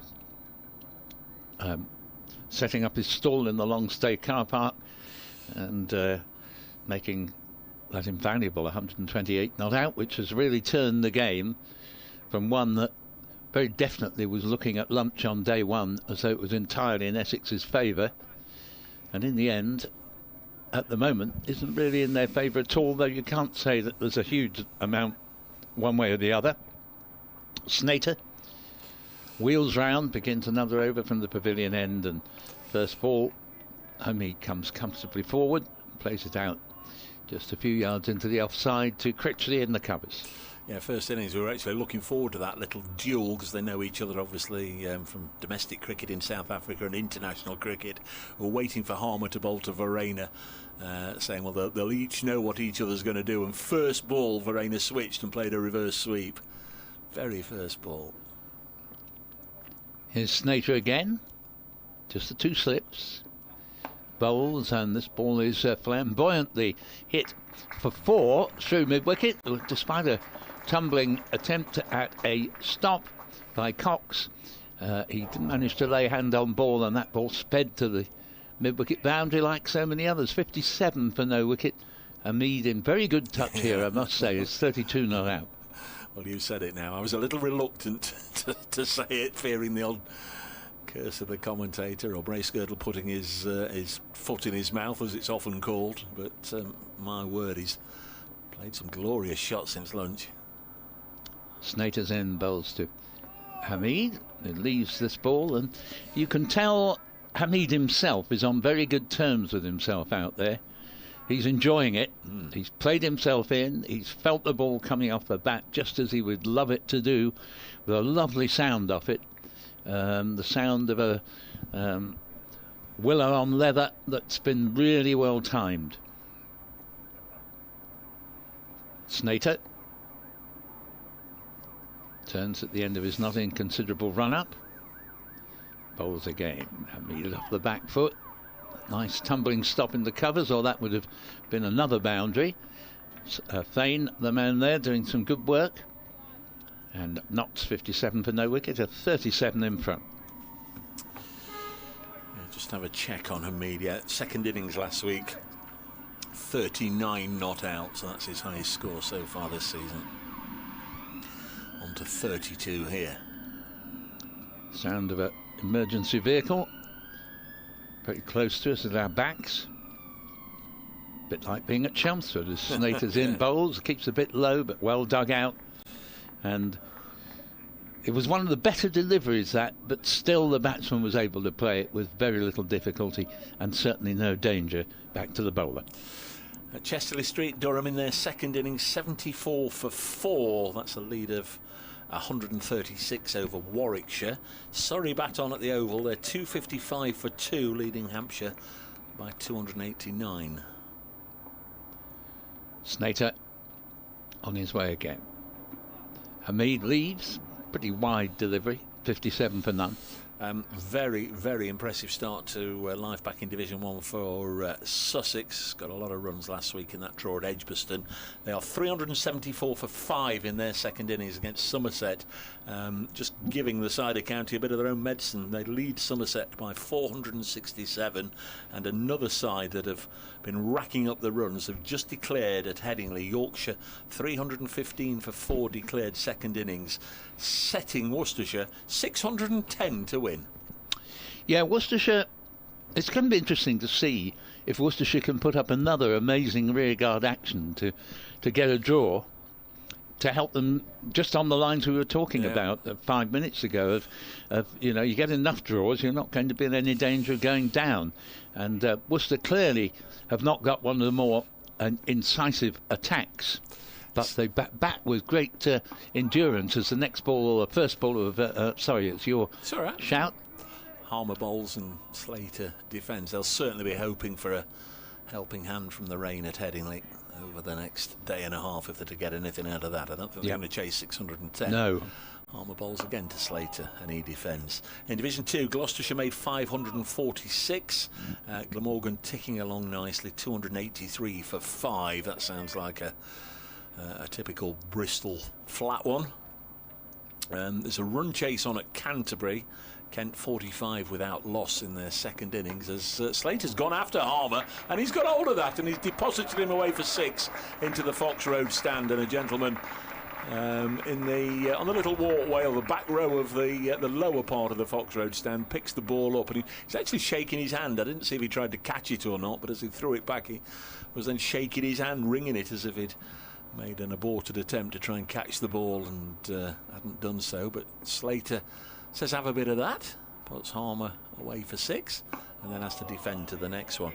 Kent require a further 271 to beat Middlesex. They are 45 without loss. Lancashire in their second innings are 0 for 1, trailing Northants by 268 at Old Trafford. They've been made to follow on. Next ball's pushed into the offside. So Northants on top there. Calvin Harrison on loan from Nottinghamshire, the leg spinner. He got 56 in the Northants first innings, and with the ball he took in the end 4 for 34. So he's had a very, very good Northants debut. As Slater, again, a little push into the offside for 2, I would imagine here. They've pushed hard, and 2 more it is. 65 without loss. And have we got to the end of them? No. Leicestershire made 484, Derbyshire 393. Second time around The Foxes at home are 132 without loss. Two young men opening the batting, both with an ex-Nottinghamshire connection. Sol Budinger, who played a little bit for Notts, is 44 not out. Rian Ahmed, who was on the academy staff here, like his brother Farhan, who's playing in this game. Rian went to Leicestershire when he got the chance. Opening the batting, 77 not out. You just wonder if that's a Leicestershire thing or whether that's an ECB thing to pump the young leg spinner up the order. But Rian Ahmed, 77 not out for Leicestershire. Yeah, they've scored a lot of runs already this season, Leicestershire. They have indeed. Very good first game for them as Snater comes in. Bowls to Hamid, just pushes it into the covers, and Critley picks it up and tosses it to Charlie Allison, and there's no run there. 65 for no wicket. The sort of doom and gloom side there in these early stages of the season, Dave, I think has to be Lancashire. Because you can ask the question, they're not in Division 2, are they? But not only are they in Division 2, they're not doing very well in it. And really in a bit of a slump, the Red Rose County. They must be getting a bit of alarm there, I would have thought. As Snater bowls to Hamid, and good delivery, but not one that in any way is penetrative, and just returned to the bowler by Hamid. Yeah, they've got so many players that aren't available to them. The likes of your Livingstons and your Butlers and your Salts. I think there's one or two more as well, isn't there, that are technically part of the staff but are never available. No, that can be one of the snags about signing up star players from elsewhere. You know, I'm thinking of Butler in particular, who was such a star player at Somerset, but has played very little in red ball cricket for Lancashire, as this next delivery is played comfortably into the covers. Allison fields, and there's no run. Yes, I wonder if he'd waited a while, whether he'd have stayed at Somerset, because of course he was desperate to keep wicket. Craig Kieswetter had the gloves. Butler announced he was leaving, and then Kieswetter got one in the eye, didn't he, and had to retire from the game. Yeah, very sad that. Next delivery goes through outside off stump, and perhaps that didn't miss by all that much, judging by the way Snater clasps his hands to his head. But that's really the first ball for quite a long time that you could even raise an eyebrow at. Just saw a shot on the live stream there. The other side of Asiba Mead is Charlie Allison with the protective pads on at point. Crikey, he looks a young man, doesn't he? Which is exactly what he is indeed, yes. I think 19-year-old. Former Felsted pupil. Very nice lad he is. As Snater's in bowls and run down toward the third man boundary. Allison is in hot pursuit and in fact catches it up surprisingly quickly to my eye, and did well there. They just get the single, and there haven't been many singles in this innings so far because all the trade has been done in boundaries to a great degree, with both batsmen on 33 and the score on 66, no extras. Yes, of course, Charlie's brother Ben has now gone to New Road to begin his career there, hasn't he? Yeah, no mean cricketer actually, Ben Allison. I was disappointed that he'd been released. Of course, he had been at Worcester on loan previously. Snater's in, bowls to Slater, plays it into the covers, and there's no run. And I think in a number of counties Allison would have sort of been a regular first teamer, but it's very difficult getting past the likes of the Cook, Porter, Snater trio and getting a permanent place in this Essex side. I'll just say this now because it might not happen again. Hamid 33 not out from 54 balls, Slater 33 not out from 54 balls, 66 without loss. Tit for tat. I was going to say that is the very definition of keeping pace with your partner. Extras not pulling their weight in this Nottinghamshire second innings just yet, but they've not needed to, have they? There's been some lovely shots, some sparkling shots, but very rare that you see that absolutely matching each other in terms of the runs and the balls faced. Yeah, absolutely, and they've sort of, although one's a right-hander, the other a left-hander, but they've made their runs in remarkably similar style. There's Simon Harmer over the wicket, then to the right-handed Mead. It turns, gets through to Michael Pepper, and in the mere blink of an eye, he had a bail off and was appealing, but Mead clearly having his back leg grounded. But good glove work from the tall Pepper. Yeah, indeed. Harmer in again, tosses it up, and Mead drives it down the ground to Tom Westley, who's just set a little deep 3/4 of the way back at mid-on. Single taken, 67 without loss here at Trent Bridge on a cloudy Sunday afternoon, although we have got a little bit of blue sky, but I wouldn't, don't get too excited. It is just a little bit of blue sky. Yeah, I mean, I think we're going to be all right. It's not the worst of days. It's Harmer bowling, and it's pushed back to the bowler. Essex's over 8 is -2. They tend just to readjust those in the intervals. So interesting again to have another look at T if Harmer has a lengthy bowl this afternoon. I'm sure that'll be completely wiped out, and maybe even in the positives, as Slater pushes this in the direction of Snater. I think it's more, Dave, in contrast to the weather we have been having. Yeah. That this looks a bit of an iffy day. In many a season in April, you'd say, oh, we're all right today. It's quite a nice day. Next ball is pushed again out to Snater. Yes, there were warning shots fired over the last 2 or 3 days that Sunday the weather was going to change, much cooler, much cloudier, and there might be the odd shower, and then maybe even more intense rain on Monday. So we'll have to see as this is pushed into the offside. 67 without loss. Yeah, I'm not convinced, actually. I mean, obviously, a lot of people in the country, a lot of places are crying out for some serious rain, but although obviously there is now some rain about for the first time in 5 or 6 weeks, but I'm not convinced that most places or many places are going to get the sort of absolute dousing that they are crying out for, because it is quite a serious situation. For instance, from the fire's point of view, things are so tinder dry, even in, for instance, the northwest of Scotland.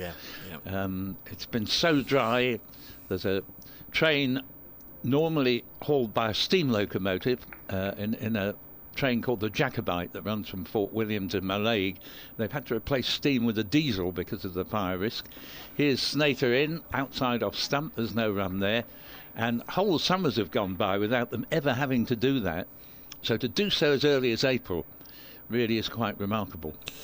I've just done for both Rian Ahmed and Sol Budinger at Grace Road, because without any addition, I said it was 132 without loss. It's now 132 for 2. They've both gone. Ahmed out for 77, Budinger for 44. Well, you deserve your place on the scorecard there. Yeah, got an assist there. Leicestershire lead Derbyshire by 223. Snater bowls and Hamid defends. Critley picks up, and not a lot else to tell you about. 67 for no wicket. So we've got 54 overs left in the day after this one, 96 tomorrow. So if we get them all in, 150 overs potentially. We've had 20 wickets go down. Yeah, I can see them shaking hands, a little bit before the scheduled finish. As Snater's in bowls, and he has a very impressive forward stride, Hamid. He really does. If he's going to play forward, he really plays forward, and I like that. 67 for none, and you'll gather that was just a return to the bowler. There's that little walk, 2 or 3 steps towards the square leg umpire after every ball. Focuses and gets back into his stance. Snater bowls to Hamid, leaves that outside off stump, and there he goes. 1, 2, 3, 4 steps every single time, and we'll just wipe that, erase that from the memory banks, and then come back and go again. Where I think he deserves great credit, when he first emerged on the scene, he was going to be the best thing since sliced bread when he began at Lancashire. Then it all went horribly wrong, and he's shown great character, I think, to come back the way he has. Snater again. Bowls to him. To leave outside off stump, and once again there will be no run. 67 for none, leading by 47. Essex labouring away. They tend to maintain very good standards of effort and professionalism, but they've had very little to encourage them in terms of moments when a wicket might have been in the offing. It's looked fairly comfortable for this accomplished Nottinghamshire opening pair. Snater to Hamid, who plays a very risky shot indeed. He was sort of shaped as if he was going to play it through mid-off, but with a late flick of the wrist there, turned it to mid-on, and Cook, and there is no run. So a tight over from Snater, but not one that ever suggested a breakthrough was on its way. And at 67 for no wicket, Notts are 47 in front. Yeah, it's not gone round the park, Shane Snater. 4 overs, none for 9. As you say, the breakthrough still eludes Essex. Simon Harmer's bowled 3 overs, none for 9 as well. Been a very decent, very positive start from Asib Hamid, who's on 34, Ben Slater on 33, and it's the left-hander on strike now. Harmer bowls to him, and this is one that just gets a little bit of bounce, maybe held back by Simon Harmer. Slater, who hit Harmer for 6 a couple of overs ago, just pulls out of any shot towards that one.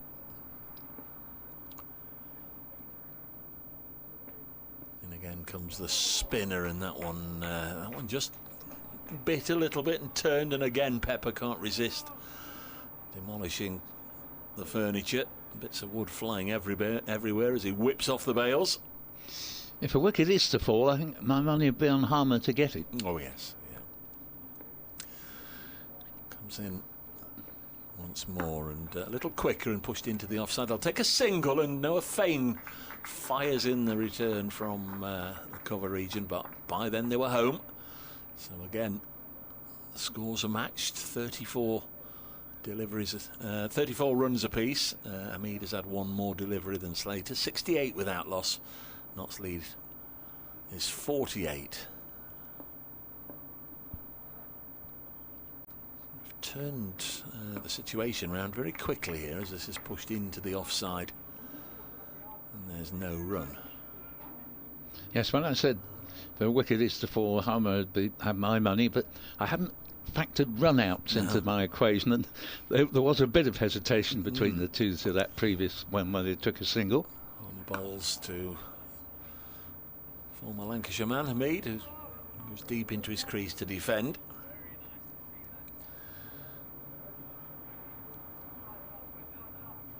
Got the foundations here of decent second innings effort, Notts, whether it's to guide them to a draw or to potentially get them into a situation, as Hamid defends the last ball, potentially get into a situation where maybe mid-afternoon tomorrow they're thinking about putting a little bit of pressure on Essex, maybe calculating that, well, we're far enough in front that Essex are unlikely to try and chase anything down. We'll see if we can put them under pressure, but they've got to bat really well for the rest of today and tomorrow morning to bring that about, I think. Interestingly, for Harmer, the lone slip is Jordan Cox, who is not a slip to the quicker bowlers, and this is all part of the reasoning in the fact that he has this double fracture that he's had in the past in, I think it's a thumb, which prevents him from wicket keeping, which is the role that he was going to fulfil in the England team in the absence of Jamie Smith in the winter. But it's not reckoned he's going to do any wicket keeping for Essex until at least a couple of months into the season, and obviously he's not going to be fielding in the slips to the quicker bowlers in case he should further damage the digit concerned. As here is Snater in, beginning a new over to Slater, plays the ball with restraint really to mid-off. There's no run. The other thing about it is it's a completely different discipline, a completely different challenge, fielding in the slips to a spinner and to the quick bowlers. And I know while Stephen Mullaney was the Nottinghamshire skipper, he would always go in for the spinner, but never for the quicks. It was just part of the way they did things under his captaincy, and he took a lot of good catches in there off the spinners, but it'd be nowhere to be seen. He'd be mid-on or mid-off to the quicks. Slater around the wicket, and this ball is pulled away to the boundary by Slater. Just got on top of the bounce there.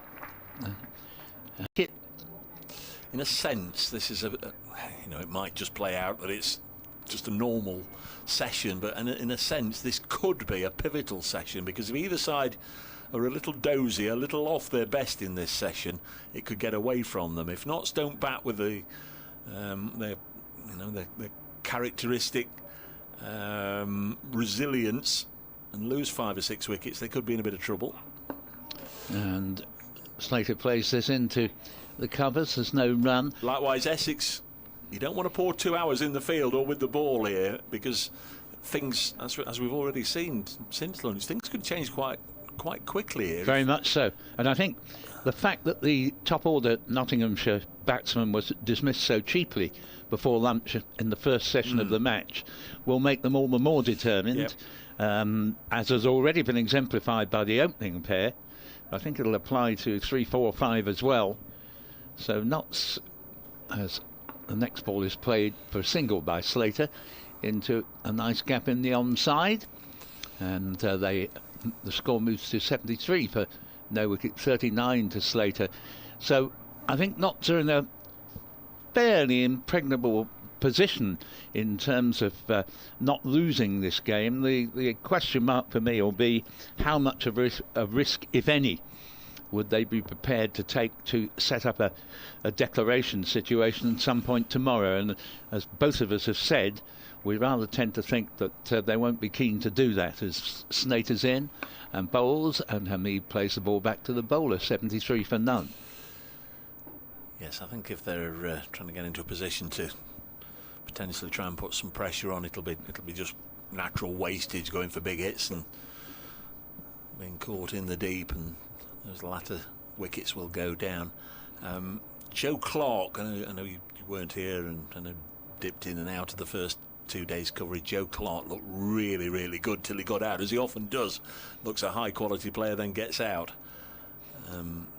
Slater bowls, and he has hit this very firmly down to Sam Cook at mid-on, and there's no run.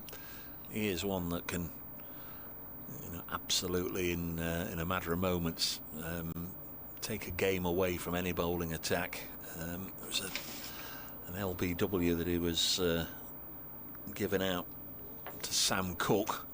That again, you pay your money, you take your choice. And, I know a lot of people felt it was going down the leg side, but that's irrelevant. That day's gone. But Clark has looked in good touch without really delivering the huge score so far this season.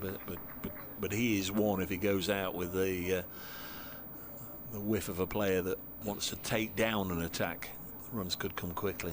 Well, he's a class player. The snag, as you've rightly said, is that just when you think he's destroying an attack, he will find a way to get out. But he's got a lot of runs in his time, going back to his Worcestershire days against Essex.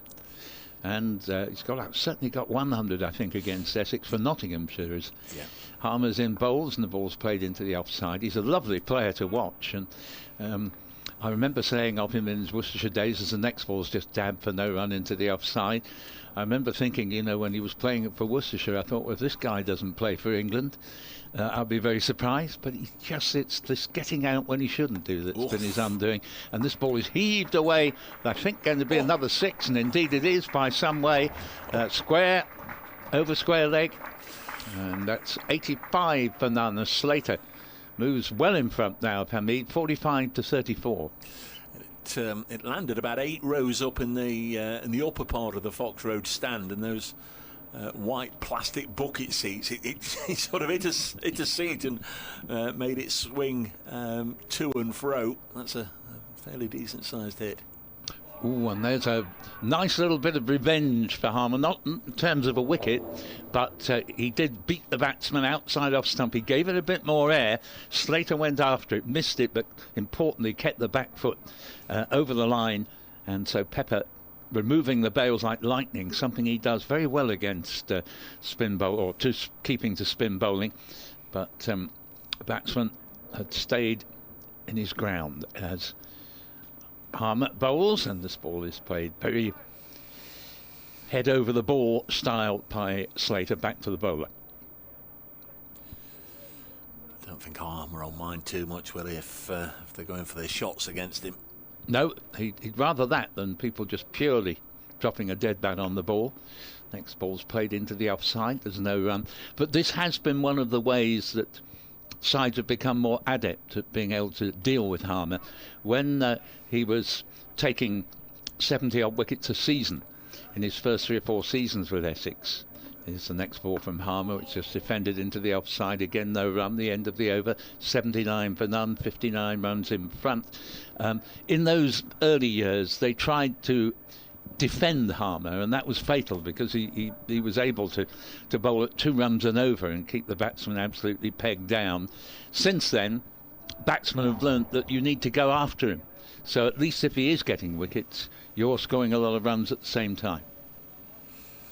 Just a replay on the live stream here. Is this of the 6? It is just slightly short, and Slater quickly onto it and took the aerial route deliberately. Noah Fane is going to come into the attack, so Slater didn't last long. Third different Essex bowler from the Stuart Broad end since lunch. 5th different bowler used in all, so Tom Westley ringing the changes. First innings, Noah Fane bowled 13 overs.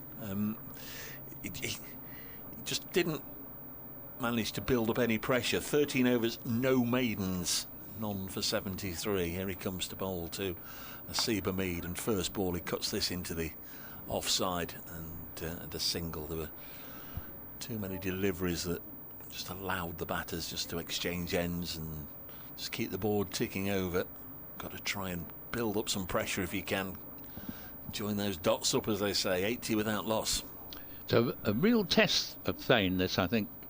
Davey was very expensive in the first innings, going at 5.5 and over, and these two are going so well. So if he can in any way pass the challenge, well, it'll be a feather in his cap. Thought he batted nicely this morning till getting out for 33. Round the wicket he comes to Slater, and he'll force this away into the offside for a single. 2 balls, 2 singles, and everybody's now got to swap over again for the right-hander. That is everybody except umpire Hartley, who's decided he's going to stay rooted on the Bridgeford Road side of the square. Never a bad thing to have left-hand, right-hand opening partnership. Keep the field forever having to move about. Hamid has 35. Slater's forged ahead on 46. But it's Hamid just having a little bit of a loose and lazy fiddle at that one, away from his body. Didn't get anything on it, and he'll momentarily remonstrate with himself and goes off on that little mini walk. Yeah, in a sense, because Fane is of lesser pace than Cook and Porter, you can fall into the trap. It's a way Fane might be able to pick up a wicket of batsmen just losing a little bit of the concentration they've shown to such a degree so far in this partnership. Here comes Noah Fane. Right arm, medium fast bowls wide of the off stump, taken low down by Michael Pepper, who's just got Paul Walter to his right, the sole slip catcher at the moment. Simon Harmer's gone into the gully. Charlie Allison at a backward point, obviously a little deeper than Harmer, but they're both there for sort of a late cut in the air. Packed offside field, well, 6 on the offside as this goes through to the keeper, but just looks more of a packed offside field when you've only got 1 slip catcher. Been more accustomed to 3 slips, and then obviously more gaps in front of the wicket. Well, I said that Fane of a lesser pace than Porter and Cook. That was quite a quick delivery, actually. He put a lot more into that. He is a strong young lad, you know. I always liken his build to former Essex favourite Graham Napier. You know, and they both got strong arm actions. bit of a morning morkel there, a complete 360 degrees. He turned round and thought Hamid wasn't ready. Now in he comes again, straight approach, and the Notts captain just drops it on the leg side and ambles down to the other end. 82 without loss, so Notts' lead is 62. And Noah Fain threw his first over for 3 runs. And that was quite a decent over, I thought. You know, he's the good thing there was, one of the reasons why he has proved expensive is the 4 ball in an over. So you've only got to add a couple of singles to that, and you're beginning to go at 6 and over. But on that occasion, he just conceded 3 singles, none of them poor deliveries. So from an Essex point of view, they'll be hoping this young lad can keep up that sort of economy, because the 2 batsmen have been quite superb in the way that they've hit anything that's given them any margin of error at all to the boundary. Harmer comes in, begins a new over with the ball that Hamid just plays up to the man under the helmet, and score remaining 82 for no wicket. Must be gloomy in the capital. They're off for bad light at the Oval, Surrey, Hampshire. Surrey 282 for 4. Harmer. Again, there's an appeal here. It's going to be given not out. And they're going to get, by the look of it, 2 leg byes. It'll just be stopped short of going over the boundary. In fact, 3, as they can come back for a 3rd there. First extras of the innings. Yeah. 85 for no wicket. Look at Simon Harmer. He genuinely believes he'd got his man there. Yeah, he did. But got no change out of Peter Hartley. Yes, he does. You're right, because he's clearly made it known that he thought he should have had that. I didn't particularly think it looked likely to get the raised finger. He did, though, and he knows more than I do. That's another pretty decent delivery, just teasing the left-hander, Ben Slater, there.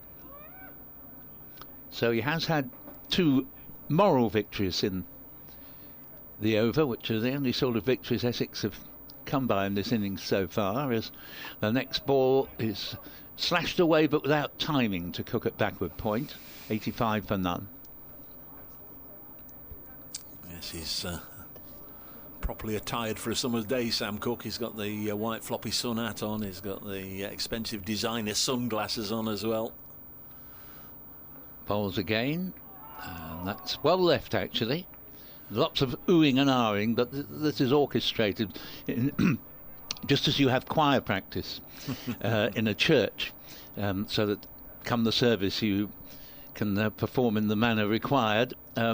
You do get the feeling at times that this sort of ooh and groans like that are orchestrated, as this ball goes through well wide of off stump and is left again by Slater. But that would be as good an over as we've seen, actually, this afternoon, as Notts have made very good progress from their 14 for no wicket at lunch to 85 without loss. And Harmer there had what evidently was probably a decent shout, but turned down, as many a decent shout is. Hamid 36, Slater 46. Kent have made a good start, good fist of things at Canterbury in their pursuit of 316 to beat Middlesex. They are 74 without loss. Zach Crawley's got going here. He's 46 not out from 52 balls, 7 fours and a 6. The more obdurate Ben Compton, who was here, he's 28 not out. But chasing just over 300, Kent have begun well, 74 without loss against Division 2 Middlesex at Canterbury. 85 on the board here for the openers, and Hamid now faces Noah Fain, works it onto the leg side. There is the floppy hatted Cook shying at the non-striker's end, but his aim wasn't as true as he would have wished. I think Hamid would have been home in any case. 86 for none. Yes, mention of Crawley there. He's almost the very embodiment of the notion of an enigma, because when he's in top form, he's the most glorious sight. And you can't bowl to him. On certain days, I saw him get 170 against Essex at Canterbury one day last year. But then he'll have a whole series of innings where he's out in the most abject of ways. Yep. probably say exactly the same in the appearance he's had against Notts. Next ball is pushed into the offside. I've seen him get a couple of big hundreds, and I've seen him dismissed in the first over a couple of times as well. Nottinghamshire 86 without loss here. Slater's just blocked this first ball of a new over. Tom Wesley has come all the way down to collect the ball and sends it back to the bowler, Noah Fane. He's bowled 8 deliveries now for 4 runs. He turns. No spectators behind him, of course. The tarpaulins and the scaffolding at the far end as Ben Slater pushes this back to the bowler. Kept a bit low, I thought, that. Yeah. The skies are parting, it has to be said. We've got more blue sky, I think, than at any time in the day, and shadows around the players. Still a bit of a breeze out there, but the flag's barely rippling above the Hound Road stand. They were almost being blown off the stanchions this morning when we started. But Notts made the most of the ball in those gusty conditions this morning. This is short and pulled away to leg by Ben Slater. He's set off like Usain Bolt running the first one, but there was only ever going to be one, as Allison and Snater almost collide in their eagerness to get to the ball. 87 without loss now, Notts. Hamid 37, Slater within 3 over 50. Yes, enough of a breeze to make the fielders quite keen if they get the chance just to run off some of the cold they may have been feeling in the outfield.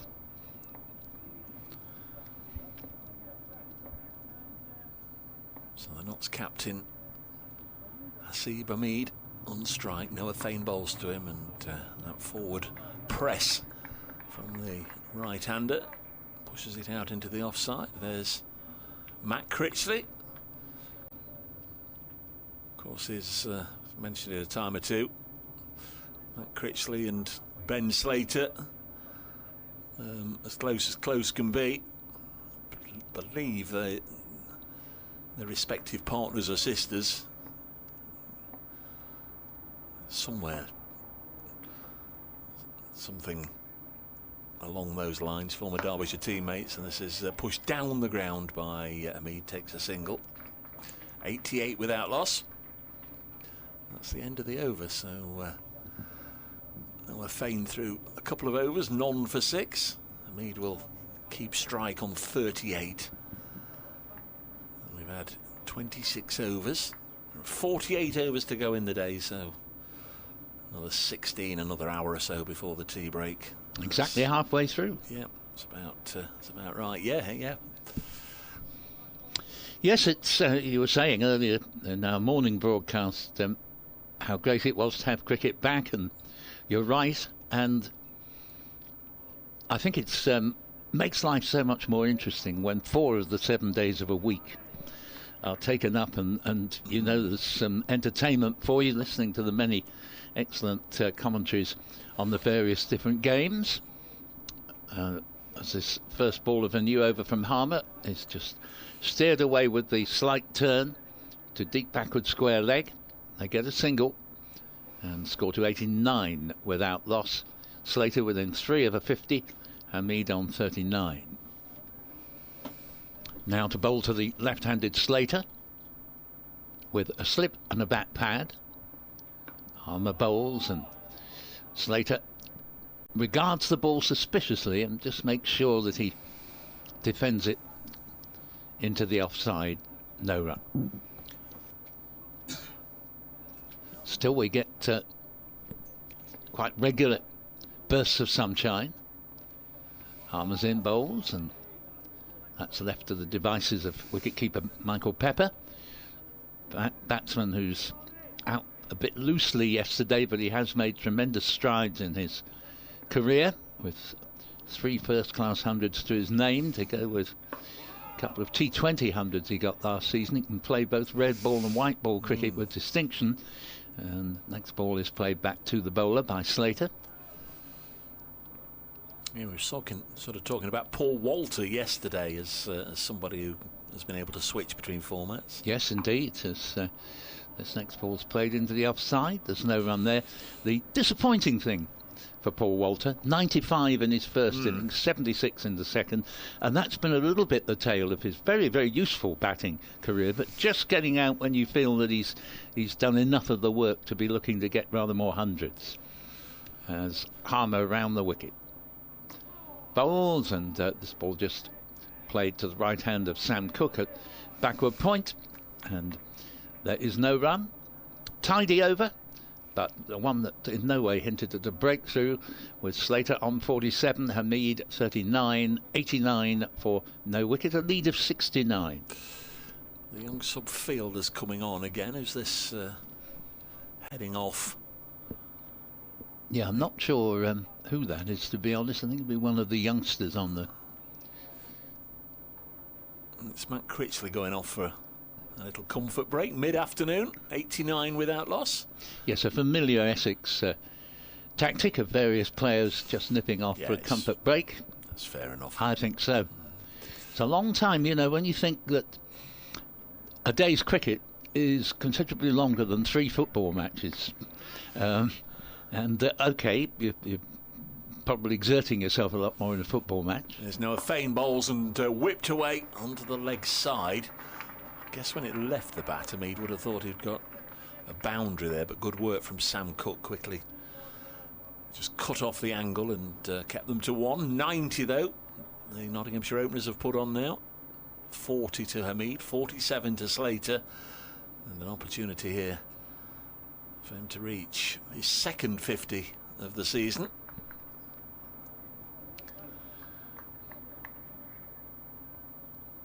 Slater stands with his bat raised. Here comes Noah Fane.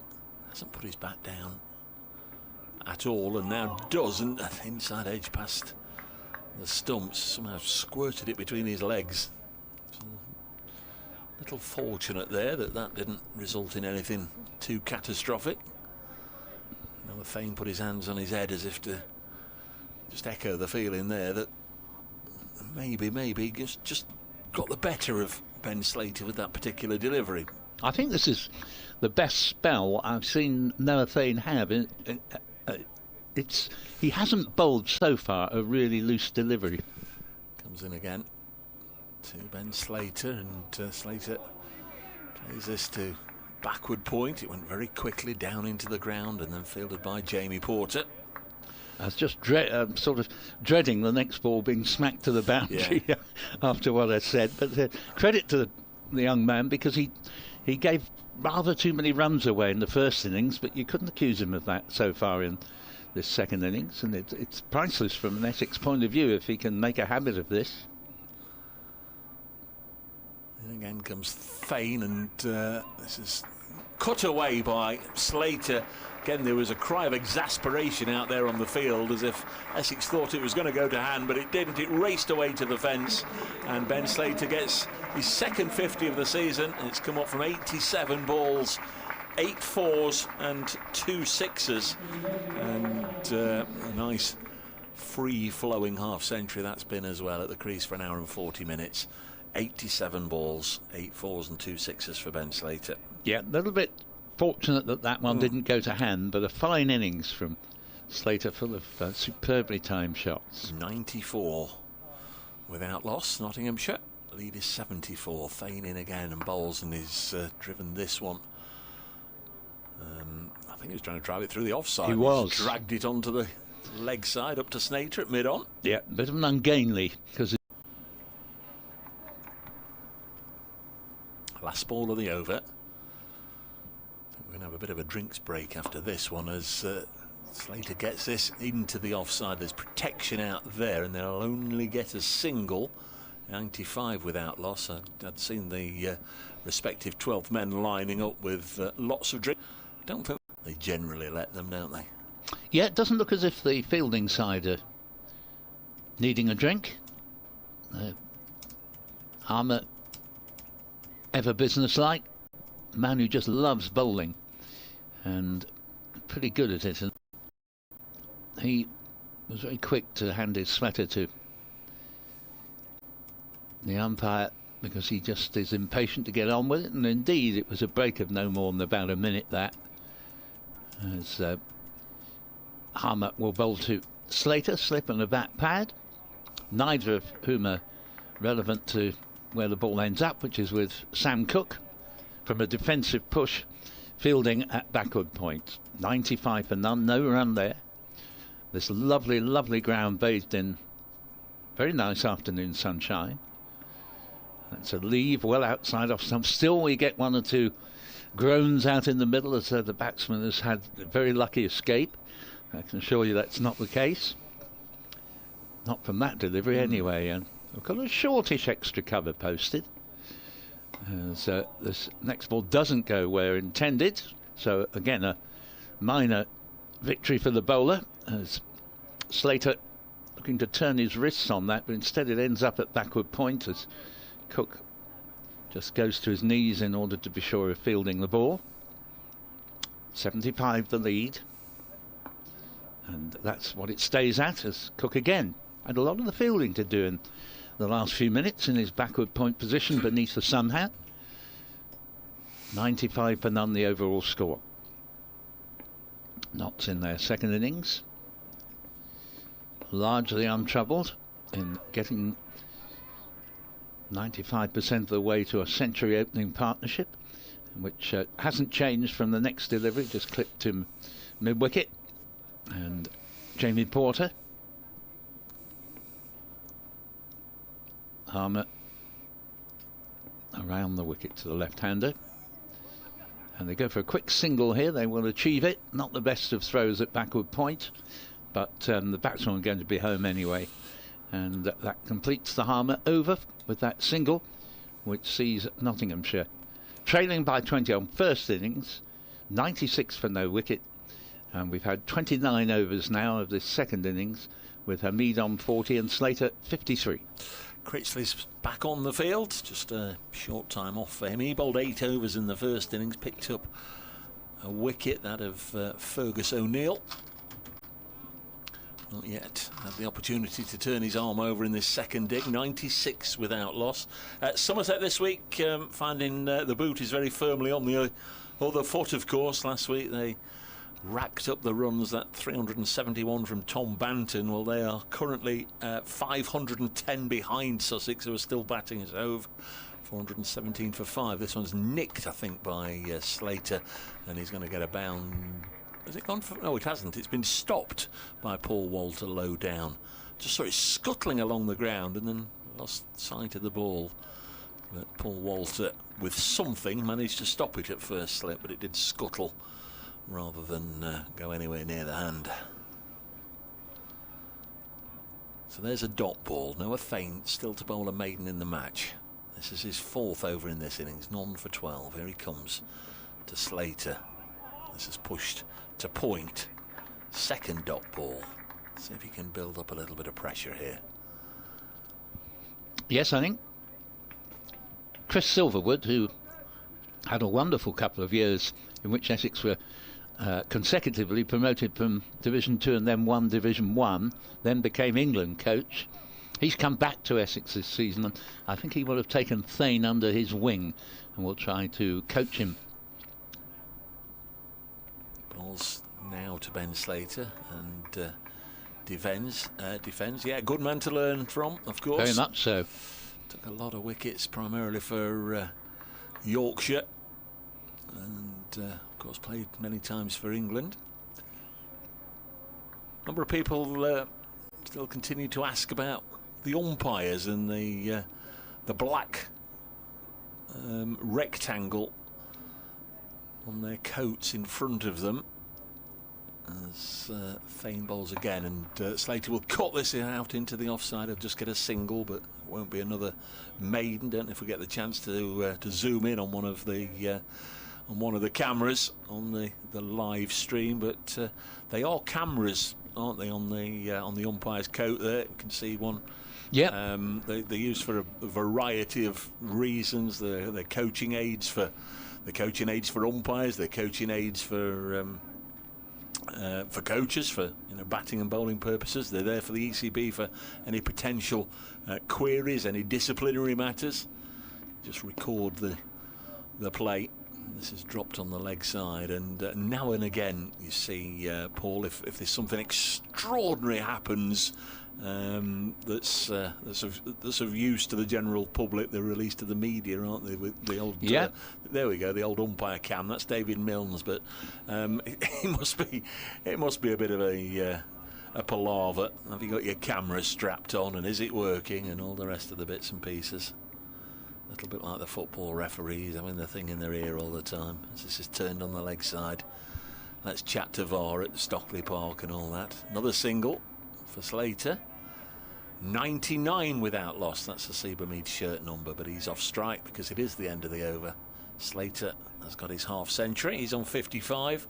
Seabermead is on 41. And you remember when I said they'd faced the same number of balls? Slater's now faced 100 and Mead only 80. So Slater's seen a lot of the strike over the last 3 or 4 overs. They've gone their separate ways. Yeah, they have indeed. But yes, George Orwell will be nodding, a knowing nod to himself, I think, his famous expression, Big Brother is watching you, with cameras everywhere now. It's amazing.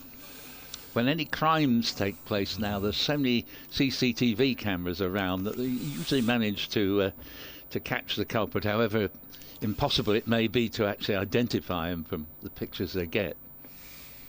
Harmer begins a new over. Bowls, and this is a lead from Slater. Harmer coming round the wicket to the left-handed Slater, and just one away from a century opening partnership. I don't know if you've seen that Hunted programme. There's the celebrity version and the one with the general public. You'd think it was so easy to catch anybody if you watched that programme. Oh, yes. Here's the next ball, and here Slater, who has hit a couple of fine sixes off Harmer, thought he'd go quite possibly for a third there, but he's done in the flight there. It goes off an edge along the ground, let it be said, to backward point. Yeah, we've just spotted them getting in a car with a registration DE47BUD or whatever. Oh yeah, well we've just seen that car just go through some traffic lights in Worcester. Another leave here from Slater. Suit the pepper. Well, it makes for a television programme, but it's so unrealistic, I think. Yeah. They've just come out of the tube. We've got them on the CCTV straight away. Harmer bowl, slightly quicker delivery, played to mid-wicket. In fact, I think it probably hits the pads of the back pad there, Charlie Allison, and just rolls very slowly out to mid-wicket. There's no run, Porterfields. And Harmer on his way again. Well, that's a useful delivery, and that deceived Slater quite palpably there. He started to come forward, went back and was caught amidships really, or neither one nor t'other, and it goes through to Pepper. But again, a little bit of a moral victory for the bowler. Harmer continues to Slater and steers this one into the covers. There's no run, and that is a maiden over bowled by Simon Harmer, and he has now bowled 9 overs, 2 maidens, none for 18. That wonderful economy that he looks for, just 2 runs and over, not 99 for no wicket. Late of this parish, of course, Jake Libby is out at Headingley. Worcestershire set to score 610, 28 for 1. Jake Libby, guess crucial to a lot of their top order plans already out. And Kent have lost a couple of wickets in pursuit of 318 at Canterbury. They've now lost Zach Crawley for 58 and Daniel Bell Drummond next ball for 0, so they're 91 for 2 in pursuit of 318.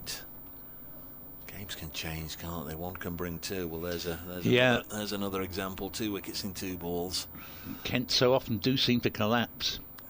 Here 99 without loss. You know, it could still happen here. They were 91 without loss. Kent suddenly 91 for 2 balls later.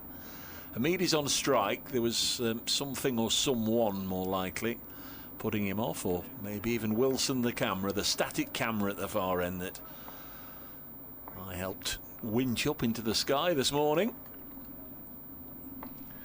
Thought it was a bit of a wind-up. Hamid is on 41. Fane bowls to the Notts captain, and that's a century opening partnership for Seabermead and Ben Slater. Notts putting 100 up, and that is the second century partnership for Notts this season only. Matthew Montgomery and Lyndon James in the first game put 118 on, but by far the best opening stand of the 4 they've had so far. Nottinghamshire 100 on the board. Mead is on 42, but it's Slater now back on strike on 55. Thane round the wicket to the lefty, and bowls wide enough for it to be left alone. Yeah, we've had a quick email from Glenn Jarvis. Glenn, thank you very much for dialing us up on BBC Essex Cricket at gmail.com. And you say, good afternoon, Paul, Dave, enjoying the commentary. Like you mentioned, Paul, it's good to have 4 days out of 7 cricket commentary to listen to, albeit I can only dip in and out. I feel it's a pity the 2 divisions can't start on different days, so there's even more cricket to listen to. Nice thought. Thane to Slater, pulls it onto the leg side. Charlie Allison slides and oh! I suppose I ought to comment on that, really, for people that aren't watching the live stream. He slid perfectly into position, right on the boundary rope to stop the ball, and heaven knows how it got underneath him. And can't be easy with those cumbersome pads on, because he's obviously feeling it short leg when Harmer's bowling, but he slid round the boundary edge on those pads, and maybe there was a bit of aquaplaning, maybe the ball got lodged underneath him, but then it just trickled behind him over the ropes for 4. There's Thane in the bowler again, and Slater leaves this alone. It was a little unlucky, but it happened under or just in front of a good percentage of Nottinghamshire supporters who said, "Oh, hard luck, Charlie," or words to that effect. Yep, reminds me of my days watching Colchester United back in the lower grades of football, and you'd hear everything that went on in a football crowd in those days, and if ever a goalkeeper made a slight mistake, someone would say, "Shake the keeper." Next ball worked into the offside. That's a good shot from Slater. You're going to need 6 or 7 Charlie Allisons to stop that one. That's a glorious stroke through extra cover. Those 2 4s almost diagonally opposite each other, one behind square on the leg side, one in front of square on the offside, but each counting for 4. 108 without loss as the aeroplane goes over the ground. Slater into the 60s.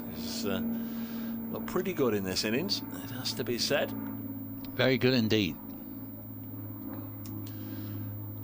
There's Noah Thane. And again, that's even better. That's the pick of the 3 for me in this over. That's very, very, very good indeed from Ben Slater.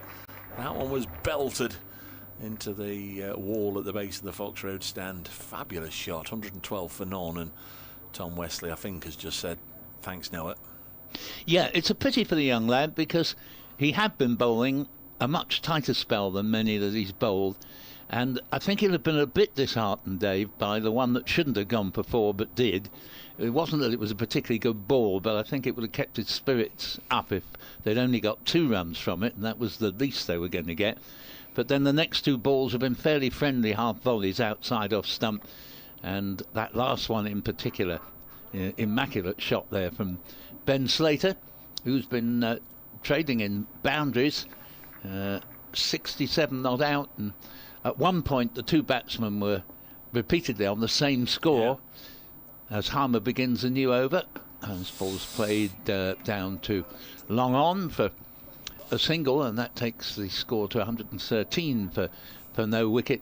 But now Slater with a lot more of the strike subsequently. It was 33, wasn't it? It was, yeah. 66 without loss. That's right. They were both on 33.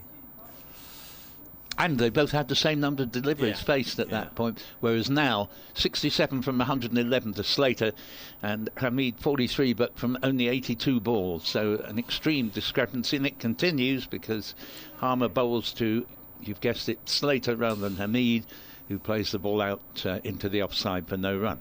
Slater 11 4s and 2 6s, so what's that, 56 out of his 67.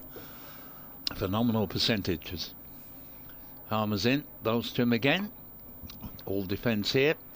Out to Critley at a fairly short extra cover, about 15 yards from the bat. Partnership 113 for no wickets. Oh, and that is a wicket. Make that 113 for 1, chopped on. He went to back cut that, and it just took the edge and went right into his stumps. A little bit of an unlucky way to get out, but that's the end of a very fine knock from Ben Slater. He'd just be disappointed at the end of it that not too great a percentage of my bets come off, Dave, but I do remember saying that if there is to be a wicket, my money would be on Simon Harmer to be the one to get it. I was cheating a bit because he's going to bowl a long spell, so he'll have 50% of all the possibilities, whereas the other 50% will be shared between 3 or 4 different people. But just as the Nottinghamshire scoring rate had soared after 12 runs from the previous over from Thane, Harmer hits back there and gets the breakthrough. So 113 for 1 effectively equals 93 for 1. Yeah, you got to feel a little bit for Ben Slater. Played some fabulous shots. Would have thought this is my day, but just kept a whisker low. We're just seeing it now, and there he's just going to chop it on. It was probably about 5th stump line, and just dragged it back onto the stumps. Here comes Freddie McCann.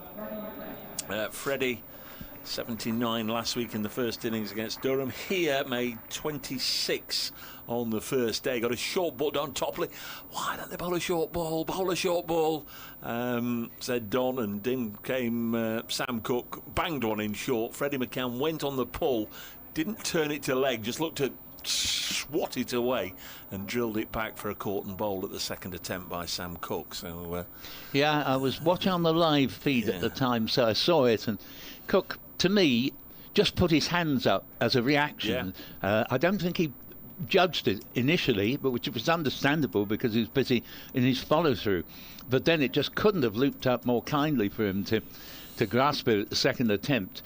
And a bit of an unlucky way for the batsman to get out. But yeah, Don will hardly have been able to contain himself because he got a bullseye there, having said bowl one short for heaven's sake, and it was the way. It's going to be interesting. I don't think we can expect Harmer to bowl a bouncer at him, but be interesting to see with that wicket going down whether someone like, for instance, Snater might be brought back to try and exploit that, or indeed Cook, who of course got his wicket. Yeah, Freddie McCann is 20 next week. He's 20 on the 19th, whenever that is. That's Saturday? What is it, the 13th today? So, yes. Still a teenager, his last week of being a teenager. This is his 8th first-class match. He's averaging 42-ish. 2 centuries last season. His breakthrough into the side came with 154 against Surrey, and Harmer into bowl. And this play back to the bowler. Yes, exciting prospect to be sure.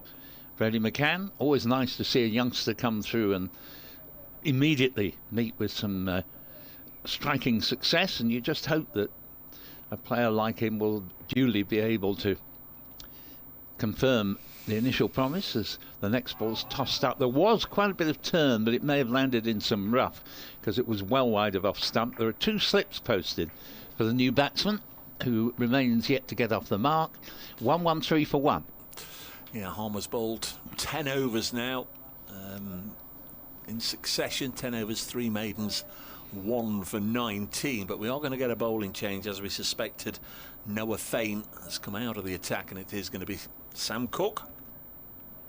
His earlier spell, 6 overs, 2 maidens, none for 25.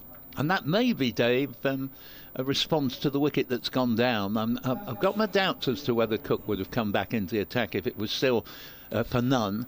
But for one, and with Cook having got rid of McCann first innings, they may be going to try that ploy. Probably not straight away, but within an over or so of Cook coming back into the attack. Well, I think the change was going to happen. I think we saw Tom Wesley go over to Noah Thane at the end of the over, the arm round. Yes, he was definitely going to make a change.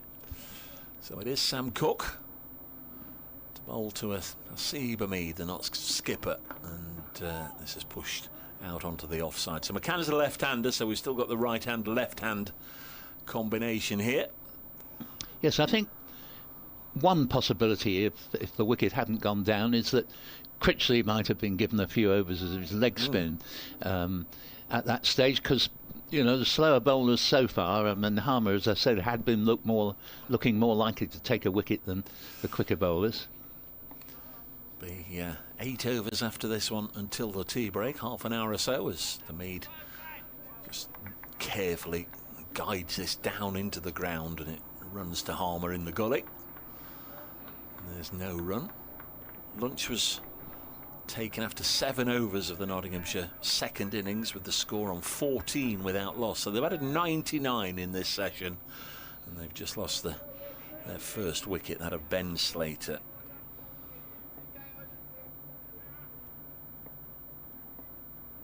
Here comes Cook. A little expensive at the start of the innings. What can he produce here? And there's a single, so that's the 100th run of the session. Just dropped away square of the wicket on the leg side. Takes a Mead to 44. Brings the Nottinghamshire number 44, Freddie McCann, back onto strike. And there we're looking straight down the arm as he appears to take centre from umpire Milnes. Mentioning of the lunch break, Notts do definitely provide some of the best nosh to be had on the grounds around the country. And there's a superb meal I enjoyed. Thank you very much to Nottinghamshire County Cricket Club for it was roast pork with roast potatoes and Yorkshire pudding. Absolutely excellent. Just the job. Par excellence. Thank you very much. Did you go back for a bit of spotted dick and custard? Well, I'm not a man for sweets, but yeah, they've been good there as well. McCann on strike. This one past the bat and through into the gloves of Michael Pepper almost before Freddie had reacted, but it was wide enough. He didn't really have to do anything with it. A little bit of a sighter from Sam Cook.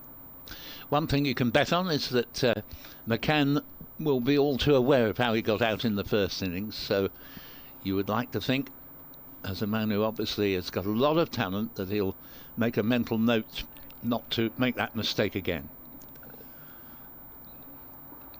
You also wonder if Sam Cook's thinking, I'll set him up and bowl him a shortish one and see what he does. Oh yeah, he will at some point for sure. Next one's pushed back to the bowler, who tries to play keepy uppies, but goes wrong, so he leaves it to Shane Snater to come in and field it.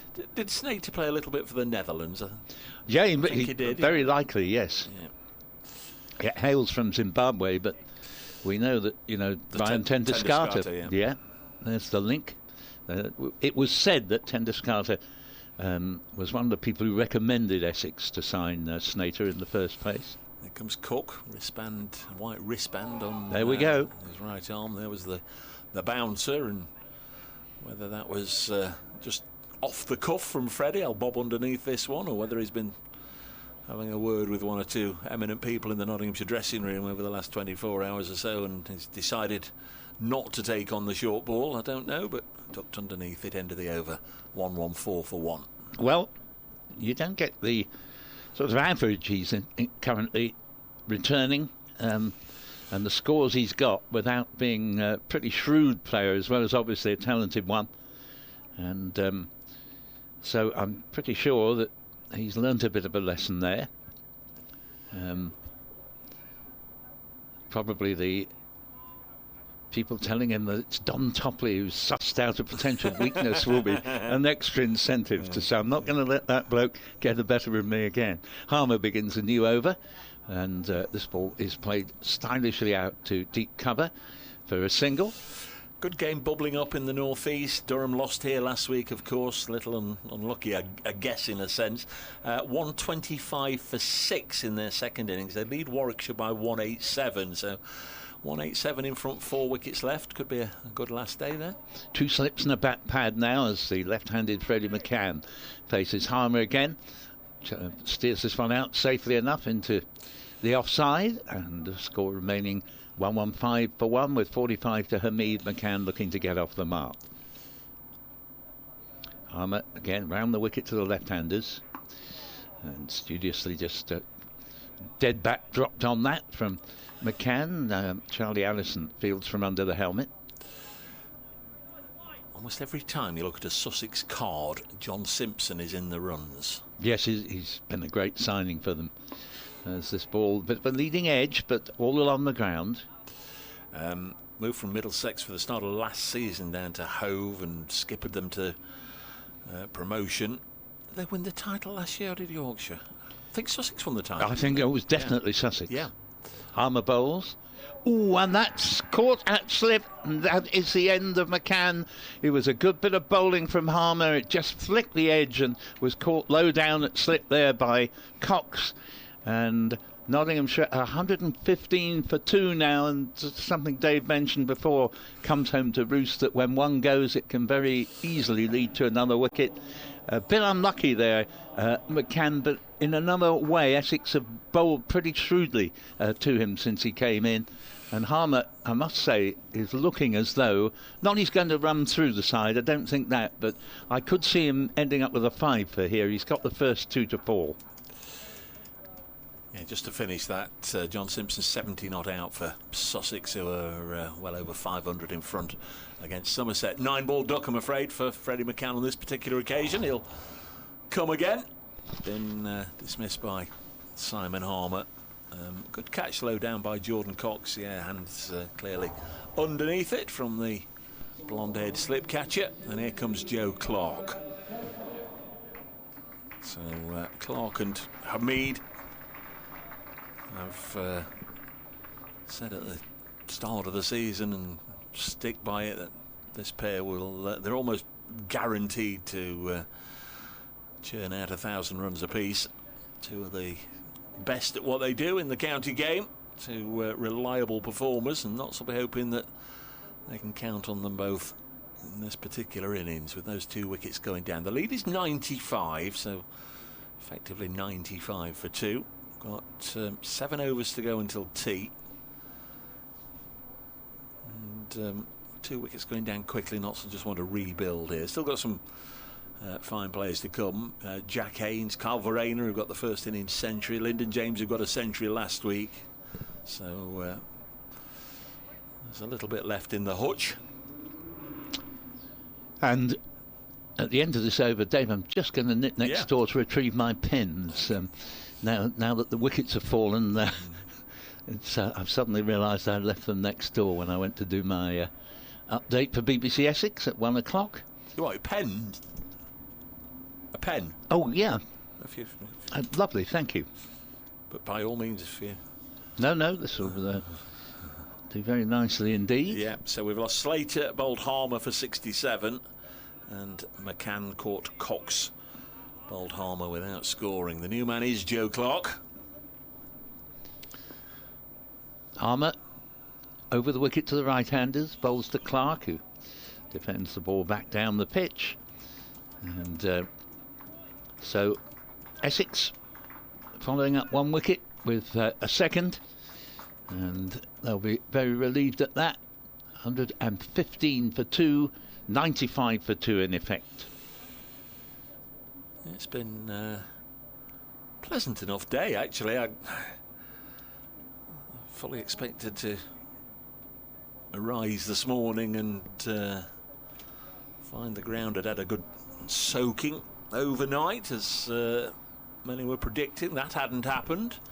Drove in this morning with dark clouds all around as neared West Bridgeford.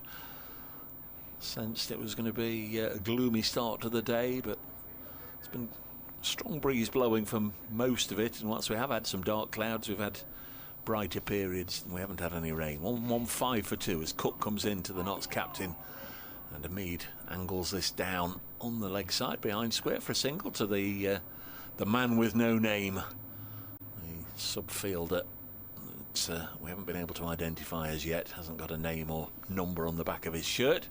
116 for 2, and Hamid goes to 46 with that single. So the Nottinghamshire advantage is 96.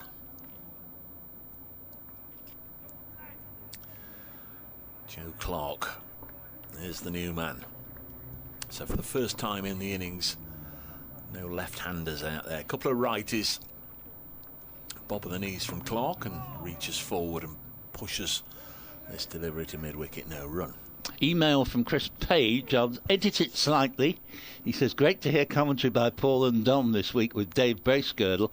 What a difference to having to hear the unbearable woke drudgery of someone who should be nameless last week with his constant comments about blue sky time after time. Nice to hear worthy comments about the actual cricket. Thank you very much, Chris. Next ball on its way, and this is pushed out onto the offside, and there's no run. Each to their own. Yes, I do like the expression woke drudgery.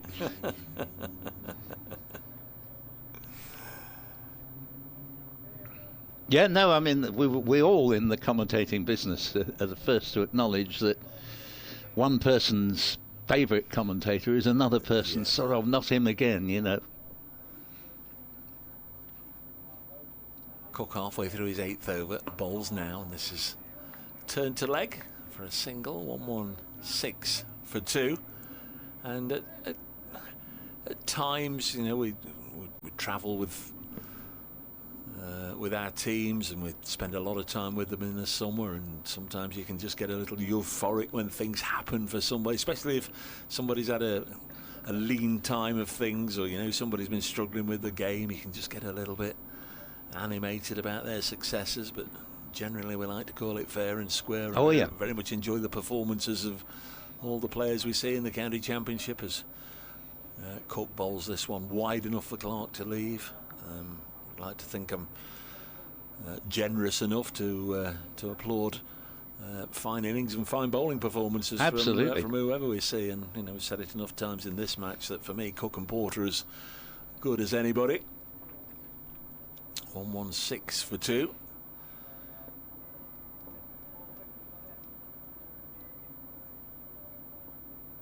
Very still, the crowd engrossed in the afternoon's play. As Cook comes in once more, and Joe Clark is away, angling this down. It's a long leg. He'll keep strike as well. That was the last ball of the over, so Joe Clark is away. 1 not out. Asiba Mead 46. This morning, Essex lost Matt Critley for 52. Noah Thane made 33. Simon Harmer didn't get off the mark. Shane Snater 12. Sam Cook 26. Jamie Porter 13 not out. Notts had the second new ball at their disposal this morning, and they put it to good effect. At one stage they took 3 wickets inside 12 balls for just 1 run, with a couple of wickets for Fergus O'Neill then, and 1 for Dylan Pennington. And Essex then fought back with Snater and Cook, and then Cook and Porter to get a first innings lead of 20. Harmer begins a new over, and this ball's worked away off the pads, going to bring at least 1 run, probably only 1, to Thane, patrolling the deep mid-wicket area. Centred a decent return. He's got a good arm on him, Noah Thane. But 1 run takes the score to 118 for 2, and Clark, who has this very effortless way of playing and caressing the ball around, moves up to 2. Hamid back into strike on 46. And he hasn't had an awful lot of the strike during the second part of the afternoon session. Just drops a dead bat on this one, no run. It was only the fall of that wicket that I said that John Simpson was going along nicely on 70. He's now on 92. Is it 3 sixes since I last spoke to you? Doesn't hang about as Harmer's in bowls and played into the onside. He's a very fine cricketer. Yeah.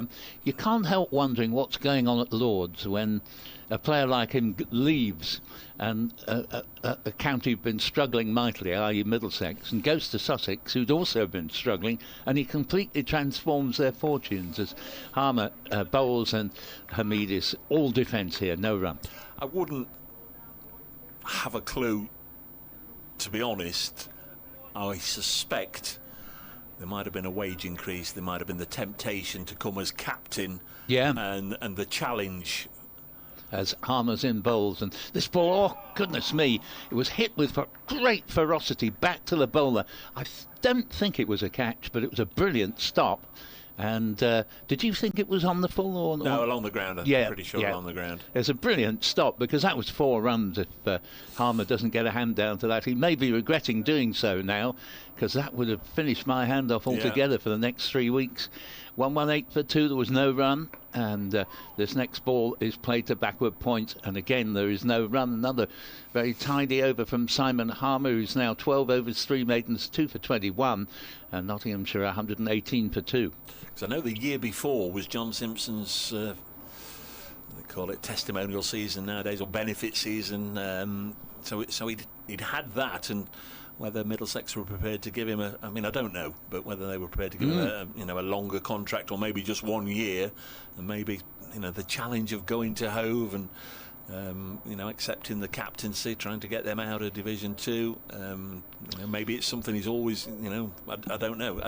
I don't know, but I can see the attraction, but whatever, it worked. He scored a lot of runs last year and skippered the side well by all accounts. He's got Paul Farbrace down there as well. Yeah, good man, Paul. Yeah, I understand they're going along very nicely Good together. partnership between them, and he's risen to the challenge brilliantly, Simpson.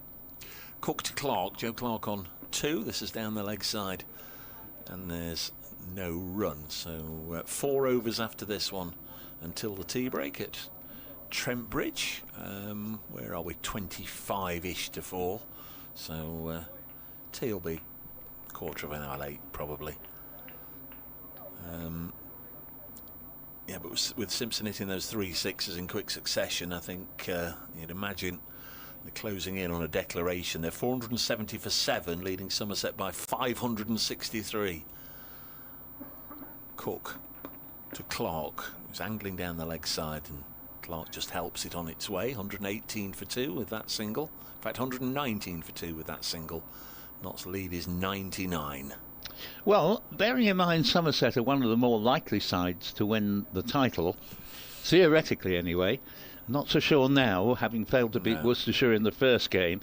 But Sussex have to be taken rather seriously, I would say. They've racked up big scores in both the first 2 games. They're not going to be anybody's pushover the way they've started. Hamid on 46. Oh dear. I don't know if that was a slower ball, but he pushed at it. There didn't seem to be any pace on it at all, and the ball bounced down and past the stumps, and Pepper there, the wicket keeper, still with his hands on his head, thought it was going to hit the stumps. Yeah, it was nearly Ben Slater at Mark 2, because Slater played on to Harmer, and that could so easily, I mean, it could have gone anywhere. In the end, it probably has missed the stumps by about a foot, but it easily could have hit them. Yeah, looking forward to seeing Sussex at close quarters in a fortnight when they come here to Trent Bridge, as Cook bowls again and Hamid defends. Knott's away at Edgbaston next week, and then have Sussex here. They only play Sussex once this season. Notts don't go down to Hove, nor do they go to Chelmsford, disappointingly. No, and very similarly, Essex only play Sussex once, and only play Notts once, as you've already implied. And Essex, contrary to your experience, they play Sussex away at Hove, but don't have a home fixture against them. Maybe it'll turn out to be an advantage to both teams, only to have to play them once. 119 for 2, and the Notts captain lunges forward and blocks. Hamid at lunch was 10 not out of 14, so although he was quickly out of the blocks, he had a lot of boundaries, didn't he? He had 5 or 6 boundaries very early on. He's been wading through treacle in the 40s, been on 46 almost forever. To be fair to him, he's not had a lot of the strikes. No. Ben Slater had nearly all of it at one point in a half-hour period. But he has slowed up because he's sort of kind of lost his momentum. Yeah, he's still there though. You can't get runs back in the changing room, and that's going to run away for his half century. Well done. Asib Hamid does find the ropes and goes to 50 for the first time this season in the county championship. It won't be the last time. Asib Hamid raises his bat. 50 from 96 balls with 8 fours. And the Notts captain very much leading from the front here as we close in on the tea interval. 123 for 2. Ben Slater made 67. Asib Hamid made 50. And the pair of them put 113 on. Well played to Asib Hamid there. And as I say, he hadn't got a lot of the strike. You often find that a batsman who's looked in very, very good touch, if he sort of goes 4 or 5 overs and hardly faces another ball, you've almost got to play yourself back in again. But he certainly got that last boundary away very nicely indeed, and deserved 50. Meanwhile, Harmer will bowl to Joe Clark, who plays the first ball down to Snater at the wicket. No run, 123 for 2, a lead of 103. And Essex will just be pleased they've got a couple of wickets for their pains this afternoon. And hopefully, from their point of view, they'll be looking to see if they can pick up a third, as Clark again plays the ball to Snater, who's at a wideish mid-on. Harmer bowls again, gives us a little bit more air, and that's driven very pleasantly for 4 once it gets past the infield, always going to the boundary. And Clark moves up very quickly to 7, 127 for 2.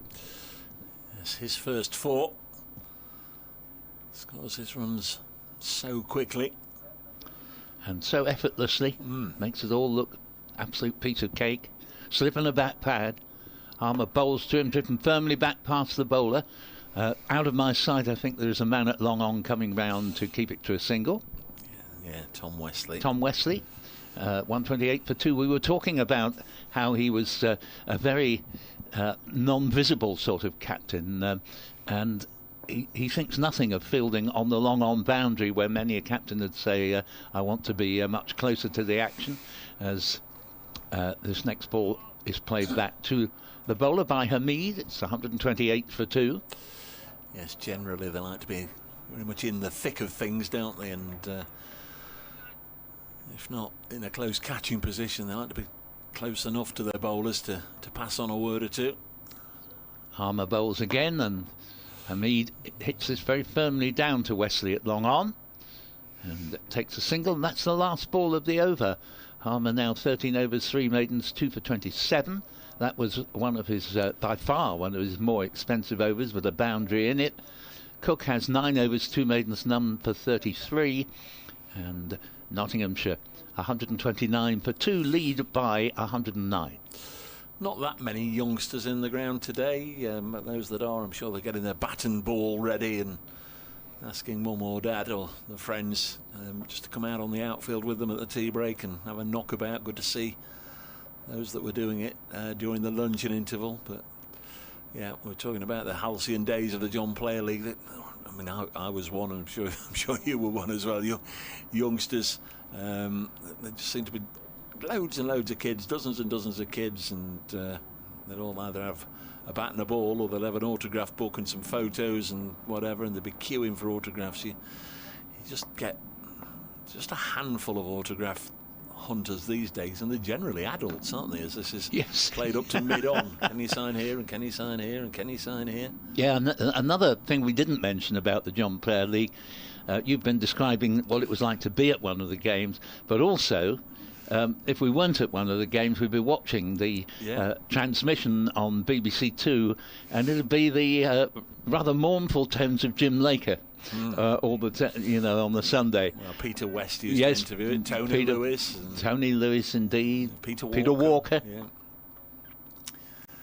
Yeah, some of the great broadcasters of their time, as Cook bowls to Hamid, turns this on the leg side. And I know a lot of people used to use those matches, the John Player matches, and also the Benson and Hedges Cup matches, just to get a healthy stock of cigarettes, because they used to be promotional boys and girls, men and women, who would have the odd 20 here and there to give out to the crowd, and there were people stuffing them in the pockets, weren't they? Yeah, that's right. Understand it was rife in the dressing rooms as well. There were boxes and boxes of them for the players that smoked. Next ball is eased into the offside. Talking of which, by Hamid. We were talking about Essex players going for comfort breaks before, and I remember the days when we noticed that Danish Canaria, the leg spinner, who played for Essex back in the noughties, he would disappear mysteriously often, and rather naively, I hadn't realised why he was leaving the middle so often, and then I saw a puff of smoke coming out from where he was sitting, and it dawned on me. 129 for 2. Hamid has 51. This is fairly wide, and the Notts captain leaves it alone. We are 2 overs and 2 balls away from the tea break, and unless of course a wicket goes down in the final over, but 16 more deliveries will get us to the tea break on day 3 here. So 4 sessions left after this one. Nottinghamshire, provided they have an average final session of the day, would be 200 or so in front. Next ball on its way now, and Hamid defends. Could all turn about differently, of course, if Essex pick up a cluster of wickets, or Joe Clarke or somebody start scoring quickly and they get 150 in the last session. I would imagine that's fanciful, but I think that should be somewhere around about 200 in front by stumps. Oh, definitely. In fact, bearing in mind we've had 115 in this session so far, I think it'd be well over 200. The other unknown factor, of course, is the weather, as Hamid wristily whips this out towards mid-wicket. Not enough on it to go to the fence. In fact, such a short side, 65 yards, that they can only get a single. As I say, we did have the floodlights on for the last half an hour or so yesterday, and yesterday was by and large a warm sunny day for most of it, until the light just suddenly started to pull in. But it was a long old day. They were out there a long time, well beyond 6:30. So I think if the light starts to pull in this evening, I guess there is the possibility we might lose an over or 2. Let's hope not. 130 for 2 with 2 overs left. Yeah, 2 overs till the tea interval, and Simon Harmer will bowl the first of them from the Radcliffe Road end. John Simpson has got his 100 now. He's hit 5 sixes in his century. 109 not out. And terrific batting from him. He could be one of the players of the season in Division 1 this year, as this ball is played down to long on. Tom Wesley for a single by Hasib Hamid, moves along to 53. 131 for 2, leading by 111. They haven't played for quite some time at the Oval, where I mentioned they'd gone off for bad light, and then the bad light changed to taking tea, and now it's back to bad light again. So they've obviously had tea, but there can't have been any play there for more than an hour at the Oval. Harmer to Joe Clarke. Clarke hits this firmly to Snater at a wideish mid-on, no run. Got Jordan Cox, the lone slip for the off-break bowler, Simon Harmer. Decent catch, actually, that from Cox to get rid of McCann. It was, yep. No, it's a very quick reactions, took it low. Harmer bowls, and this is played off the back foot into the covers. Jamie Porter moves adroitly to his left to prevent a run. 131 for 2. Harmer in his 14th consecutive over. Only bowled 7 in the whole of the first innings. Got through a fair few in the first game against Surrey, 47 in the first Surrey innings. And I think it was another 30 or so in the second, as this is a single to Joe Clarke down to Wesley at long on. 132 for 2, 9 Clarke, 53 Hamid, with a very fine 67 from Ben Slater before he chopped on to Harmer, who subsequently had Freddie McCann caught at slip by Cox, as Dave was just saying. Sadly, no run today for Freddie McCann. This is Harmer's 14th consecutive over in this spell.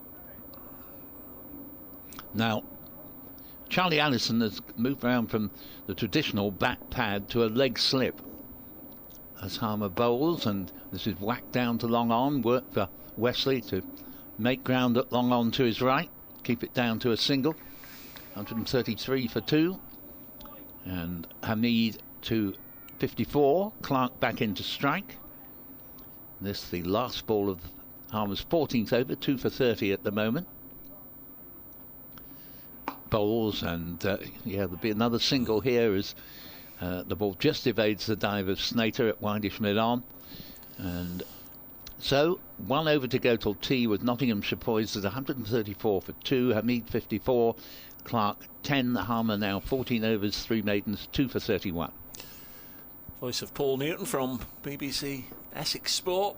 I'm Dave Bracegirdle from BBC Radio Nottingham. We're a couple of minutes, 6 deliveries away from the tea break here at Trent Bridge. I think we're going to get some leg spin to end the session. Matt Critley's going to bowl the final over of this afternoon session, the 8th session of the match. Not a bad choice from Wesley, because there were times last season when Critley, with Harmer suffering from a back problem that meant he wasn't quite at his best towards the end of last season, and Critley on occasion had looked the more likely to pick up a wicket, and certainly it's not a bad moment to bring him on just the last over before tea. They'll be bowling initially, at least, to Joe Clark. Cox is the sole close to the wicket catcher, and first ball may have been the googly, defended and spotted no doubt by Clark. So there's a slip, and then there's 3 on either side, saving one, and a couple out patrolling the fence on either side. And this is punched through extra cover. Now there's a bit of a chase for Noah Fain to get round there, and he does get there, but they are able to take 2 runs. Nice looking shot from Joe Clark, beautifully timed, and obviously on the other side of the wicket it would have been 4 very comfortably, because it's a much longer boundary, and he was hitting it to just about the longest part of that much longer boundary there at extra cover. Clark up to 12, 136 for 2. Take 20 off and you've got the lead, as this one's pushed back to the bowler. 116 Notts lead. Essex having taken 5 wickets for 66 this morning.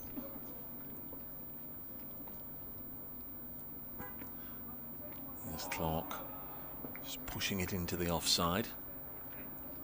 So Essex bowled out for 367. 20 run advantage to the visitors here at Trent Bridge, and second time round Notts quickly wiped out that deficit. The openers putting 100 on, 113 in fact before they were parted, as Clark again defends. There's 1 ball left in the session. Just wonder if they're generating enough oohs and ahs out there for Matt Critley to get an extended spell after tea. We'll have to find out. That's short, and that's slammed away by Clark. Have a bit of that, and he's pulled it for 6. Final way to end the session into the Larwood and Vose stand there at deep mid-wicket. The shortish boundary. A youngster's gone to get it, what, dozen rows back or so, but that's a nice way for Joe Clark to end the session. He'll finish on 18. Notts lead by 122, 142 for 2. Players will head off for tea. It's what is it, Paul? 5 to 4, so they'll be back about 1:15. And indeed, we shall see you then. We will indeed. Thank you, Paul. Thanks, Dave.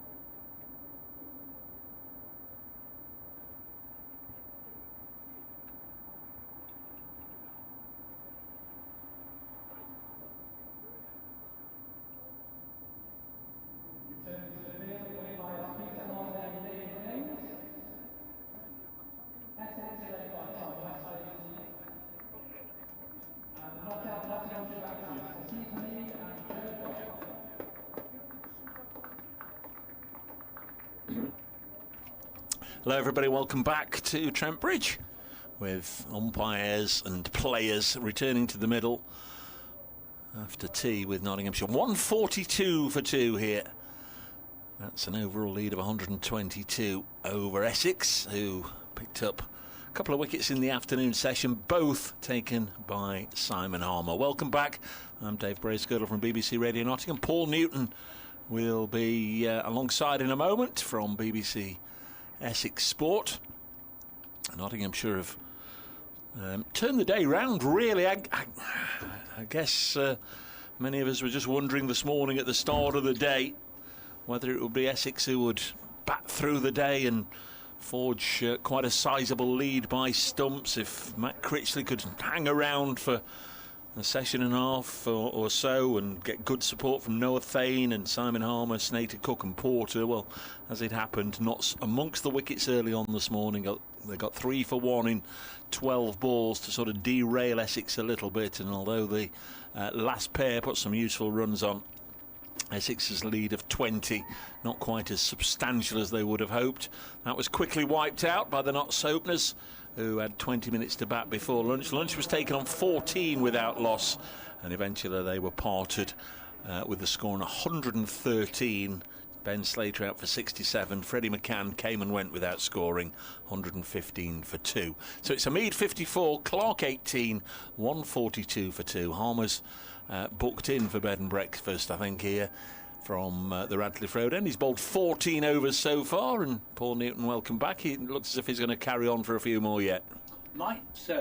Thank you, Dave. Might actually bowl for the entire 16 overs that he can bowl of the final 32. Yeah. Totally feasible. As I say, first innings against Surrey, he got through 47 overs and I think 70 odd in the game, so he thrives on bowling, as he will demonstrate now. Got the only 2 wickets to fall in this Nottinghamshire second innings as they resume right now on 142 for 2. And he comes forward to the first ball, and he's done a little bit in the flight there, and it comes off an inside edge down to leg gully, Sam Cook, and there's no run. What's your hunch from the far end? Because Matt Critley bowled 5 decent balls, and then the 6th ball, the final ball before tea, was smashed away for 6. Yes, it was filth, the ball. It slipped out of his hand and was a half tracker as this ball's played in the offside. Beautifully dealt with by Clark. Yeah, I mean, be quite happy. Gives this plenty of air. Single down to Wesley at long on from Hamid, and moves along to 55. First run after the break, 143 for 2. First thing I've seen on the BBC scorecards this season, Surrey v Hampshire, no longer bad light. It says rain stops play. Yes, that's right. And apart from the to get the angle to play the ball wide of mid-wicket for a single, Snater fields, but not before Clark's moved along to 19. The score to 144 for 2. I think that match Surrey-Hampshire, I think they both wouldn't mind coming out the other end with a draw. I think certainly right in Hampshire's case, as the next ball is played down to Charlie Allison at this sort of almost a slightly extended old-fashioned silly mid-arm. He is probably 18 yards from the bat rather than what in the old days might have been 9 or 10. There's the next ball, just stopped in, run down to first slip, all along the ground as Cox retrieves 144 for 2 with Hamid on 55 and Clark 90. Yeah, Surrey are 282 for 4. They lead Hampshire by 316, but Surrey with a difficult opening to their season. Essex away last week, Hampshire at home this week. If they emerge with a couple of draws there, I don't think they'll mind too much. Worcestershire already have run into sticky ground in pursuit, if that's the right word to use, in pursuit of 610 to beat Yorkshire.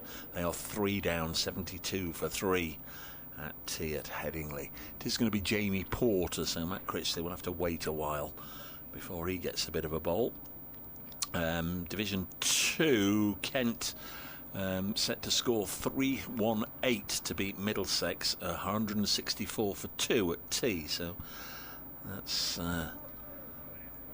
nip and tuck. 152 more required in the last session of the day, if that's to be done in 3 days. Here's Porter into bowl and struck Clark on the back pad. Umpire Milne's having nothing to do with it.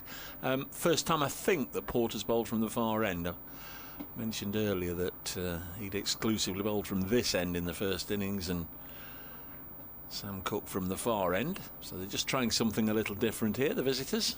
Yes, I mean, the appearance is, and it may just be an illusion, that it's on a slight downhill, and certainly at Chelmsford he loves to bowl from what used to be called the Hayes close end, nowadays the Graham Gooch end.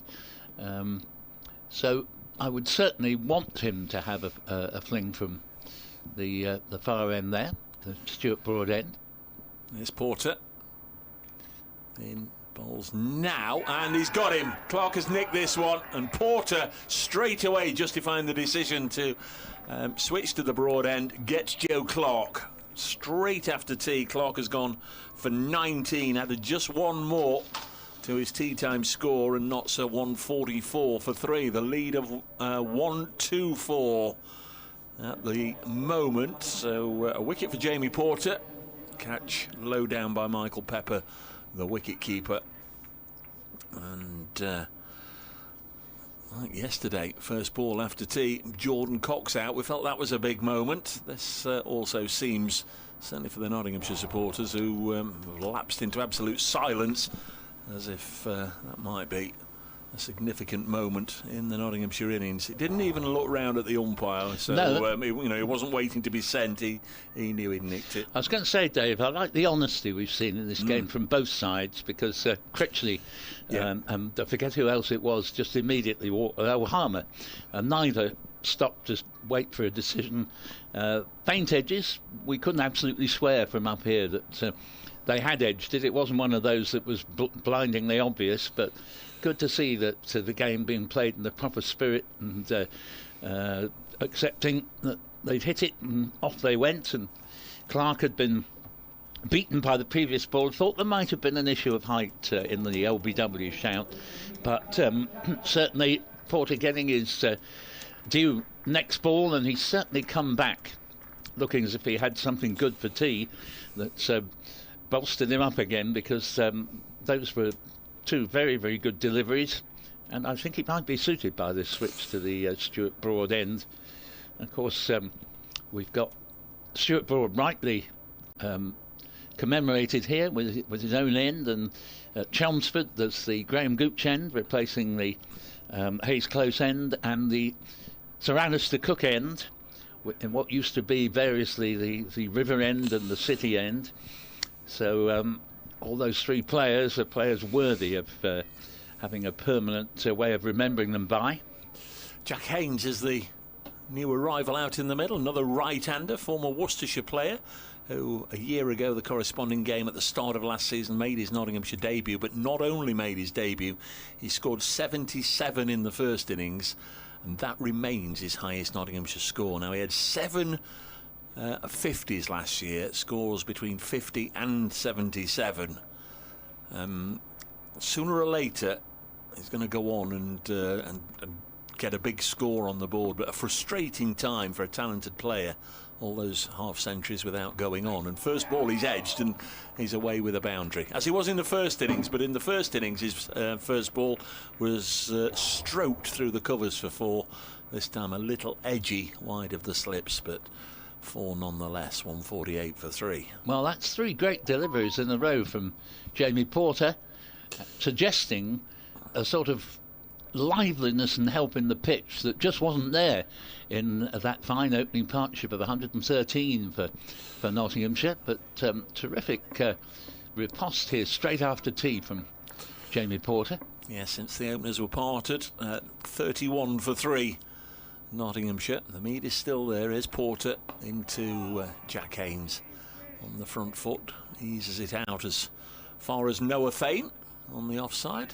No run. He's a fine sight, Jamie Porter, when his tail's up. Now, I'm not suggesting for a moment that he's a rather faint-hearted player who needs things to go his way before he bowls well. That wouldn't be fair to him at all. He's a lion-hearted player, but when he gets the smell of blood up his nostrils in terms of taking wickets, he is a formidable opponent. Very definition of a competitive athlete. Comes in and bowls to Haynes, who pushes it back to him. He did speak to BBC Essex Sports Don Topley at the end of day one and said how shattered he was, all the effort through the day, following on from the 2 days in the field against Surrey last week. But said it'd be good to go as soon as the batters had their turn in the Essex first innings. Got 2 wickets in the first Nottinghamshire innings, 1 now in that over, which comes to an end. 148 for 3 knots after 44 overs.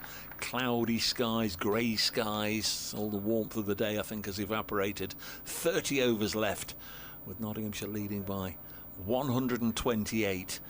Just want to make sure, I guess, the home side, that there isn't another little collapse here. Another couple of 3 wickets go down.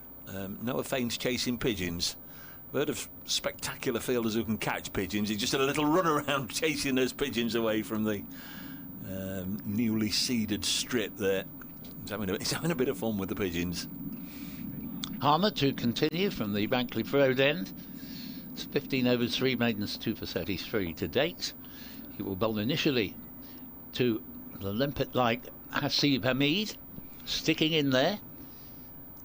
And Harmer bowls to him and comes right forward in defence. We've got an email from Glenn Jarvis who says, I emailed last weekend at Chelmsford about low attendances at weekends, even with no trains and football going on. I've been a member at Essex for over a decade and weekend county cricket crowds are always low.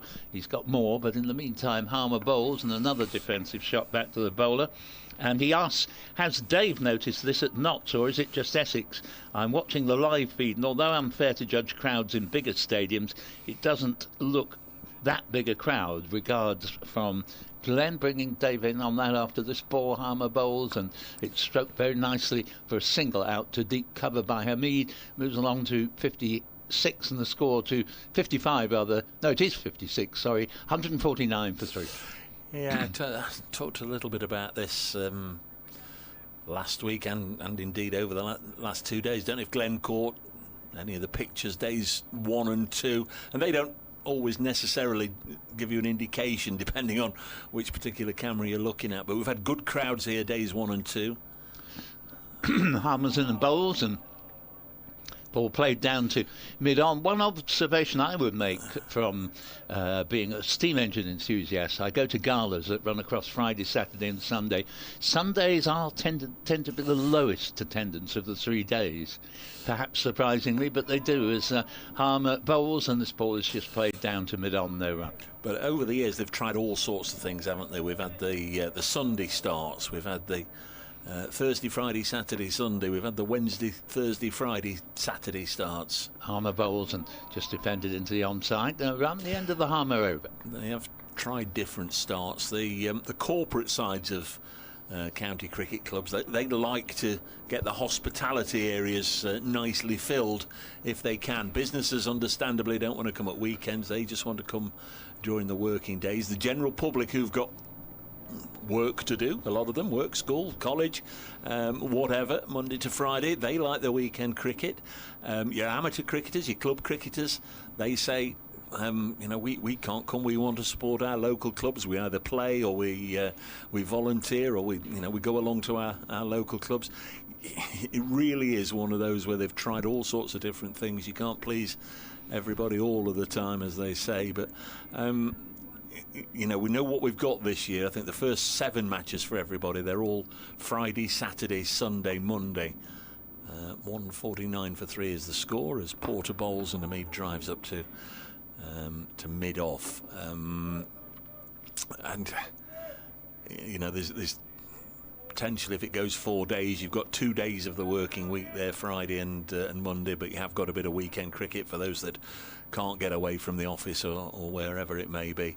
It is a tricky one. 4-day cricket is going to take up a lot of time for somebody that wants to follow the entire match. And Paul, I'm sure you'll agree, we're hugely fortunate that we are able to, in this situation, that we are able to follow the twists and turns of a 4-day match as Hamid pushes this into the offside. And not everybody is that fortunate they can do it, but they've literally county cricket and the ECB, they've tried all sorts of different starts.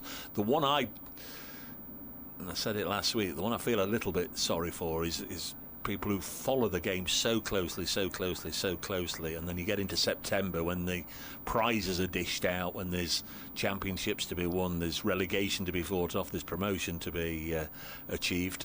This goes through to the keeper, and they play games Monday, Tuesday, Wednesday, Thursday. It doesn't give somebody who's supported county cricket through much of the season a chance just to, more often than not, just to come along and see their side clinch a title or whatever may happen. They don't seem to play weekend cricket in September, and I know it's a direct contrast with football, but we had that here yesterday. Nottingham Forest were playing behind us. We had a largish crowd in the morning, a lot of Nottingham Forest supporters here, maybe a few Everton fans as well, as it turned out. This is blocked, all here in the red shirts, and then they disappear for 2 hours while the football's on, and then they come back afterwards. So it can live hand in glove with the football season, but they don't do it in September. And I feel a bit, I cover football as well in the winter, so I'm sort of a turkey voting for Christmas, saying there should be some weekend cricket, but I do feel that there should be a day or two or an opportunity to watch county championship cricket at the weekend in September when the prizes are won. This is pushed back to the bowler by Asiba Mead, 149 for 3, but I know everybody's got a different viewpoint, and that's why every year we seem to start on a different day. Yes, certainly one point I'd make, I wish they wouldn't put the final fixture at the very end of September, because as regular as clockwork, September's a very reasonable month until you get to those last few days, and then it turns very wet, and it's asking for trouble to have one right at the very end of the month, and it usually turns not only wet but pretty cold. 149 for 3. Next ball on its way, and this is dug out by Hamid. Of course, in September they have earlier starts, but it doesn't seem to give us an earlier finish, if you know what I mean. No, that's right. Games, they just there's an extra half an hour, so we can go even slower today. Nobody seems to enforce the over rate as maybe as rigorously as they should, and I think it was a year or two back, one of my correspondents came up with the very best suggestion I've heard for making sure we have a good over rate, and that is if you're behind after 80 overs or whatever it may be, you can't get a second new ball until your over rate's back level. And that would, particularly in Test cricket, international cricket, where they're getting a ridiculous 12 overs an hour or something in, you don't get a second new ball if you're not up with the over rate. Yeah. Harmer's in, bowls, and the ball just dropped down into the onside. There's no run there. 149 for 3, leading by 129. Hamid 56, Haynes on 4. Harmer again, slip on a bat pad. Bowls to Haynes. Haynes drives pleasantly down to Paul Walter at mid-off. Doesn't get a run. Hit it too well, actually, to be any hope of a single. He is a deep set mid-off, but you'd have to take all the pace off the shot to be a crafty single from that. As the next one, he's hit equally firmly, but again, just picking out the fielder there in the covers. And once again, there will be no run from what would have been 4 a yard either side, as Harmer's in again. Bowls, and once more straight at mid-off. So some nice shots here in this over from Jack Haynes, but so far not finding the gaps. 2 have gone to Paul Walter, the other to Matt Critley. And Harmer on his way again. And a defensive shot this time. Would have gone down to Wesley at mid-on, but Snater saves his captain the trouble by nipping across from mid-wicket to intercept. 149 for 3. Harmer. And that's a good delivery, and it beats the forward push of Haynes there, and it continues to be the case that although Porter has got the wicket to fall after tea, Harmer, who got the 2 wickets before tea, still looks the chief threat to Essex being able to take wickets sufficiently quickly to try and force a result on the final day. Done themselves a huge favour, Essex, by getting rid of Joe Clarke. so Yes. early in the post-tee session, because he can score his runs really quickly. I talked about Notts, provided we get a full session in, being 200 in front by stumps. If Clark had stayed there and just got into the mood, there could have been 250, 260 in front, and in a position where they can really have a little look at going for it tomorrow morning, as Porter bowls outside the off stump, and Hamid played away from his body. The pigeons are back in force on the strip that was played on last week. Steve Burks and his crew have no doubt reseeded it, so a tempting little tidbit there for the pigeons. There's not going to count them all, but they must be getting on for 30 today. I think that's probably as many as we've seen throughout the match. 149 for 3 as Jamie Porter bowls to the Notts captain, finds the gap on the offside. They get a single. The pigeons take flight and then drop back down as applause ripples round Trent Bridge for the 150. That's the one that, if you ask people why you applauding the 150, nobody ever knows. You don't get any bonus points for it. It's just a milestone, isn't it? Just a landmark. Notts lead is 130. Hamid is on 57 at the non-striker's end. Jack Haynes back on strike, facing Jamie Porter, who dismissed Joe Clark in his first over after tea. And Haynes plays this up to mid-off, no run. Wesley doing the fielding. Yeah, it was such a sight that inspired the great Tom Lehrer to come out with one of his brilliant songs way back in the 50s, Poisoning Pigeons in the Park. And he was a splendidly irreverent... actually, his job was a professor of mathematics, but he wrote some of the funniest songs that have ever sort of come out on the market. And after 1 year, he said, right, that's enough, I'm off now. And he just retired. Porter beats Haynes outside the off stump, and again lots of signs of anguish from the Essex cordon. There's an irony here, Dave, and that is that Porter is getting a response at the moment and putting in a performance that just wasn't there with the new ball either side of lunch. No. Really, neither opening batsman was troubled at all, and he's really had Clark and Haynes playing and missing quite regularly here in a superb post-tee spell.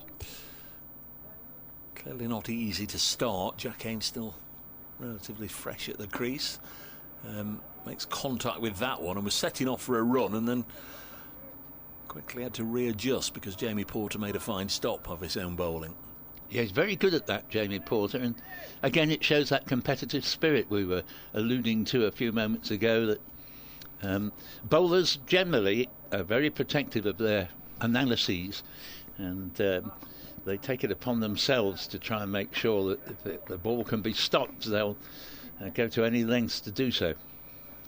There's Porter, bowls to former Worcestershire man Haynes, son of former Pairs all-rounder Gavin, blocks this one, end of the over, 150 for 3.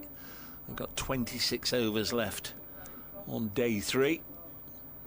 We're already approaching 20 to 5. 150 for 3.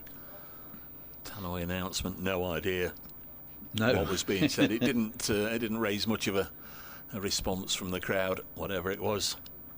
Just can't hear with the headphones on. 26 overs remain to be bowled this evening.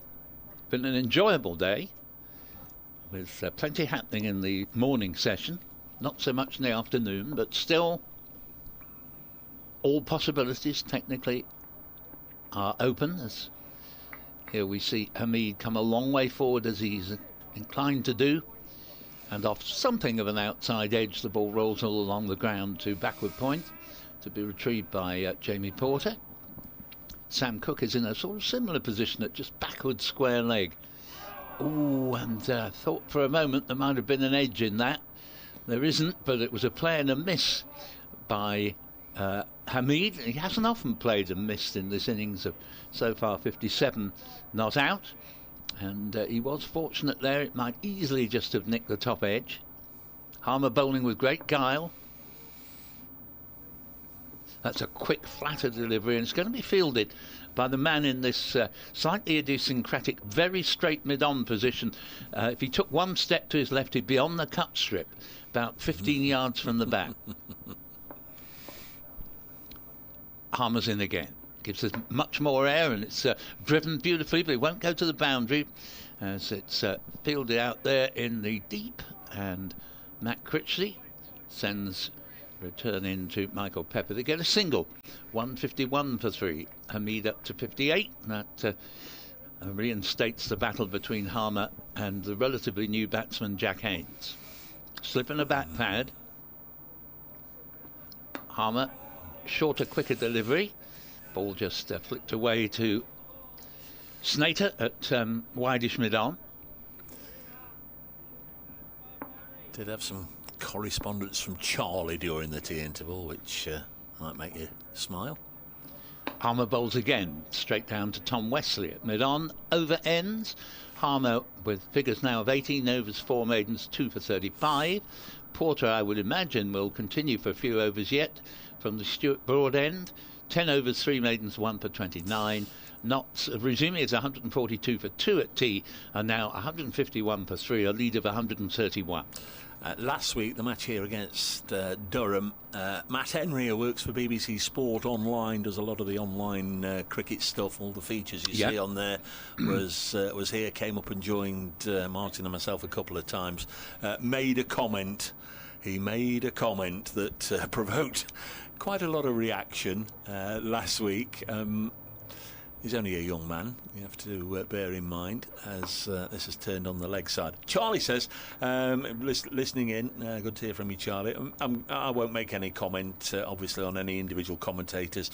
All I'll say this week, Dave, is I hope both you and Paul like films that were made before 1990. Now, Matt Henry said he was prepared to discount all films made before 1990. He didn't exactly say as rubbish, but that's what he was alluding to. So we shot at him from different directions. All the famous films that were made before 1990. Yes, indeed.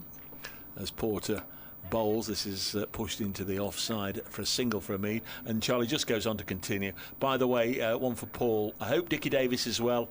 I very much enjoyed your memories of Trevor Bailey on a previous Essex versus Notts commentary. Best, Charlie. Thanks, Charlie. Yes, Dick is well. Heard from him quite recently, and we both actually had a meal together around about November time with Dick's splendid wife Sarah, and we were both ailing at the time, but pleased to say it seems he's made a full recovery long since. Porter into his 11th over in this innings. Jack Haynes, who's hit his first ball for 4, has now faced 20 deliveries, and he's still on 4. Blocks this one. Yeah, one thing we've noticed really about batting today, and perhaps it's not really a surprise because it's perhaps generally true, that batsmen very often struggle in the early stages of the innings. But once they get going, they've looked in pretty good touch, and the pitch has suddenly lost its demons for them. Porter in again. Haynes leaves the crease, advances almost Joe Clark-like, 2 or 3 paces down towards the bowler before turning it to Snater at mid-wicket. I think there was everything from Brief Encounter and it was the Laurel Hardy one, Sons of the Desert, to Star Wars, to the Carry On films, to Grease, to Saturday Night Fever, to a lot of the John Waynes, the Cowboys. He was instantly regretting saying that any films made before 1990 can by and large be discarded, as this is blocked by Haynes, 152 for 3. But it provoked a bit of comment, Paul, as you can imagine.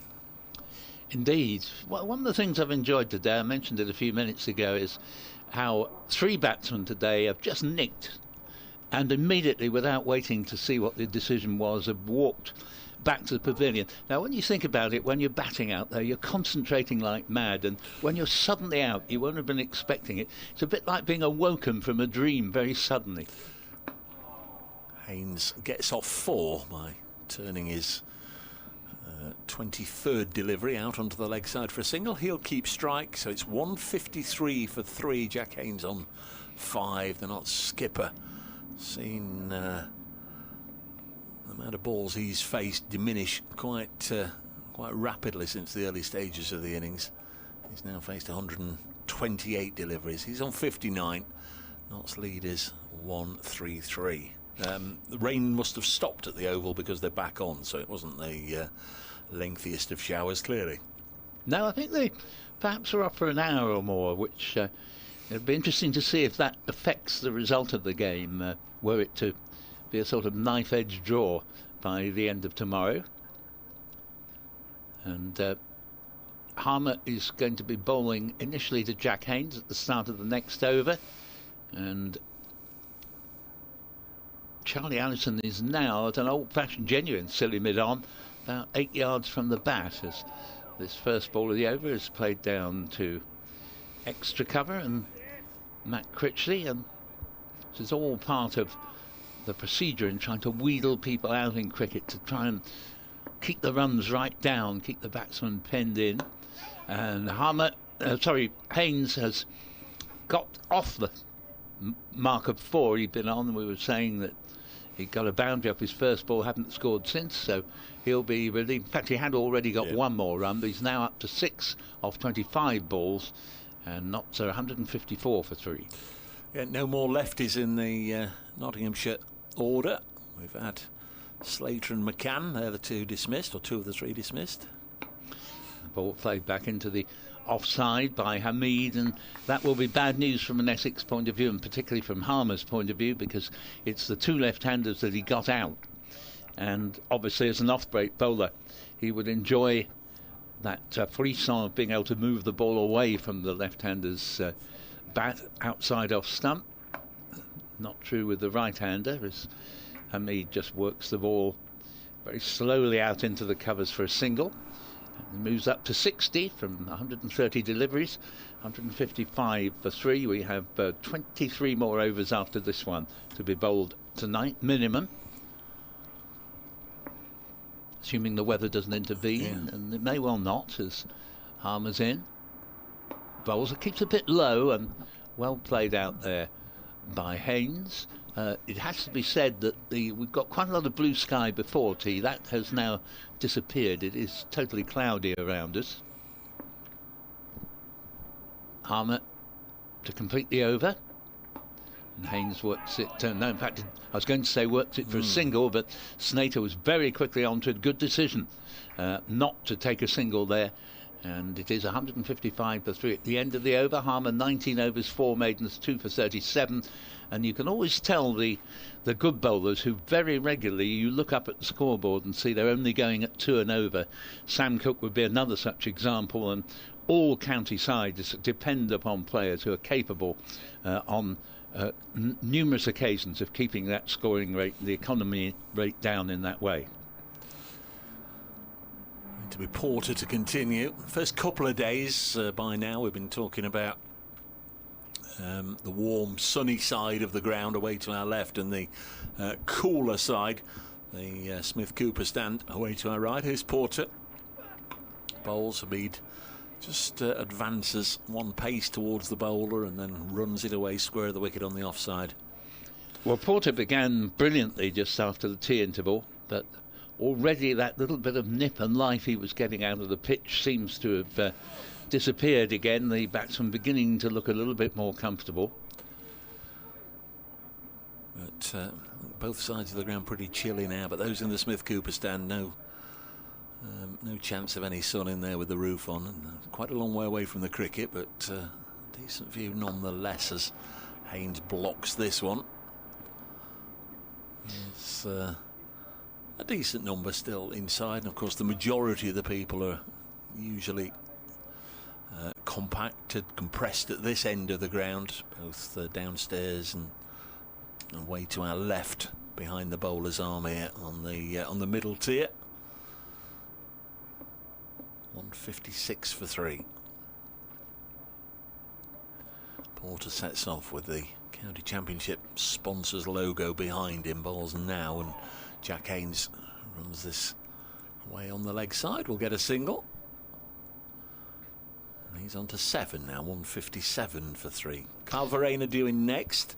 Then Lyndon James, Brett Hutton, Fergus O'Neill for Han Ahmed and Dylan Pennington. Notts will be hoping certainly that 4 or 5 of those at least don't get to the crease this evening. Yeah, it's been slow going since tea. 15 for 1 off very nearly 10 overs. And I think this makes a draw more and more likely. Porter to Hamid. Happy to set route and block that one. Sam Cook down on his haunches, just twisting. Looks pretty painful, but if it works for him, if it gets him nice and loose, ready for his next spell. You know, no one should be too surprised at the thought of Sam Cook twisting the night away. Very good, yes. Slight difference in the spelling, but an irresistible effect for anyone of my generation who enjoyed the music of Sam Cook. Why, did he have an E on the end? Yes. This next one's pushed out into the covers. The man with no name does the fielding. A substitute fielder. And I've got a feeling, Dave, that there is a cricketing parallel. Admittedly, this is Chris Cook of Glamorgan. Yeah, but I think he's got an E on the end of the hook. Yeah. Yes, yeah. 157 for 3.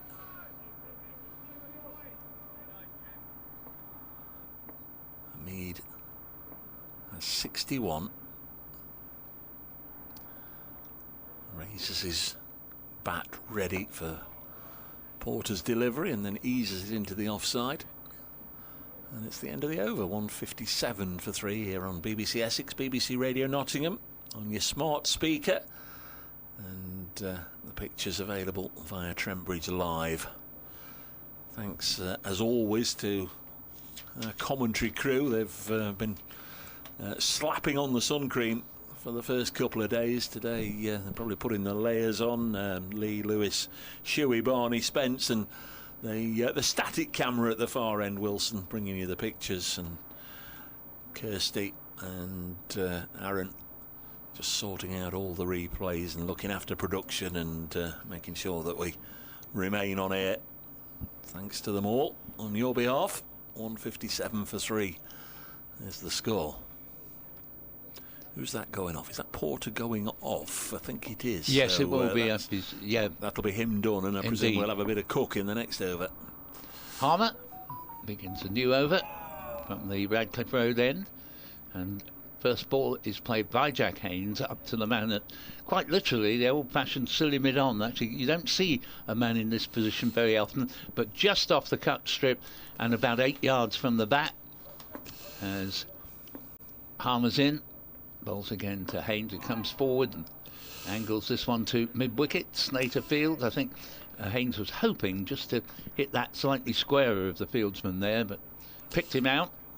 Producer Kirsty, I just want you to go back 2 minutes and listen to what I said a moment or two ago. Harmer's in bowls, and this ball is driven firmly to mid-off, where Walter stops it, saves the single. She says, you've forgotten Lewis's name. I've got it written down here. Lee, Lewis, Shuey, Barney, Spence and Wilson, the static camera. So I must have said it, Kirsty, but there you are, Lewis. She's thinking about you. Harmer bowls again and dabbed out into the offside. There's an awful lot of oohs and ahs going on out there among the Essex fieldsmen, but don't be deceived into thinking that he's looking like taking a wicket with every ball. He's bowling thoroughly well, let it be said, but any turn there is slow. As he bowls again, quicker, shorter delivery, and this ball smacked away to the square boundary on the offside. And I don't think Harmer, he rather pulled that one down. It was a bit of a half tracker and rightly dealt with by Haynes. Mark of a good player who can be tied down for quite a while, but then gets the first poor delivery he's had in quite a while and takes full advantage. 11 to Haynes, 161 for 3. And the next ball is a good bit of batsmanship there from Haynes, because he set out to play one shot but then saw the ball was coming onto him rather more quickly than he anticipated, and he just stabbed a dead bat down on the ball and guided it into the offside. So Harmer completes his 20th over, 4 maidens, 2 for 41, still going at a niggardly 2 2 runs and over, nearest damn it. Porter 12 overs, 3 maidens, 1 for 33. We now anticipate will be replaced by... No.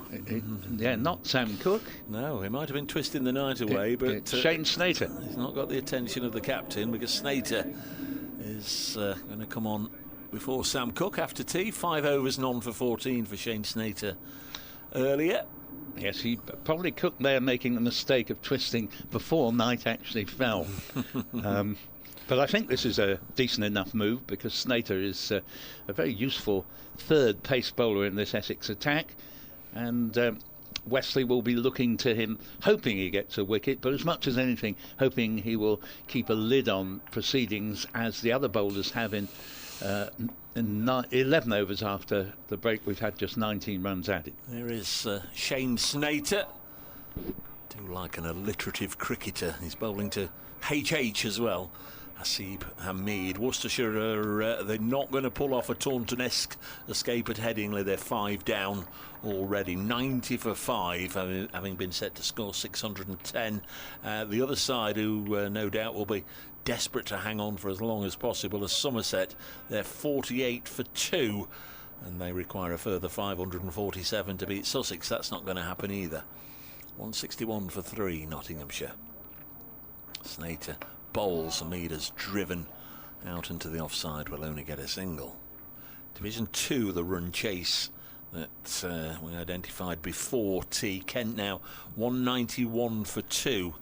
That's against Middlesex down at Canterbury. They've been set to score 318. Zach Crawley got them off to a thumping start before falling for 58. Daniel Bell-Drummond fell first ball, but since then Ben Compton, who's 67 not out, latterly of this parish, and Tuenda Moyei, who's 58 not out, have got Kent now to within 125 of victory.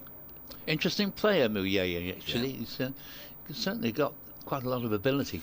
Shane Snater bowls and cut away for 4, this time by Haynes.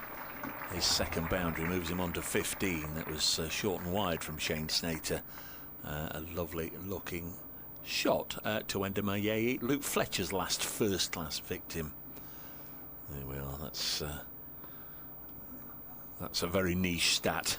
Right at the end of last season, Luke Fletcher bowed out of first-class cricket. His last wicket was Moyei down at Canterbury. Tremendous character, Luke, and sad to hear that Anno Domini has finally caught up with him. Snater bowls and is defended. Played club cricket for his club Papelwick yesterday. He is the bowling coach. He's not lost to Trent Bridge, Paul. He is the bowling coach here now for the women's team, for the Blaze. So, good to hear. Sure we'll see him around. Sure you'll have a lot to contribute in his retirement years. Well, I say retirement, but post playing first-class cricket career. Haynes on 15 out of a partnership of 22 with his captain. This is short and pulled away by Jack Haynes for 4 more. Nicely timed by the former Worcestershire man, just easing into his work here. And just have a little look. That's 9 now from 5 balls on Snater's comeback over. Sam Cook, continue your warm-ups, please, just in case. Yes. It's always the trouble, isn't it, if there's a release of pressure. Snater to Haynes. He blocks this one. He's already done his work in this over. 170 for 3. Notts lead by 150. Yeah, Haynes beginning to get into his stride now. And obviously you were highlighting his sort of slightly disappointing way of getting out between 50 and 100. But it's better than not getting to 50 very often, and you're still a good player if you can notch up the number of half-centuries that he's been getting. Yes, 7 in the 14 matches. Here's one. I don't know the works of Sam Cook perhaps as well as you, but Mark the Mod says, a change is going to come, Mr. Cook. Yes. Are you familiar with... Very much so, yes. Okay. It's if you'd like to hum a bar or two, it'd all be... I wouldn't, actually, now you come to mention. I'll have some more regard for my listenership. But suffice to say, Sam Cook wrote it, and Harmer begins anew over from the Radcliffe Road end, and Hamid pushes it out for another single. Hamid very happy just to push singles and get his partner onto strike. 63 out of 171 for 3, but it was also covered by Bobby Hatfield of the Righteous Brothers. Bobby Hatfield with a very high, soulful voice. And there have been several other renditions of A Change Is Going to Come, but Sam Cooke was just a magnificent, not only singer, one of the great soul voices of all time, but brilliant songwriter as well. Worcestershire have all but thrown the towel in. They're 90 for 6. As Harmer's in, bowls, and the ball is played back down the pitch. Yes, you have to slightly wonder whether Worcestershire, who've recently been in Division 2 and of course for many years had the reputation of a yo-yo side, if they are one of the sides most at danger of being relegated at the end of the season. As Harmer comes in, bowls, and that's a good delivery, has the beating of Haynes jabbing at a ball that just climbed on him a little more than anticipated. Good bit of bounce there from Harmer, and well taken by Pepper. Yes, it'll be very interesting to see how that pans out, and may well be not until September that we sort of see some shape to the Division 1 table. This ball is driven down to Paul Walter at mid-off, no run. With regards to the bottom two, traditionally the two that come up you sort of look at and wonder. As this next ball is played back down the pitch, yes. But Yorkshire and Sussex, you'd imagine their stocks, certainly the way Sussex have started, and of course Yorkshire the biggest county. So it's if it is going to be Worcestershire and who? Yeah, I'll come back to that point in a moment, but Harmer bowls again on that defensive shot. The end of another Harmer over. 21 overs, 4 maidens, 2 for 42, 171 for 3. Yeah, Yorkshire strike me that, of course, they're coached by the erstwhile Essex coach of the last 7 years, Anthony McGrath. He's gone back to his native Yorkshire. He's a good man, Anthony. I think he'll get the best out of the many youngsters nowadays to be found in the Yorkshire team. And they seem to be able to rack up some good scores. And I rather fancy them to stay up. In truth, they shouldn't really have gone down a couple of years ago. So I actually think both Sussex and Yorkshire have got a very good chance of staying up. So others had better watch themselves. Yeah, Durham losing here last week, but they didn't have Beddingham. He's going to be a useful acquisition, as we all know. Now they've got him back. Here's Shane Snater, went for 9 in his last over. Single from the first ball of this as Hamid pushes it square of the wicket on the offside. I've got Bryden Cast, Mark Wood and Ben Stokes, of course, the 3 England lads, all out injured at the moment. You just wonder how much cricket they will play individually and collectively for Durham this year. But anything they can get out of those 3 would be useful. But they were missing really a little bit of support last week for Matt Potts, who was outstanding. They've got the Australian Brendan Doggett making his debut this week, so at least they've got 2 overseas now in the side, which they didn't have last week. David Beddingham and Brendan Doggett. They signed Emilio Gay from Northants and Will Rhodes from Warwickshire, as Haynes forces this out into pigeon territory, away on the offside. Couple of runs to Haynes, who's got going again. He went 20 deliveries or so without scoring a run, and has now certainly breached that seal and is scoring freely. Yes, Hamid is now quite clearly playing the sheet anchor role. Every time he gets on strike again, he just pushes a single to put Haynes back in on strike.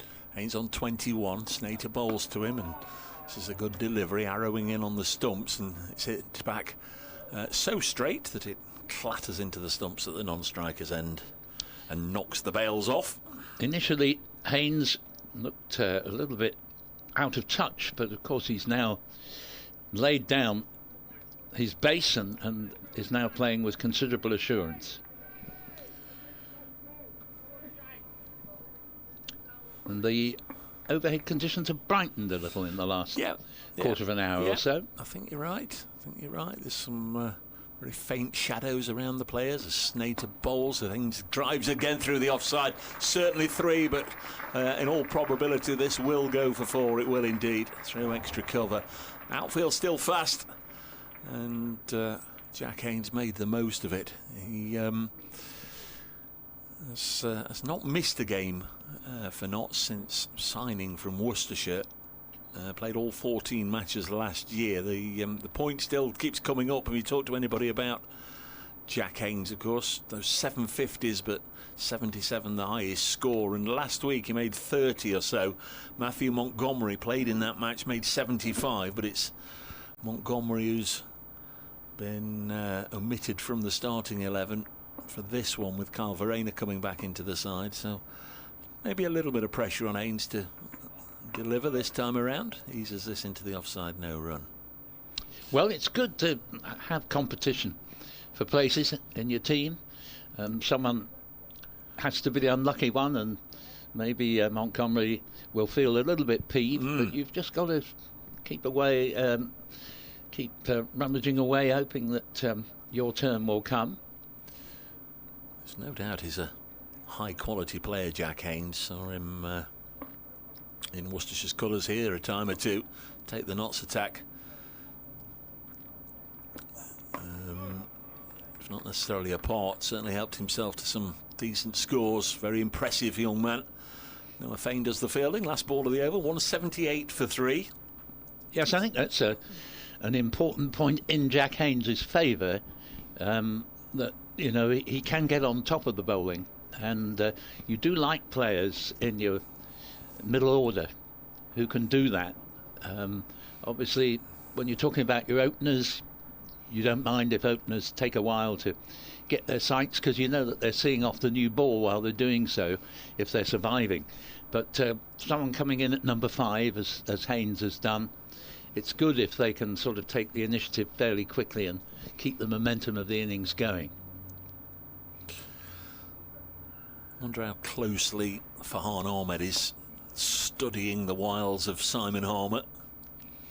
Good man to learn from, as Harmer gives us plenty of air, and dot ball to start with.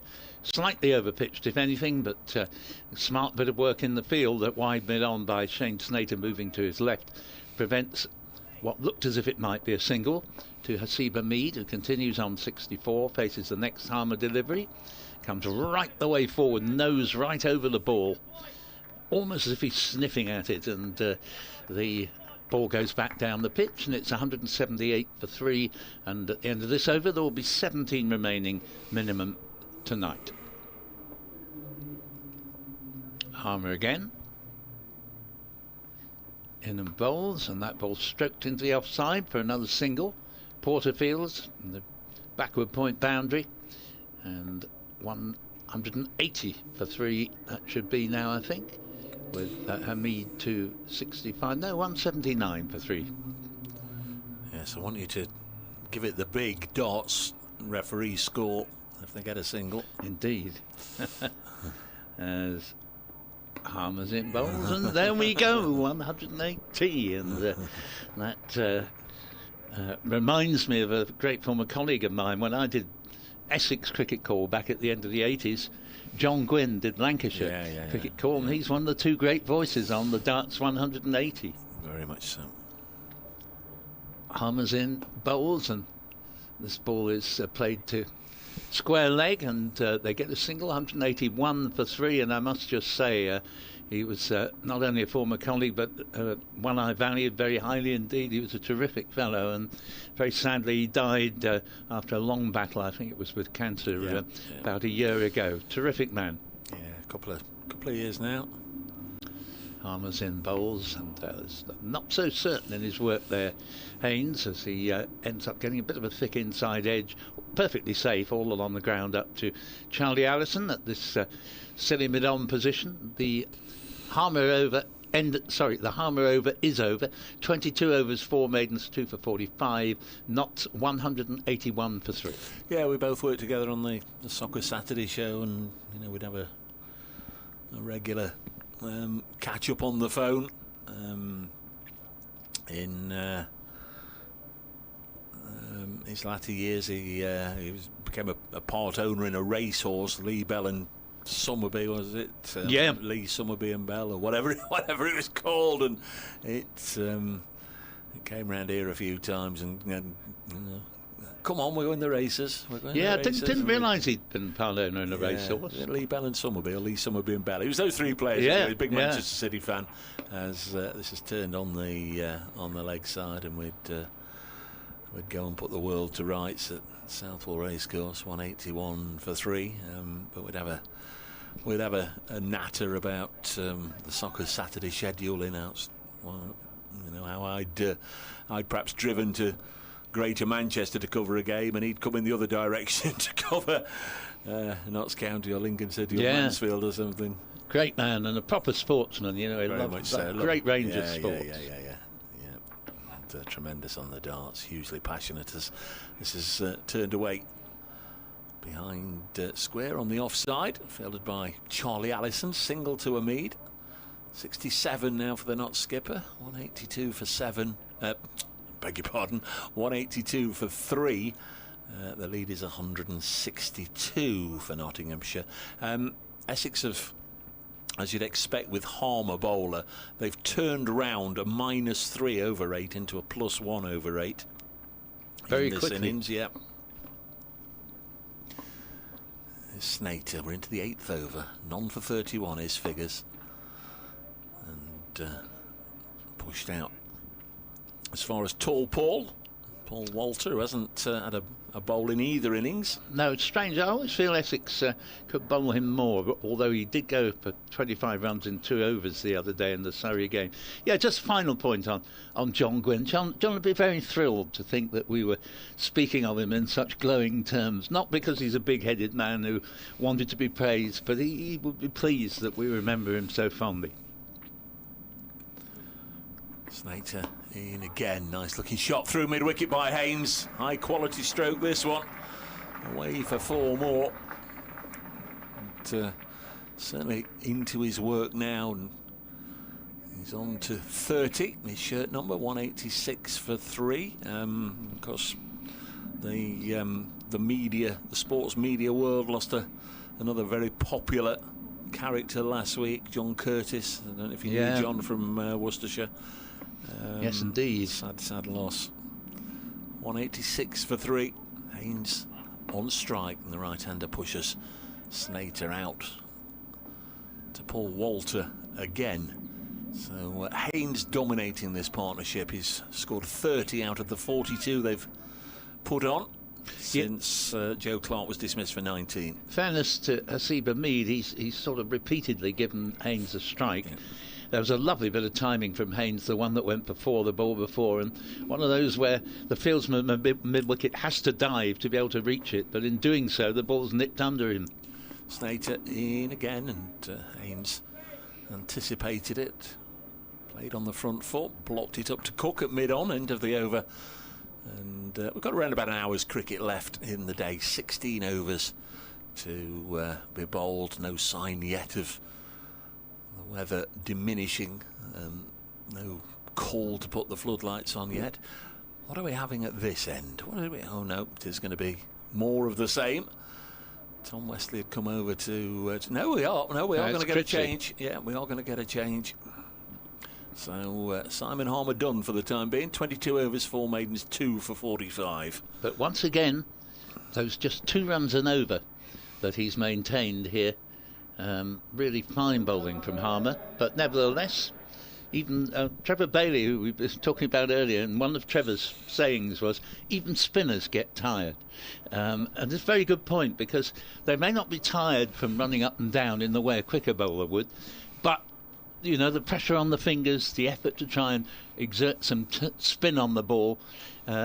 And I said to Simon Harmer once, are you spinning fingers, are they getting tired? He said, no, they're not the problem, it's my shoulder. Yeah. Because you put a lot of your effort into tweaking the shoulder at the moment you deliver the ball. And so good that he has a bit of a rest. And in comes Critley with his leg breaks. It begins with a flattish delivery that Hamid plays out for no run into the offside. 186 for 3. the Worcestershire bus driver has just gone to turn the engine over and get the coach nice and warm. Yes, as here is Critley bowling. Again, it's a dot ball played to Snater at almost a mid-wicket rather than a wide mid-on now. Chasing 610, then 91 for 8. Yes, the end is nigh. And here Hamid passes the strike to Haynes by steering the ball down to long off. 187 for 3, Hamid 68. And Haynes has a look at the leg side field there. Critley bowls to him, but instead places into the offside, as he should have done because the ball was outside off stump. No run. 187 for 3. Critley tosses the ball from one hand to the other and then bowls. Will field to his own bowling here for deliveries of this. Oh, well, in fact, they've still got Harmer up on the board there, but it should be Critley. Yeah. Unusual because it's been a very good scoreboard indeed. As the next ball's played back to the bowler. That's the end of the over. And I think there was just the one run in it. 187 for 3 constitutes a lead of 167. Yeah, and it did actually say on the live stream, bowler Critley and his analysis. It's, I didn't realise they were sort of independent. I thought if the scorers punched this in there and there, then it went in on both. Jordan Cox has been off the field for a little comfort break. He comes back now. 187 for 3, but they'll sort that out. I'm sure they'll sort that out. Somebody will give them a nudge in the box that it wasn't Harmer who bowled that over. Maybe it's because they were so sure he was going to go right through to the finish that they just automatically assumed he would still be bowling. And they've actually still scored that last over as if it was bowled by Harmer, who'd finished with 22 overs, 2 for 45. He's now up there as 20. They've corrected it now. Yep.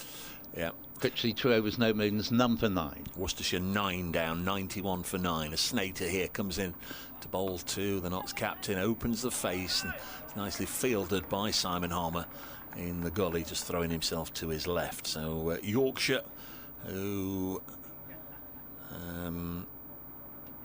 what did they do last week, Yorkshire? They lost. Oh yes, they were beaten, weren't they? That's right. They were skittled for about 121 first innings.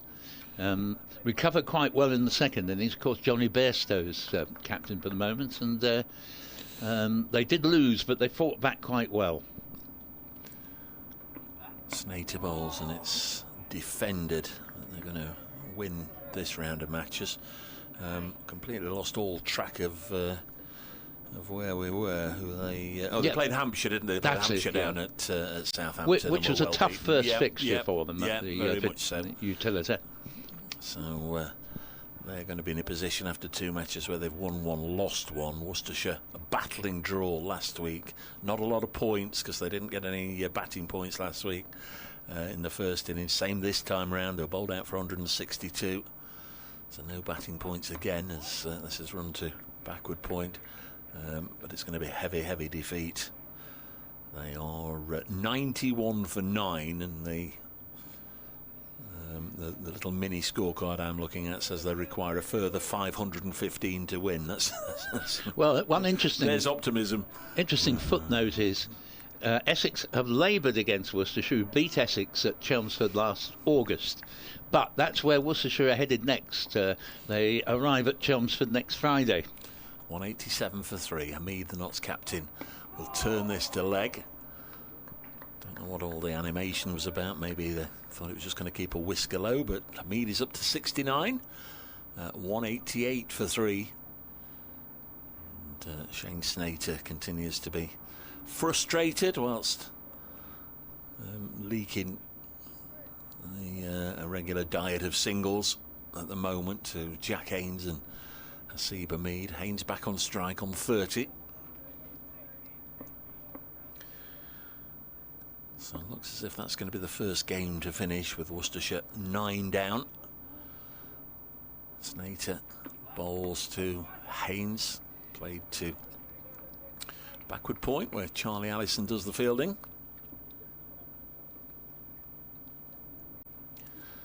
Just the one slip. Harmer's gone in there now. He started the over backward point, but has gone in there now. Walter has come out, gone into extra cover.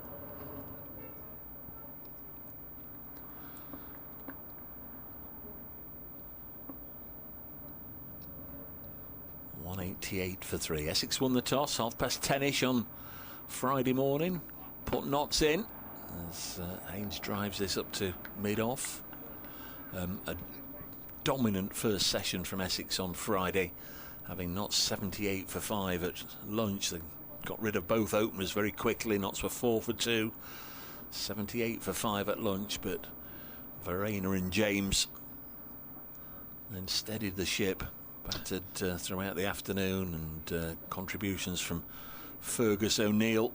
I was watching the live feed at the time, Dave, and I remember thinking at the time that quarter of an hour up to lunch when Verena came or James came and joined Verena, and I thought it was a crucial phase because Cook and Porter, as Critley comes in to begin a new over, bowls to Hamid, who hits this firmly down to mid-on, well fielded on the tumble by Walter, and there's no run, 188 for 3.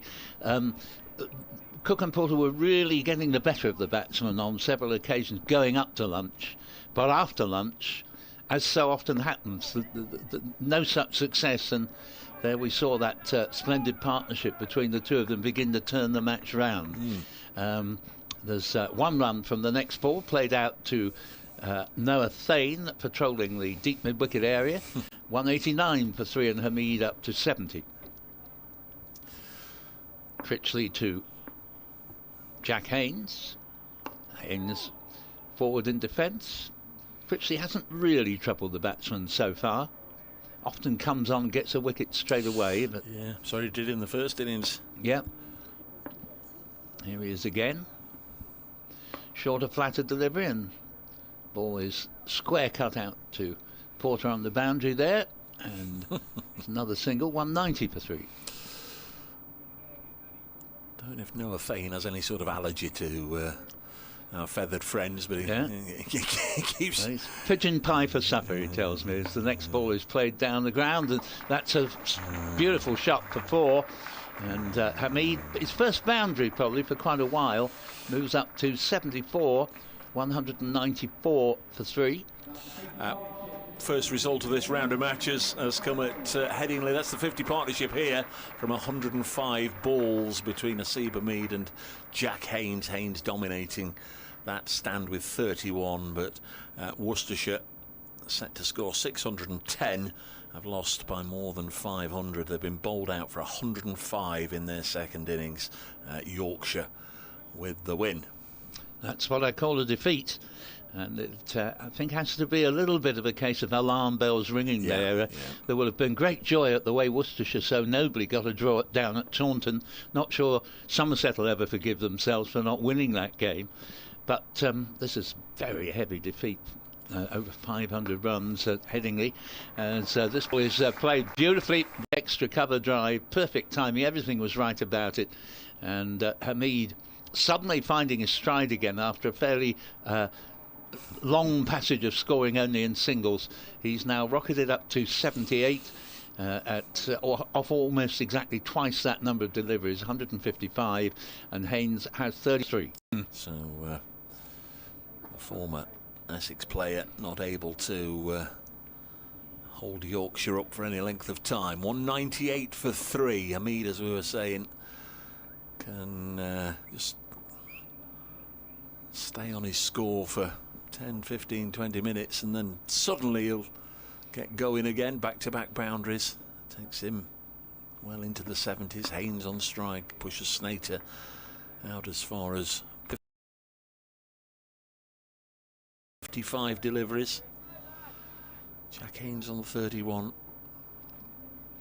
Yes, that's very interesting to hear. I can't remember the exact details, but Graham Pollock was one of the great batsmen of all time, great South Africans. And he used to say, he said, I reckon if I scored I'll just come back to that point after this ball from Snater. Snater in and bowls now. Next one's eased into the offside. He said if I scored 7 boundaries in the course of an hour, which he said, well, you're probably going to face 30, 40 deliveries in that time, I would be going along very nicely, you know, get 50 or 60 possession. And in his day, you didn't necessarily have to be crashing the ball all over the place, but he was just a brilliant accumulator of runs. And for his psyche on it was just to wait until you got a loose ball and hit it for 4. And there's a lot in that to batsmanship. Snater bowls wide of the off stump through to the keeper. Wasn't here. Scored a fabulous century by all accounts on this ground in 1965. Graham Pollock, part of that fabulous South African side before apartheid, or before their exclusion from the world game. Colin Bland, of course, the fabulous fielder, part of that team. Peter Pollock, Graham's brother, the fast bowler.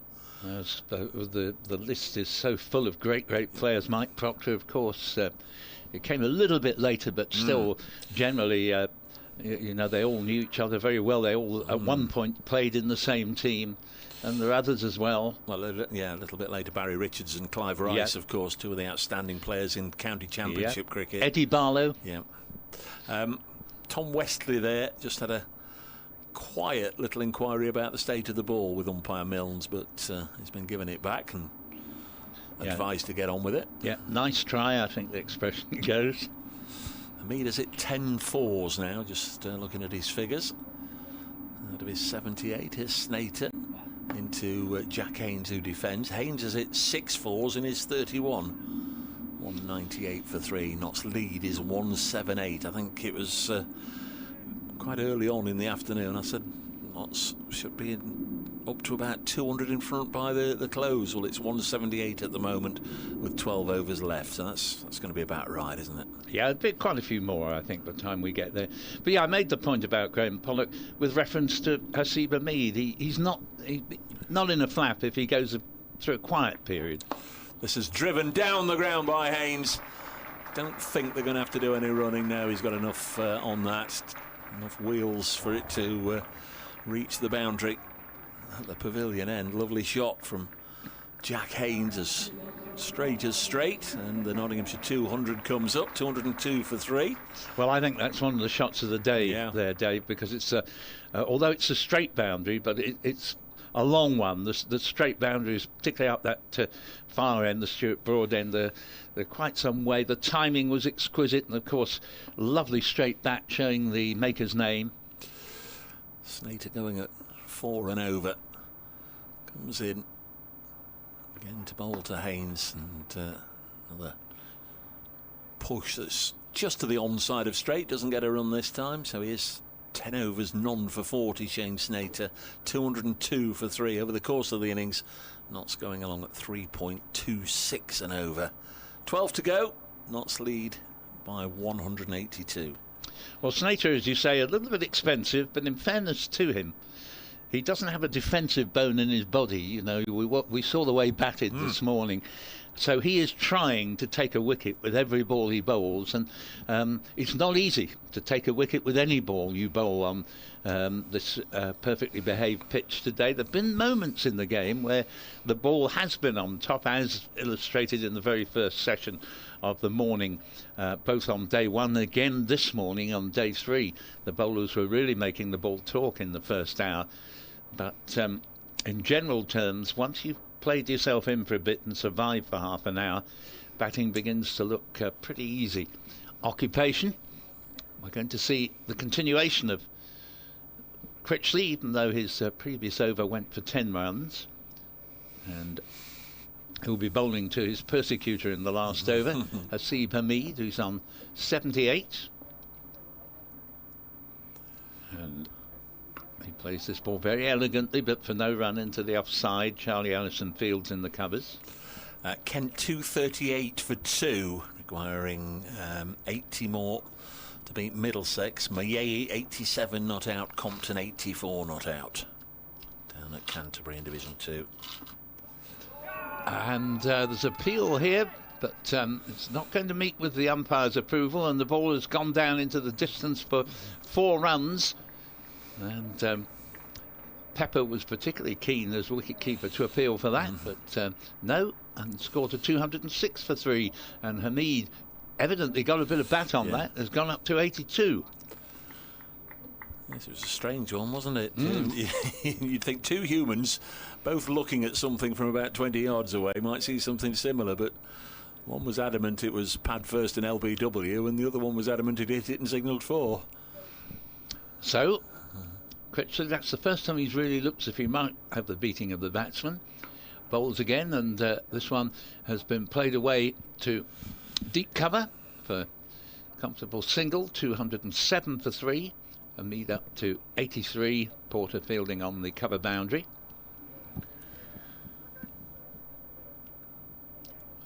Yeah, it looks as if Kent are poised for victory in that one against Middlesex, and well, they need 80 more. You can always add a couple of wickets to it, can't you? Yeah, and still come out with Kent winning. Well, yeah, yeah.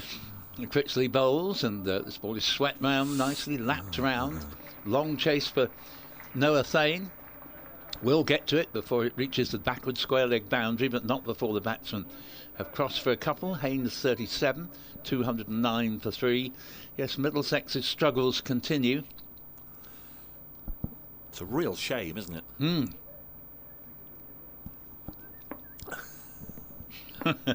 The ground share with Essex, don't they? Well, yes, they did last year.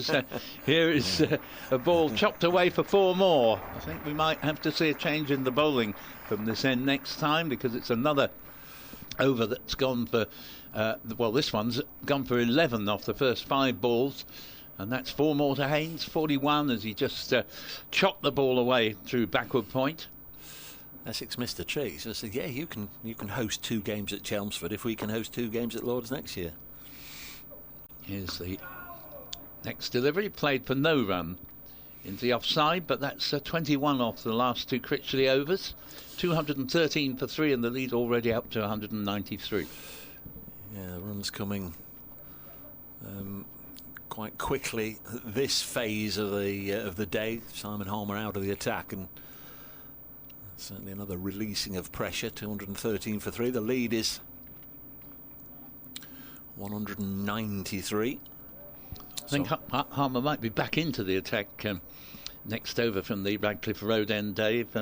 Many is the time in the last, what would it be now, about 8 seasons that we've watched Simon Harmer, where he's finally been given a rest, but it hasn't proved a successful bowling change, and Harmer's been back in the attack before you could blink, as we're, I think, going to see Noah Thane given another try from the Stuart Broad end.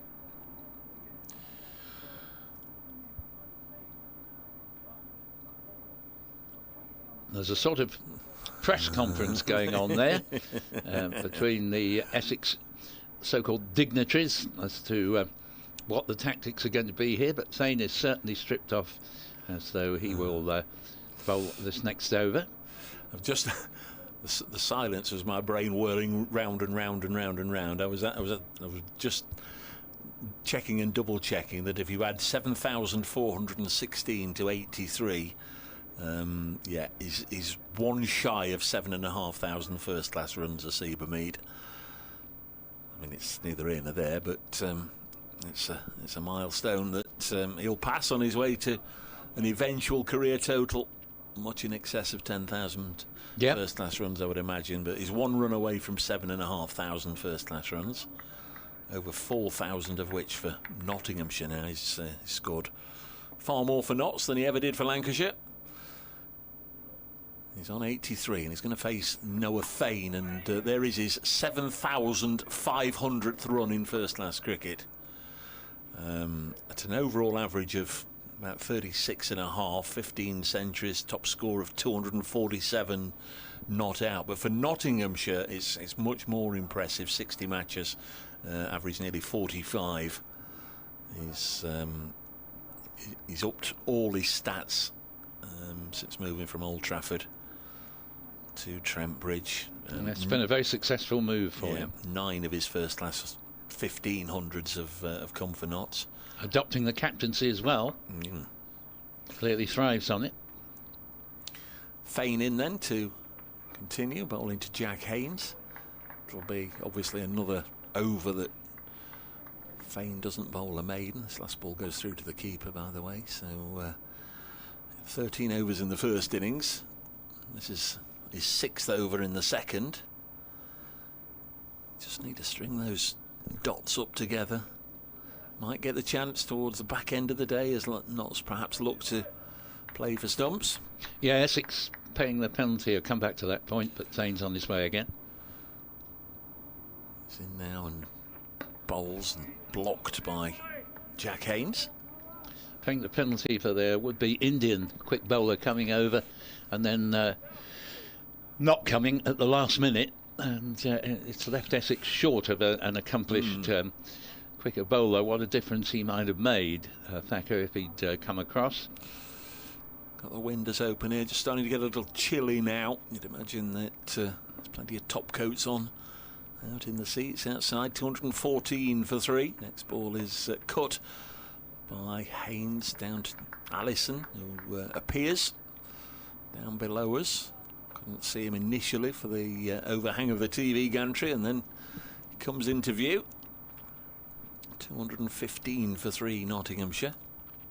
Last week against Durham, Notts lost a wicket late on in the day, and young Farhan Ahmed came out as night watchman and made 17 as night watchman, carrying on the next morning. Made 31 in the first innings here as Hamid gets another run. So generally it's been sort of round about 6 overs and in for Notts that they've deployed a night watchman over the years. I know that from Luke Fletcher, has told me many times, because he's done it countless times. 6 overs and in, the night watchman would be deployed, and that's what happened last week with Farhan Ahmed. So I don't think Notts would want to lose or risk losing Carvarena in the evening gloom here, as Haynes blocks. They wouldn't want to lose any wickets, but they wouldn't want to lose one of these and Varena. That would really give Essex a spring in their step for a last day push. 216 for 3, 60 deliveries left in the day, 10 overs remain, with Nottinghamshire leading by 196. So it looks increasingly as though we're going to have another day of uninterrupted cricket. We can't quite say it for absolutely certain, because there are quite a lot of clouds around and very little blue sky, if any, but it doesn't look particularly threatening.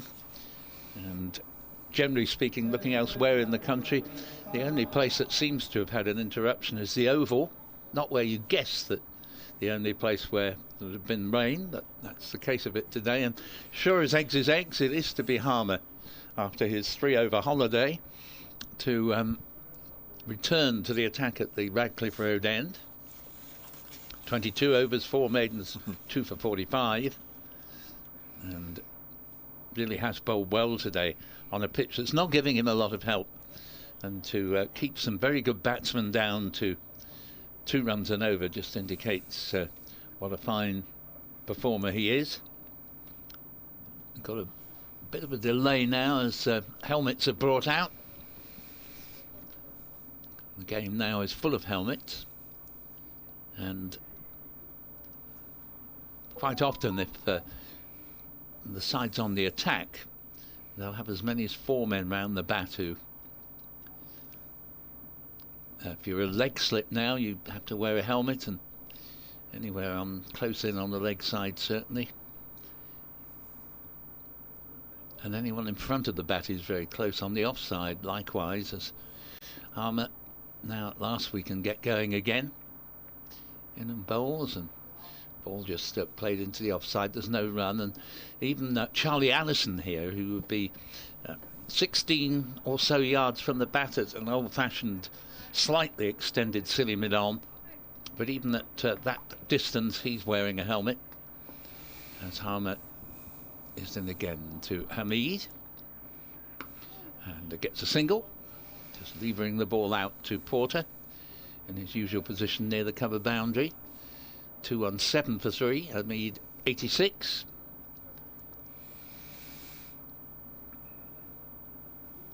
Haynes 42 now faces the next Harmer delivery. Allison creeps a little closer with Haynes on strike at silly mid-arm, but the next ball is played into the onside but to mid-wicket, and Shane Snater no run. Harmer comes past Peter Hartley, bowls, and well pitched up. Ball just turned into the onside to be retrieved by the aforesaid Charlie Allison. Just got a little brighter again, hasn't it? Yep. Penultimate ball of the over, and a little bit of a shout there, but to no avail as they steal through for a single. Surrey have declared their second innings, 342 for 9 declared. Hampshire require 377 to win, so you'd imagine there's a little bit of cricket left tonight, and then obviously all day tomorrow. 377 seems like a tall order to beat Surrey at the Oval. Last ball of this over from Harmer to Hamid, defended into the offside, no run, and Harmer now 23 overs, 4 maidens, 2 for 47. Again, just the 2 runs off the over. 2-1-8 for 3, a lead of 198. And we've had another email, I think. Just waiting, struggling to get that up, so I'll leave it with you for the moment, Dave. Yeah, we're getting there, folks. We're getting there. 9 overs to go in the day. Now we've got the email now. It's only a briefie. It's from John Starbuck, who says, "Hi guys, one of the best ever versions of A Change Is Going to Come, which we were talking about earlier, and you're quite right here, is by Marvin Gaye as an album track, highly influential as it's taken to refer to political change too." Thanks for that, Jonathan. Start of a new over from Noah Fane, bowling to Jack Haynes. Past Yes. the off stump and through to the keeper. Love a bit of Marvin Gaye. I do, and indeed of Sam Cooke. And Sam Cooke was one of the first real performers who brought politics into the argument, and the often disgraceful treatment of black people in general, and also performers there. And Marvin Gaye took up the cause. Fane once more to Haynes, forces it down into the ground, fielded by Matt Critley. Somerset a 4 down at Hove, 85 for 4. Remember that victory target is round about 600. They're 85 for 4. Well, there could be a second case of a margin of victory by over 500 runs in this round of games. We know that Kent have got one over, Yorkshire have got one over Worcestershire. Be a big win for Sussex over Somerset as Haynes cuts this out into the deep. There's the subfielder again. 219 for 3. You'll have to be investigative in the morning, find out that young man's name so we can give him a name check in case his family and friends are watching in.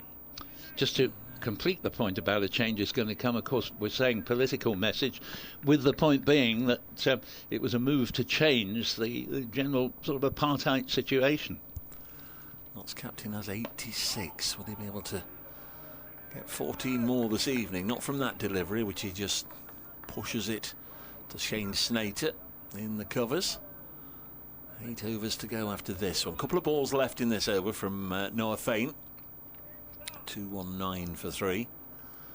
So thinking of coming along tomorrow. Should be set up nicely. I don't really know how it's going to pan out, or the approach of the two teams. This goes through to the keeper. I guess the initial approach has to come from Nottinghamshire in the morning if they look to just try and increase the tempo and maybe bat until lunch. And what can they get to? If they get 150 in the morning session, then maybe 350 in front. Would they feel that they were sufficiently safe? 350 in front with 2 sessions to go. Would they they want to risk Essex perhaps getting a good start. This is cut away on the offside. You know, you've got to sometimes dangle a carrot to try and get a win. Would Essex go for it? Would they think, no, let's not risk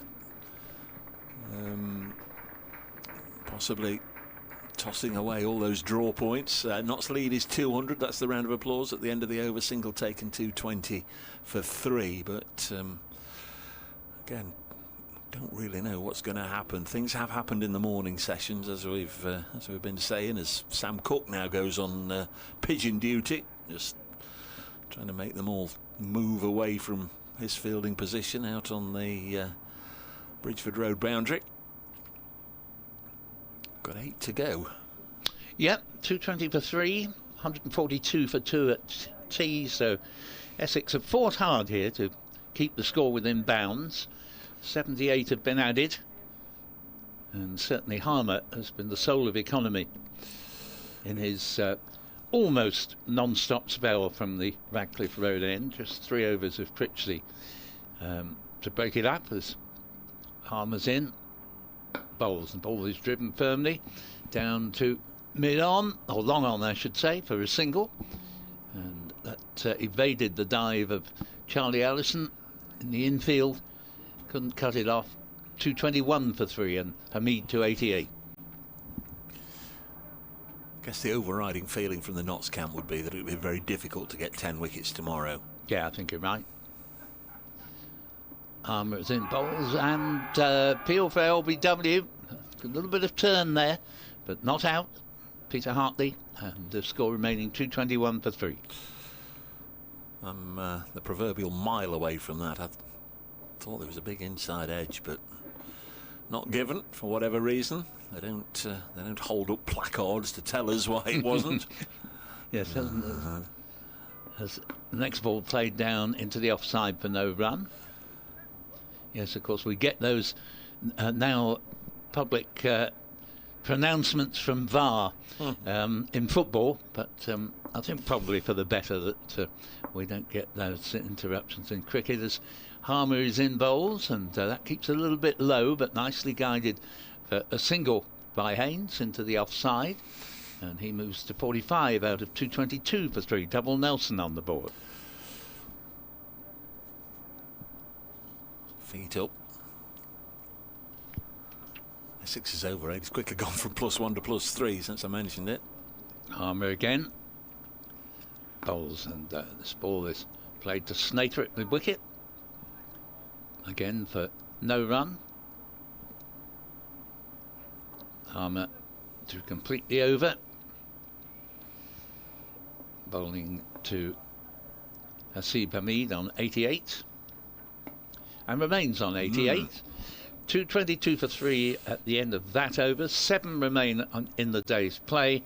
88 to Hamid, 45 to Haynes. Harmer 24 overs, 4 maidens, 2 for 49. And Fane from the other end, if he's to continue, 7 overs, no maidens, none for 33. And it looks as if he's every intention of continuing. Shot from the far end, just showing the spectators in the Radcliffe Road stand on the live screen on Trent Bridge Live. There's not that many left in the ground now. Chilly old evening, and plenty have sat through the first 2 3/4 days. They've no doubt headed off for their warming Sunday evening meal, maybe in some instances. I'd be grateful if you'd just allow me a quick comfort break of a couple of minutes. Thanks very much, Dave. I'll be right back. More from Paul before too long, as Haynes turns this away on the leg side for a single. 223 for 3, Nottinghamshire, with the captain back on strike on 88. It's Jordan Cox on the leg side. It looked like he got... I wonder if we can see him again. He's got his hands in a muffler of...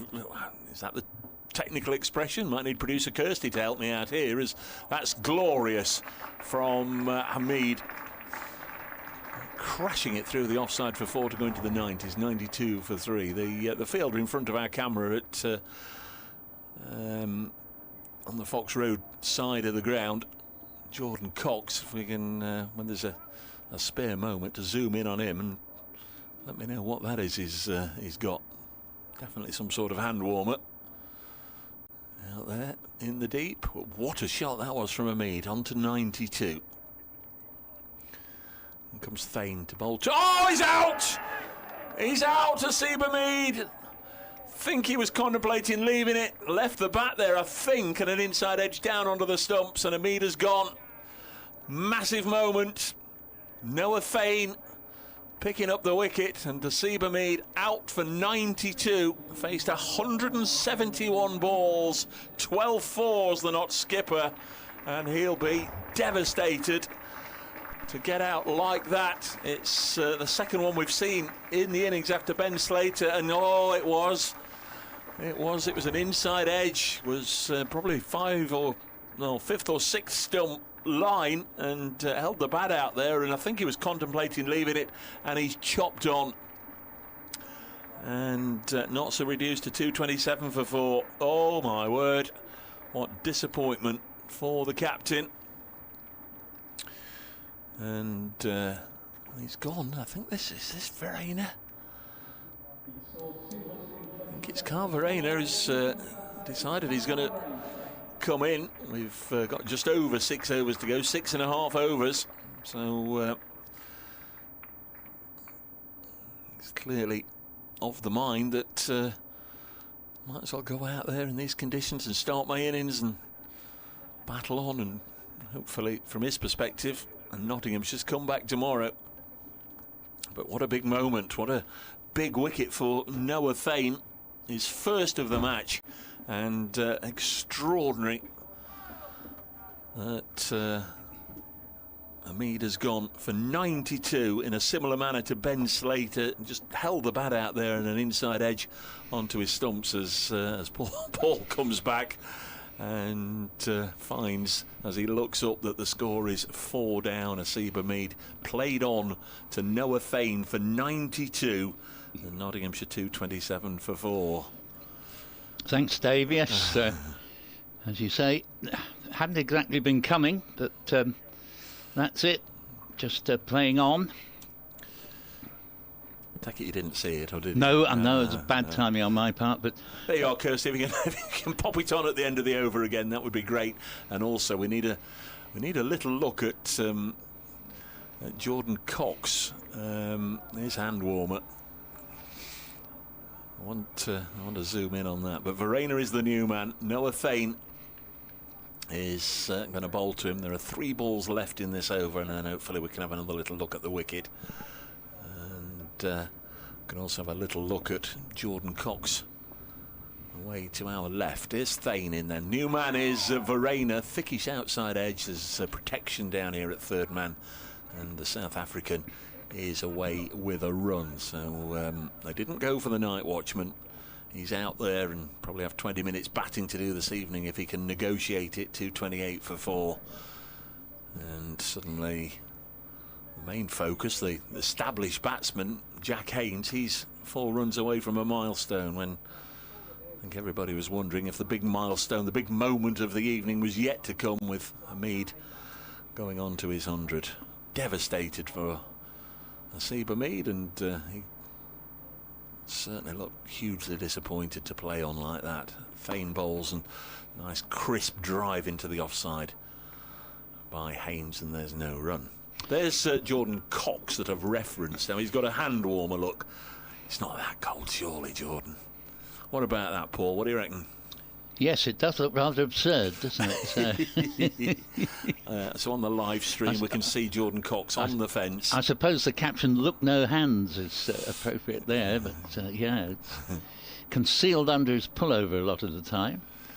Next ball is kept out by Haynes. That will be the end of the over, and hopefully we'll get the chance for Paul and for anybody who missed it, and for us all to see again, if we get the opportunity to have a look at that wicket, the fall of Asib Hamid. We've got 6 overs to go in the day.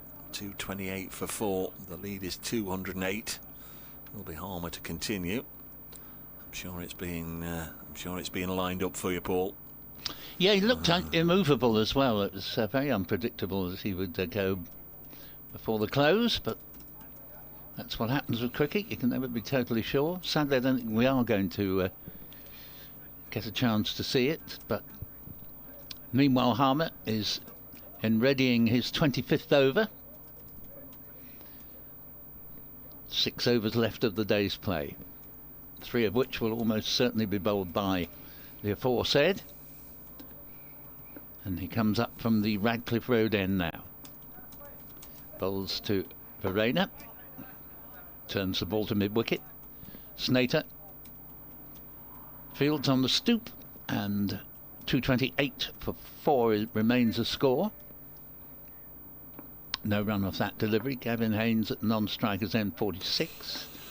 Verena fetches a ball from outside off stump, turns it a shade awkwardly towards Snater at mid-wicket. No run. Different generation, Gavin Haynes.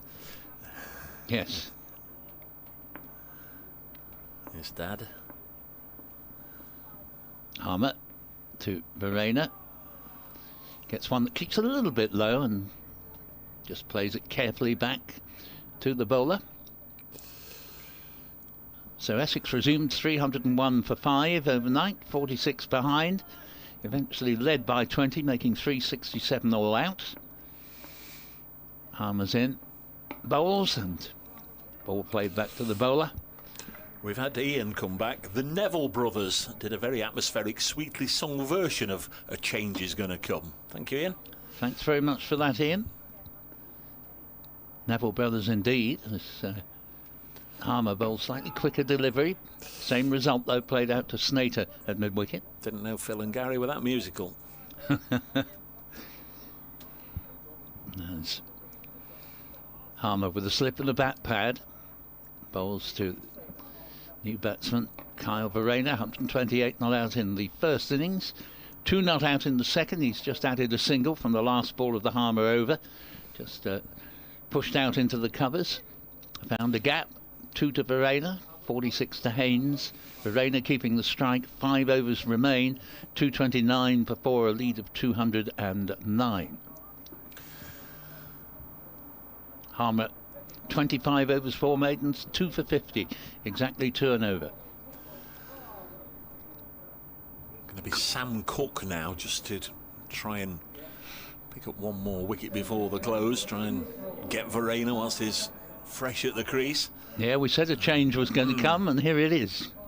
Yeah, a little harsh on Noah Fain, who battled away for his first wicket of the match, gets it, and then gets the hook as well.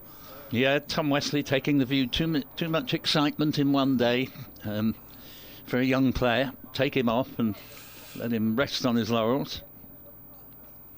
And of course, the real thought, I think, in Tom Wesley's mind was a new batsman to bowl at. Yeah. Get your best bowler on, see if he can get him out. Not enough cooks. Yeah. 229 for 4. Verena has 2 runs to his name and cuts this one away.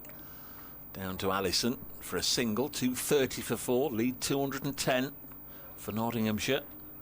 Of course, for many years, Sam Cook's nickname was Little Chef, of course, because there were 2 chefs, i.e. cooks, in the side. But now Sir Alistair's gone, we don't sort of hear so much of the Little Chef.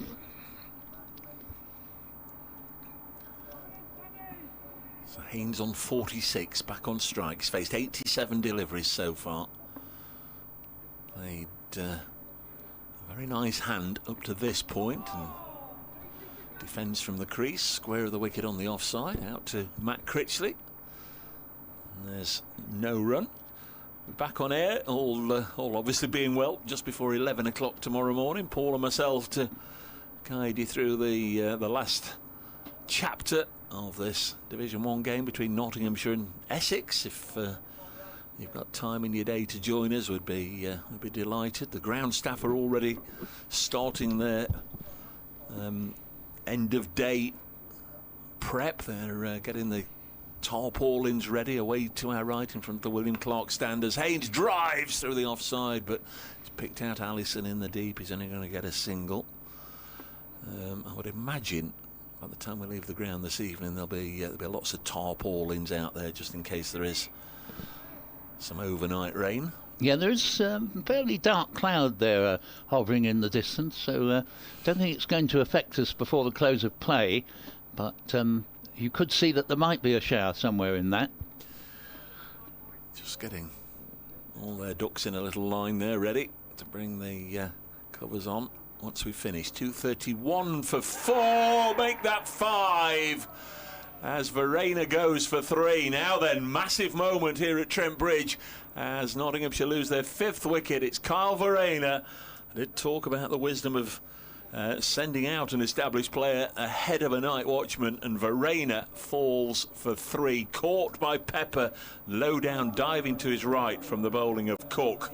And that is going to give Essex a real lift to see the back of him. It was a wicket, I think, that probably should have been avoided.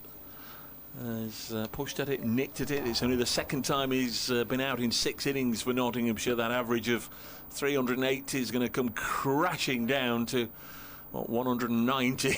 Yes, but, how are the mighty fallen? But in the context of this particular game, that just opens things up again. Might just give Essex an in, as they say. 211 is the lead.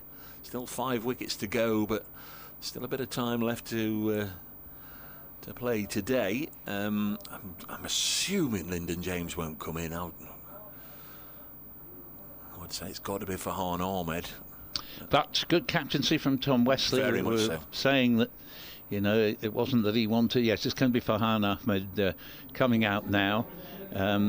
But we were saying that his reason for bringing Cook on was not to be discourteous to Noah Thane, but the young lad having got the breakthrough, you want your best bowler to try and get, according to the first innings, your best batsman out before the close, and Cook duly doing the job with one that just left Verena not by very much off the pitch, but you don't want the ball to do too much. You just got a little deviation there.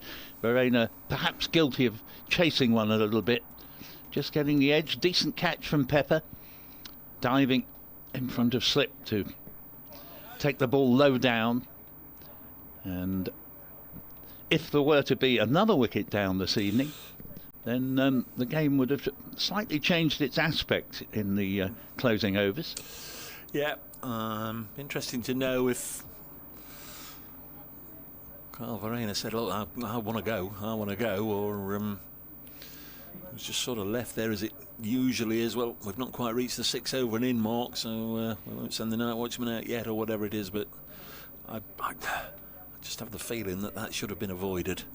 Yeah, take your points, but South Africans are very often tough characters who sort of say, no, I'm quite happy to take it on. So Farhan Ahmed now faces the music of Sam Cook, no pun intended. 10.4 overs so far as he comes in bowls, and the ball is dug out back to the bowler. So 1 ball left of this over, comfortably enough played by Farhan there, and 2:31 for 5. So a good few minutes for the visitors, getting rid of Asib Hamid for 92 and then following it up with a wicket of Verena for just 3. We're in the 70th over of the innings as well. My, that's moved on quickly, so that second new ball won't be far away in the morning. Very good spot, yes, as Cook comes in and bowls, and Farhan gets solidly in behind this one. He can bat a little bit, as he's showing here, just digs it out safely into the offside. So that's the end of that over. 4 overs remain. Verena caught behind off Cook in that over, and all of a sudden Notts, who looked as if they were going to go to bed with 3 down, have lost both Asib Hamid for 92 and now Verena for just 3, the first innings hero for Nottinghamshire. 2:31 for 5, a lead of 211. One result today in Division 1, Yorkshire have absolutely walloped Worcestershire by more than 500 runs. Second result is just around the corner, it looks like, in Division 2, because Kent need 32 more, don't know how long to play. Maybe they're already into added time. I don't know. But Kent well on their way with centuries, undefeated centuries from both Tawenda Mayei and Ben Compton. They're 284 for 2. Need 32 more to beat Middlesex at Canterbury as Harmer bowls to Jack Haynes, who's on 47. Yeah, played back to the bowler. No run there. And Harmer with a slip and a silly mid-on.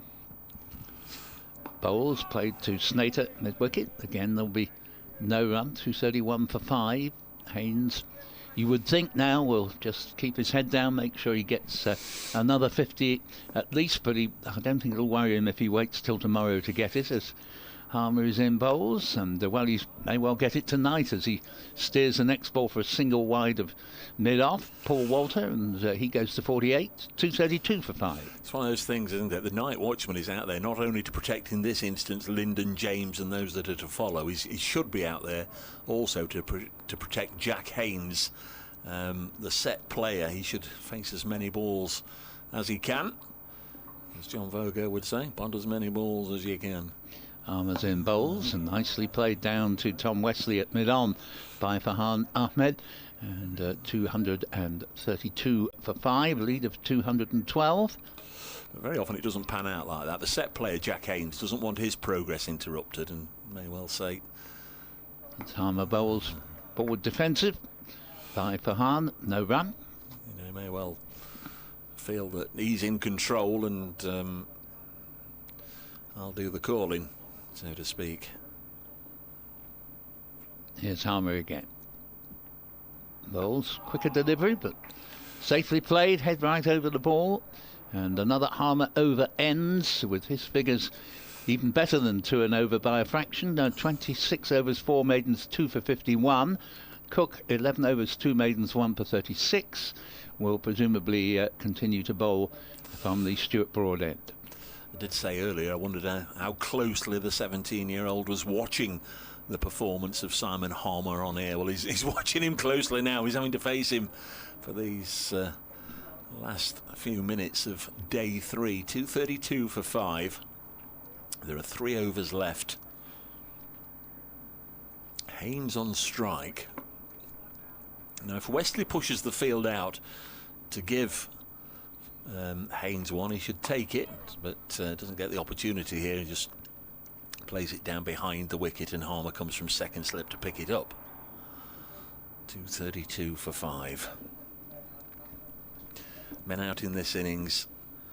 Ben Slater for 67, a very attractive innings, included 2 sixes pulled off Harmer into the Fox Road stand. Freddie McCann missed out in this innings, didn't score. Joe Clark 19. Seba Mead played on for 92, and Carl Verena's just gone for 3. 232 for 5. Next ball is driven crisply by Haynes up to mid-off. No addition to the total. So, the anti-penultimate over of the day, that is to say the third last, currently being bowled. We have 16 deliveries left, and it's been an absorbing day's cricket, I think would be the right word. 2 wickets to Harmer. Porter, Cook and Fane have 1 each. Cook into his 12th over turns and will come in past David Milnes, the umpire's left shoulder. Bowls wide enough to be left alone. That's just what Haynes would have wanted at this time of the day.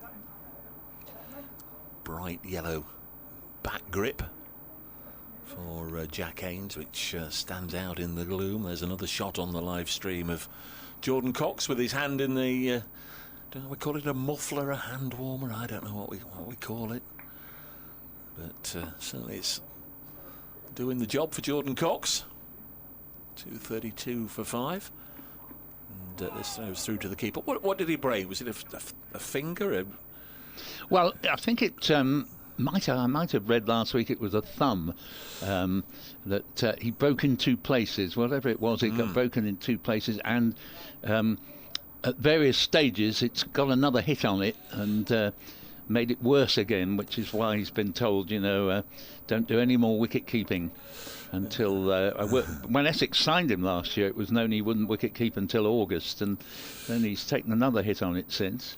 Maybe it's part of the recuperation to keep it nice and warm. Yes, I think that's 32 for probably 5. right. It's a special case, isn't it? Here, in more ways than one, that it's not just your average man shivering in the outfield saying, "Gosh, it's cold," which it probably is. Yes. Kirsty says it looks like a sleeve attached to a belt.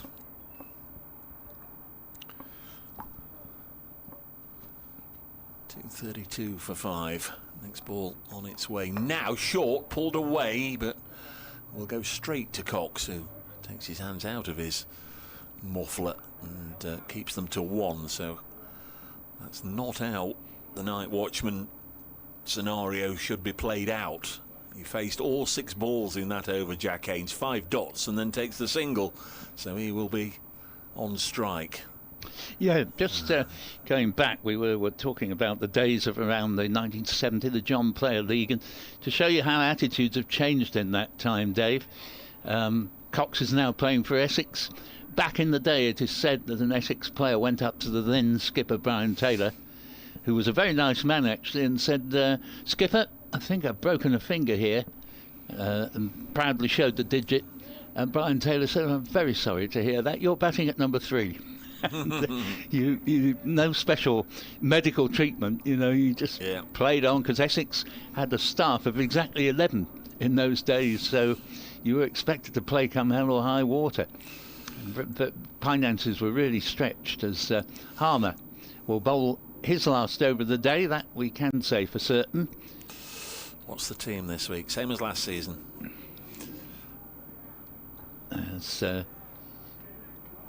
just waiting, rather curious looking field was mid-on, mid-wicket, man just in front of square, man just behind square, 4 in catching positions on the leg side as Harmer comes in, bowls to Fahan, Haynes, and thank you, and plays it to silly mid-on, who shouldn't be on strike. I mean, if Jack Haynes was to get out in this over, having taken a single from the last ball with the night watchman out there with him, ludicrous. And Harmer bowls to Haynes, plays it back to the bowler, goes down for a spot of gardening. Kent are close. They require 12 more to beat Middlesex. They're 304 for 2. Yeah, they'll obviously do that tonight as Harmer's in bowls, and ball just played to Charlie Allison at this very straight position, just adjoining the cut strip, and about 8 yards from the bat at silly mid-on. Harmer halfway through his last over of the day, bowls and played up again to Allison. 2 for 51 so far from 26.4 overs. Harmer's excellent figures. Haynes on 49, and Harmer bowls to him, turns us into the onside. No run there, Thane Fields. Does Haynes have a plan to get a single here and raise his 50 and keep the bowling again? In a way, I hope not. Harmer's last ball of the day, but not the last yet. Still 1 over after this. Bowled, short of flatter delivery, but played safely back to the bowler. End of the over. 233 for 5, leading by 213. Haynes 49. Fahan Ahmed yet to get off the mark. And I only say that because as long as he's not a run out, he shouldn't get out in this over. Fahan should just play this over out. Should stay down at the non-striker's end. You're better off 49 not out overnight than fall in the final over of the day trying to get your 50. Well, how often do we see someone who's played quite beautifully to get into the 90s do something he'd never have done in any other situation and get out? So last over of the day, huge thanks to everybody that's been with us today. Thanks again to our fabulous camera crew of Lee Lewis, Shuey, Barney, Spence, and not forgetting Wilson. 233 for 5 as Fahan Ahmed defends. Thanks to Kirsty and Aaron as ever for bringing us the pictures and looking after the production and the replay side of things, and obviously principally to you, the listeners and the viewers out there, because that's who we do it for. And thanks to you, Paul. It's pleasure. Been And you, Dave. a smooth transition from Mr. T to Mr. N today for the second half of the match. I expected a good day of cricket. It's been a good day of cricket. Oh, yeah. We had 10 wickets go down, and we still don't know how this is going to pan out tomorrow, as Ahmed is beaten outside the off stump, and it goes through into the gloves of Pepper. This morning, the overnight score 301 for 5, and Essex lost. Matt Critley caught Verena, bowled O'Neill for 52. Simon Harmer caught McCann, bowled Pennington for 0. Noah Thane, LBW, O'Neill 33. Shane Snater, LBW, Hutton for 12. And Sam Cook caught Haynes, bowled Hutton 26. Porter was not out, 13. Essex 3-6-7 all out. That was a first innings lead of 20 as Cook bowls and Ahmed defends. So Nottinghamshire began just before lunch, 20 adrift. They soon wiped that out, and the openers indeed put 113 on before Ben Slater bowled Harmer 67 playing on. Freddie McCann caught Cox, bowled Harmer for 0, 115 for 2. Joe Clark caught Pepper, bowled Porter for 19, that was 144 for 3. Then another play on, this time the skipper Seba Mead bowled Noah Thane for 92. With 6.5 overs to go, wondered if a night watchman would come out. He didn't. It was Carl Verena, and he was dismissed. Caught Pepper, bowled Cook for 3. As Ahmed, who is now out as a night watchman, remains on 0, defending this, the 5th ball of the over. 233 for 5. Jack Haynes is 49 not out. In fact, that was just the 4th ball of the over, I beg your pardon. Yes. So Notts 233 for 5, leading by 213 with 2 balls and a day to go. Farhan just hurriedly keeping that ball, which kept a bit low, out. Did well. 2 balls left. Well done to those that have stayed inside the ground to Yes. watch it as well. Many of them standing up now, ready. This is banged in short, goes over the head of Farhan Ahmed. People just standing. They've got their coats on, obviously. I think most of them had the coats on all day, picking up their bags and other paraphernalia and just heading for the exits. But they just don't want to miss this last ball, just in case something happens. And many of them either back to work tomorrow, keeping abreast of things from afar, or they'll be back here inside the ground early. Tomorrow morning, this one spits at Farhan Ahmed, and he plays it nicely down into the ground, and we're done for day 3. 233 for 5 from 74 overs in the innings. That's a lead of 213. Farhan Ahmed is 0 not out, and Jack Haynes is 49 not out. They'll resume in the morning.